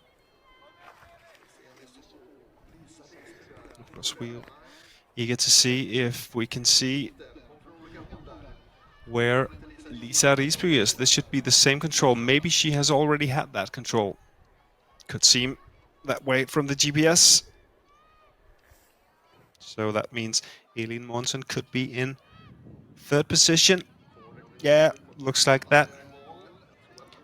Also see Göteborg-Majorna and Harkapspojkarna close to control 7. But now it seems like a race up 3 towards control 8. OK Kåre with Lisa Risby. That would be really an extraordinary finish and 3rd leg from her if she can take the win today. With OK Kåre, as I mentioned, 3.5 minutes behind at the exchange, and she has already picked up 3.5 minutes on these 7 controls. Wow. Great racing. Different approaches here. 2 control aids, different route choices. Only small differences. Not that much choice to do. And behind her, seems like Line Sidaberg from Majorna maybe have created a small gap. It's running away from Annika Simonsen. Let's go to the TV control here. We'll see who is first. Veronika Kalinina, Irin Månsson, or Lisa Risby Okokore. 3 teams competing for the win right now. This is really an ever-changing relay, I must say. It's so great to see.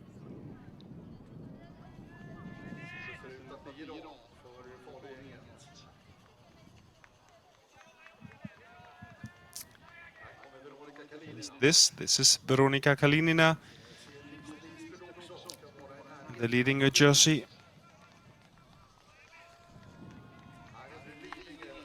I still seem to have the leads, punching the control here.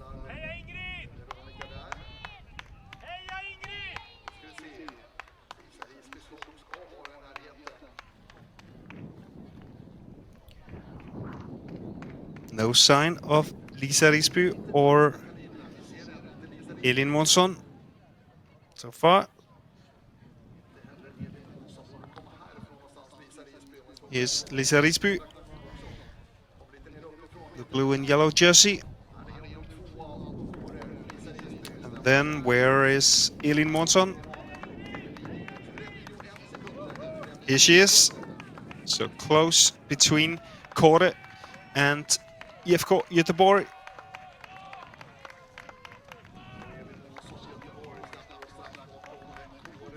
Still some forked controls to go.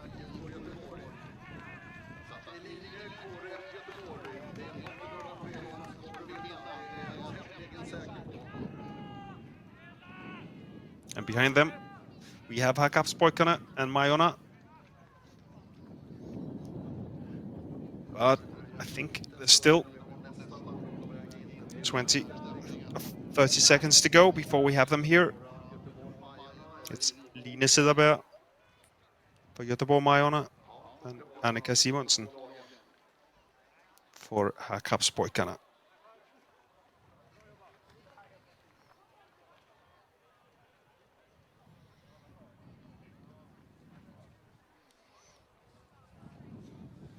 See here, the zebra tights, not to be mistaken, this must be, yeah, both of them. Line Sidaberg in the zebra tights for Majorna, and just behind her, Annika Simonsen in the navy blue and yellow Hakapspojkarna jersey.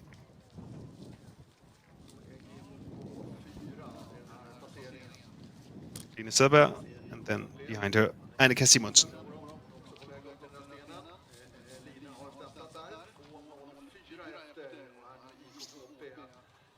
I think looking on the gaps there, I think this is the top we have seen, the top 5.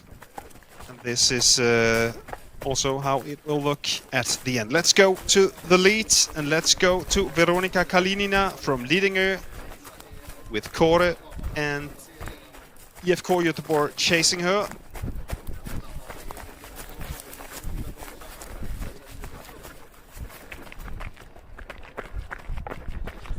Kåre was 30 seconds behind. IFK another 11 seconds at the TV control.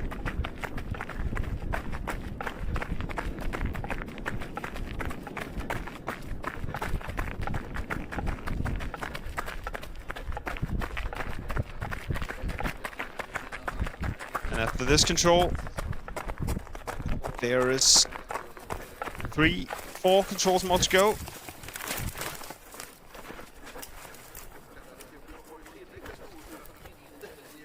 Veronika Kalinina.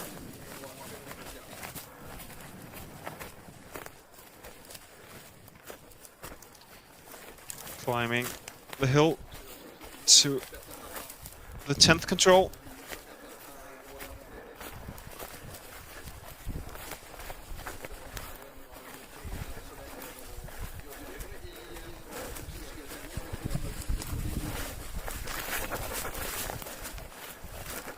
No sign of Lisa Risby, no sign of Elin Monson.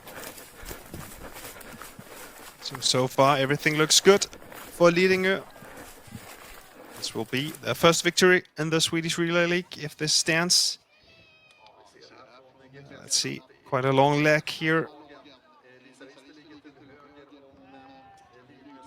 to the third to last control. It's really close between Lidingö and OK Kåre with Elin Monson behind. And this is live, so they must be able to see each other, Kåre and Lidingö.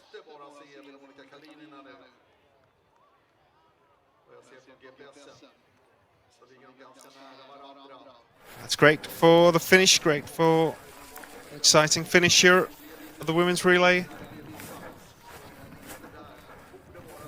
And what a race by Lisa Risby. She's there, the blue and yellow jersey to the right in the footage, and then we can see Veronika Kalinina high up on the hill. Yeah, now they are together, Lisa Risby with great speed in this terrain. Now I think it's actually Risby with just a slight lead.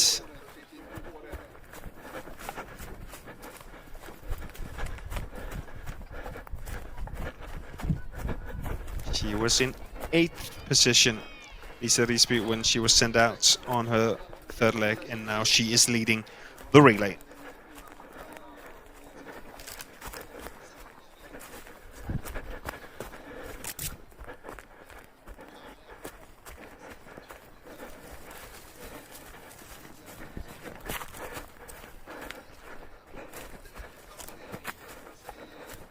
Lisa Risby, who ended her international career last year for Sweden, but as we can see, she is still fit enough to pull off an impressive third leg here. The Swedish Relay League for OK Kåre.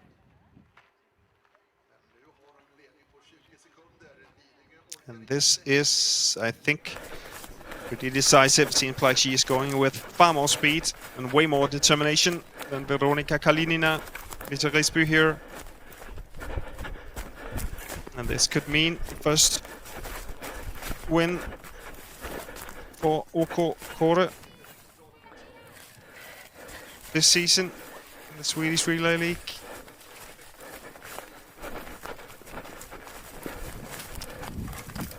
Are we able to see? Yeah, here we have Veronika Kalinina or Elin Monson. It's hard to see.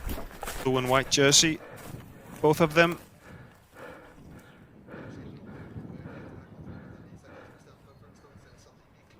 I think it's Veronika Kalinina here. The diagonal white stripe, yeah. And then Elin Monson just behind. So, 3 teams within just a few seconds, heading into the last minutes of this relay. We're behind Elin Monson now, 3rd position.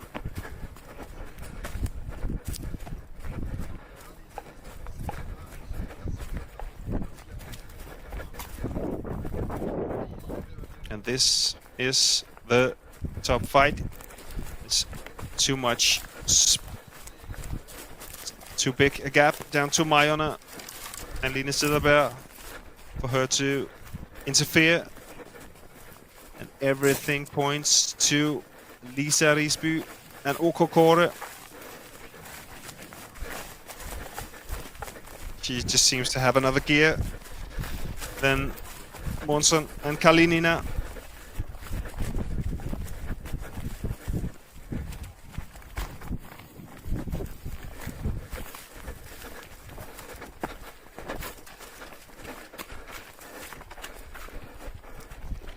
But of course, that leaves out the question, who will take the 2nd place today? Could be a sprint finish, and it's a long one today at the arena.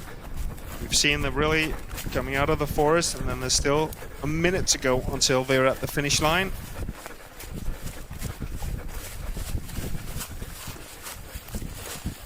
Maybe it's time to save a bit for the sprints, if they've given up on catching Lisa Risby.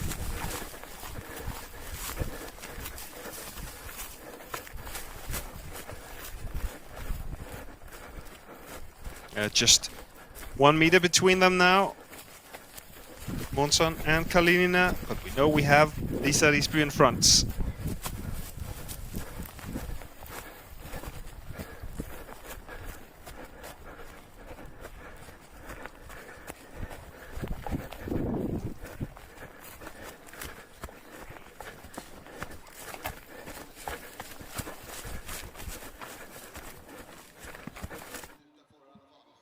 Here we have GPS. We can still see Lisa Risby, the dark blue dot for OK Kåre in the lead, and then very, very close race between Lidingö and IFK Göteborg. But I don't think anything can come between Lisa Risby and the win today.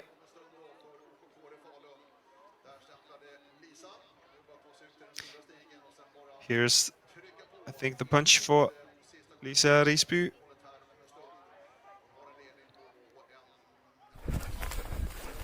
Now we can see Elin Månsson has taken the lead, surpassed Veronika Kalinina, but it's still all about those last 300 or 400 meters on the arena.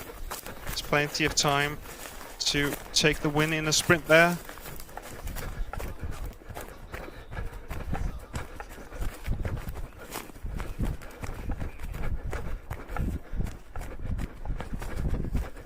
It's Månsson in the lead, and at the finish we're of course waiting for Lisa Risby,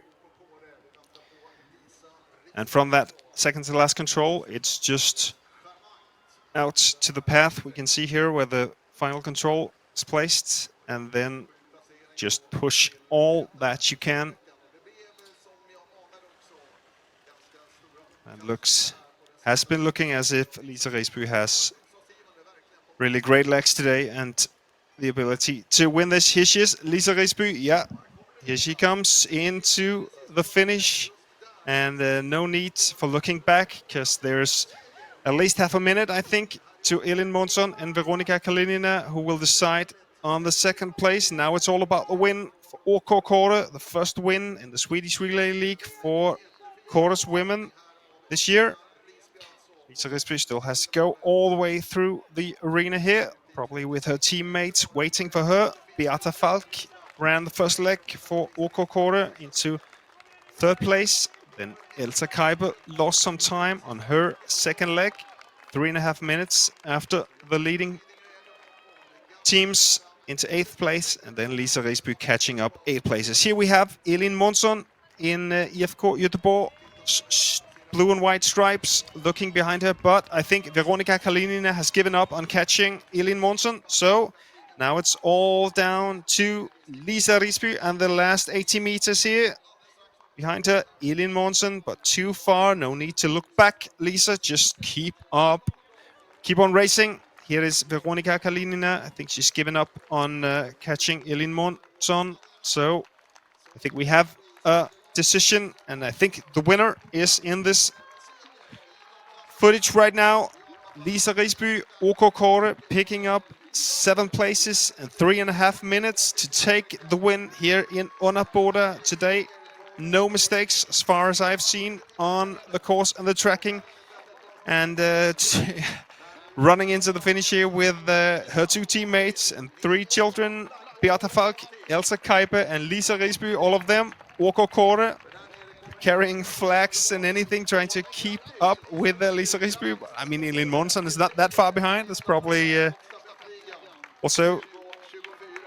Yeah, we can see Elin Månsson coming here, but Lisa Risby, nothing can take away that win for her and for OK Kåre. And then Elin Månsson fighting for that, overtook Lidingö and Veronika Kalinina, but was also surpassed by Lisa Risby at this great finish from her. Erika and Johanna Löfven ran the first legs for IFK Göteborg, and then Elin Månsson on final leg. And here is the third place today. Lidingö, Veronika Kalinina. A great second leg from Synnøve Palmqvist, taking 12 places on her second leg. And then Adela Finsterlova ran the first leg for Lidingö today. So here is the top three. OK Kåre ahead of IFK Göteborg and IFK Lidingö on third place. Of course, we'll see if the third place goes to Göteborg-Majarna or Hakapspojkarna. That was how it looked a few moments ago. Hakapspojkarna has Annika Simonsen on their final leg. Göteborg-Majarna with Line Siderberg.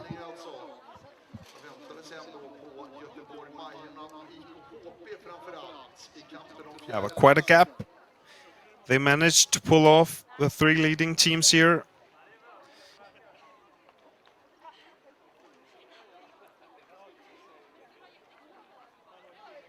Here we are at the finish area.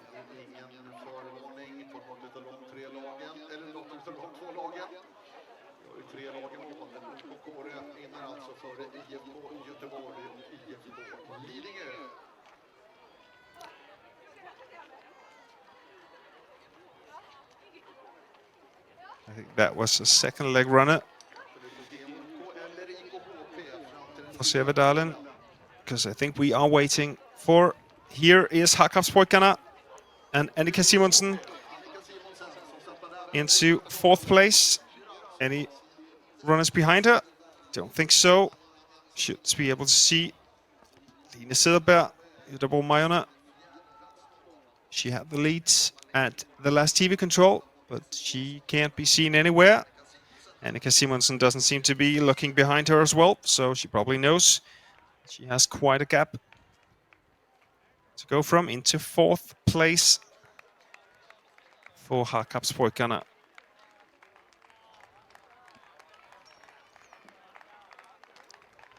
Erling ran the first leg, going into 10th place, 3 minutes behind. Then Hilda Holmqvist Johansson managed to pick up 4 places. And then Annika Simonsen catching 2 more places, ending in 4th position. Here is Line Siderberg, Göteborg-Majarna, into 5th position. Not much to sprint for there as well.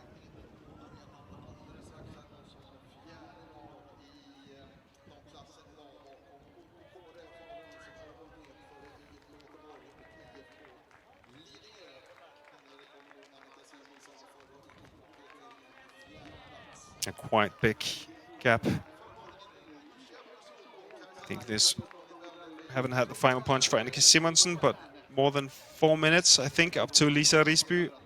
And she is, as you can see, 3 minutes and 50 seconds, still counting.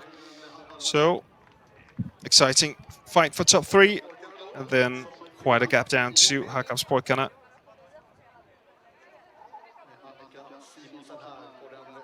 Danish national team runner, Annika Simonsen.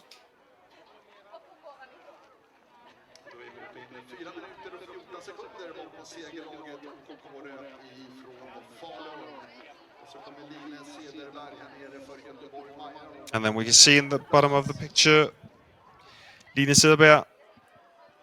Oh, actually, this is not Line Siderberg. Here she is. White jersey, zebra tights. Running with Hanna Henström. Lost 4 minutes to the lead on her first leg. Then Eva Ørnhen Jørgensen picked up 11 places in second leg. And then Line Siderberg held on to that 5th spot today on her third leg.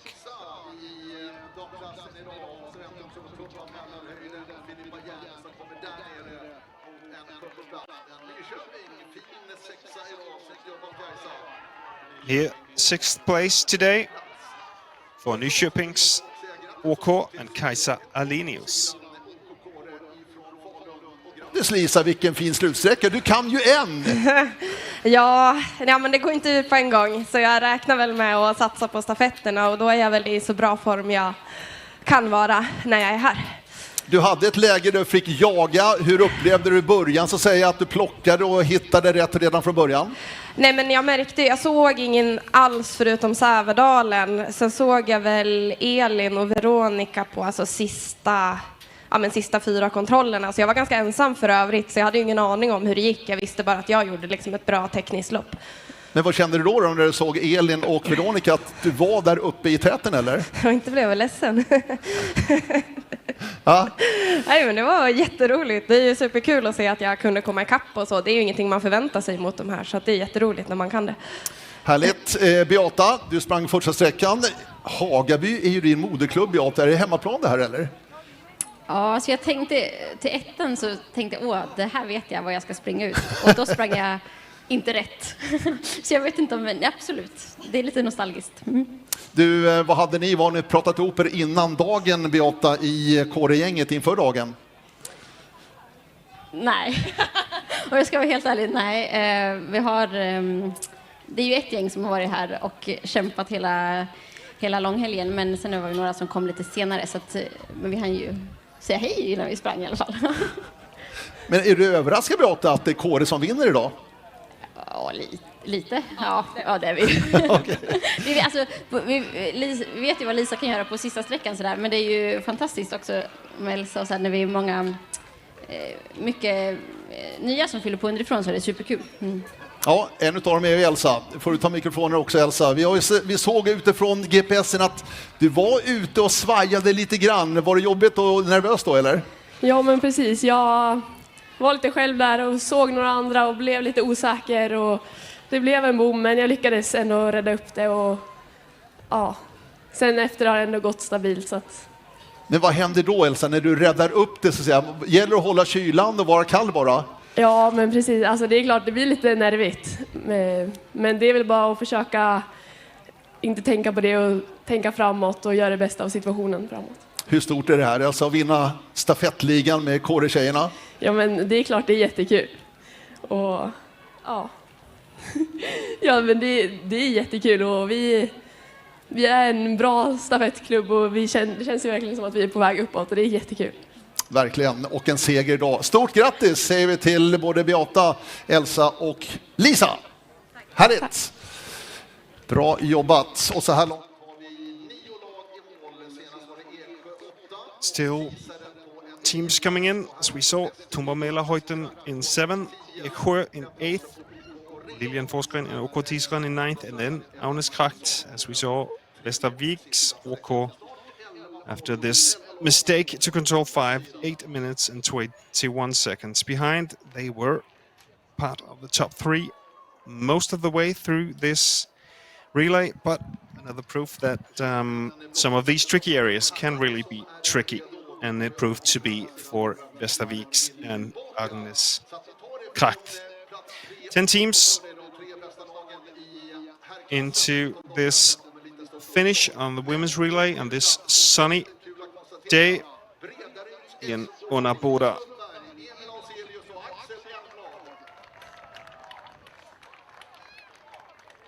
I think it's time for a flower ceremony. Bredaryd, after this great race by Axel Elmblad. 3rd place for them today in the men's relay, as we saw earlier.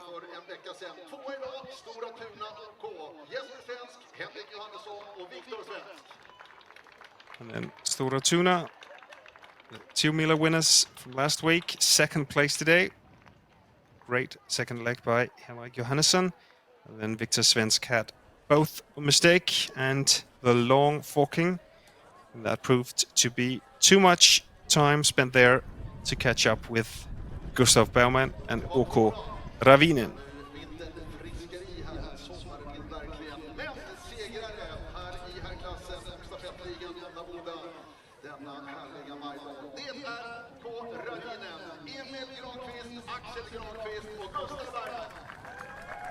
Yeah, here they are, the winners of the men's relay today. OK Ravinen, Emil Granqvist, Axel Granqvist and Gustav Baumann. Worth noticing, Emil Granqvist lost nearly 4 minutes on his first leg in 15th position. And then 2 great legs by Axel Granqvist and Gustav Baumann made the first win in the Swedish Relay League this season.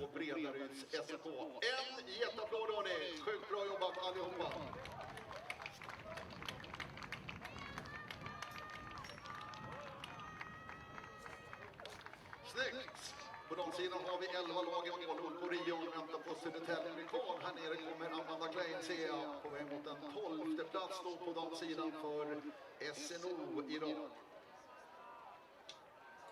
I think we're lining up to see the women as well in a few moments.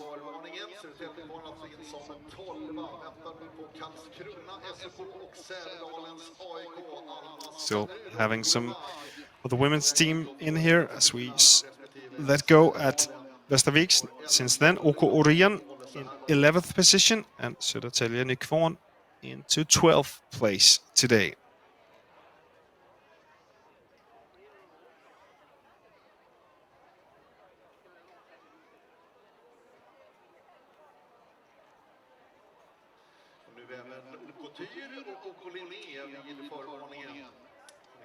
Lund springer för Tyr och Kaja Jörgensen springer för OK Linné. Still teams coming in, as you maybe can hear from the arena sound. Vi kommer att stänga målfållan här klockan 13:40 om 8 minuter. Och sen en omstart för de damer som ännu inte gått ut på någon sträcka klockan 13:50. Så 13:40 stänger målet, 13:50 omstart vid kartflanket. Almas Vännerud kommer här nere då för Karlskrona SK. På väg mot en 13:e plats för ungerskan Victoria Mag som avslutar för Sävedalens AIK. Så Karlskrona 13:e, Sävedalen 14:e, så kommer det bli. Yeah, some more teams in Karlskrona to 13th and Victoria Mock from Sävedalens into 14th position.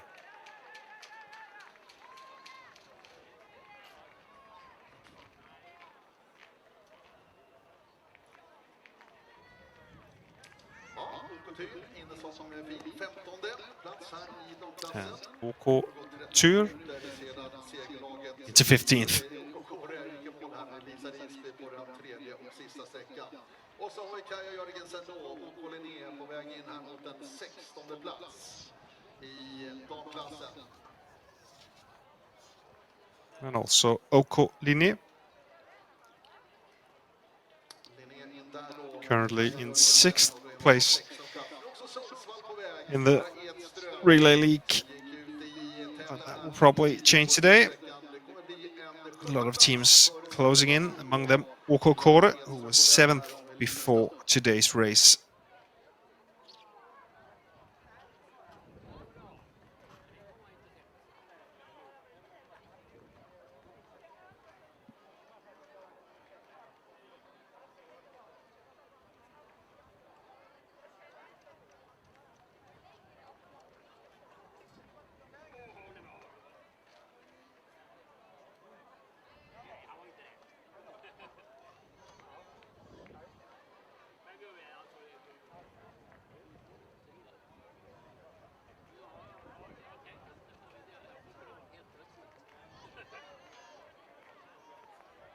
And if you're eager for more orienteering on IOF TV, might as well just tell you that in 2 weeks we are back and we have changed the club jerseys to international jerseys, as the Orienteering World Cup will begin in 2 weeks with 2 sprint races, a knockout sprint and an individual sprint in Alton, Switzerland. Of course, both of them will be shown, broadcasted on IOF TV. Chance to follow your favorite national team. You can already, I think, go in now to tv.orienteering.sport where you are, IOF TV, and look at the different options there to get your ticket for the World Cup races. That's Saturday and Sunday, 2 weeks, the 24th and 25th. So see you there, and already a week later, there's even more World Cup from Genoa, Italy. here into the finish. Clara Edström, which we saw, actually was sent out first on her third leg, but as expected, couldn't keep up with the fastest teams on her third leg into 17th place. Here we are with the flower ceremony for the women's relay. And in third place, Lidingö, Adela Finsalova, Synnöve Palmqvist, and Veronika Kalinina leading the race. In third, most of third leg, Veronika Kalinina, but then was taken over by one of them, Elin Månsson, and IFK Göteborg, running with Erika and Johanna Löfven. Also picking up a lot of time during the races. IFK Göteborg was more than 3 minutes behind after first leg in 11th position. Then great finish. And then here are today's winners. OK Kåre.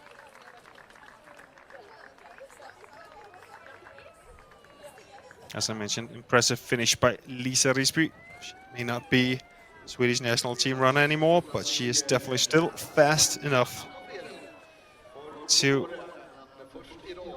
determine a race like this on the final leg. Impressive by her, picking up 3 minutes on the last leg and winning for OK Kåre with Beata Falk and Elsa Kaipe.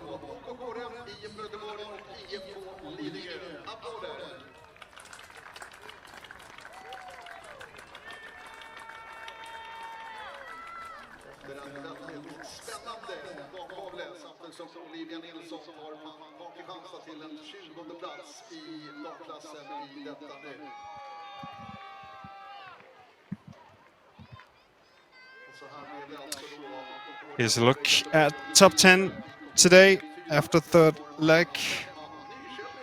As we can see, Kåre, IFK Göteborg leading in top positions, and then quite a gap, 3.5 minutes down to 4th and 5th place.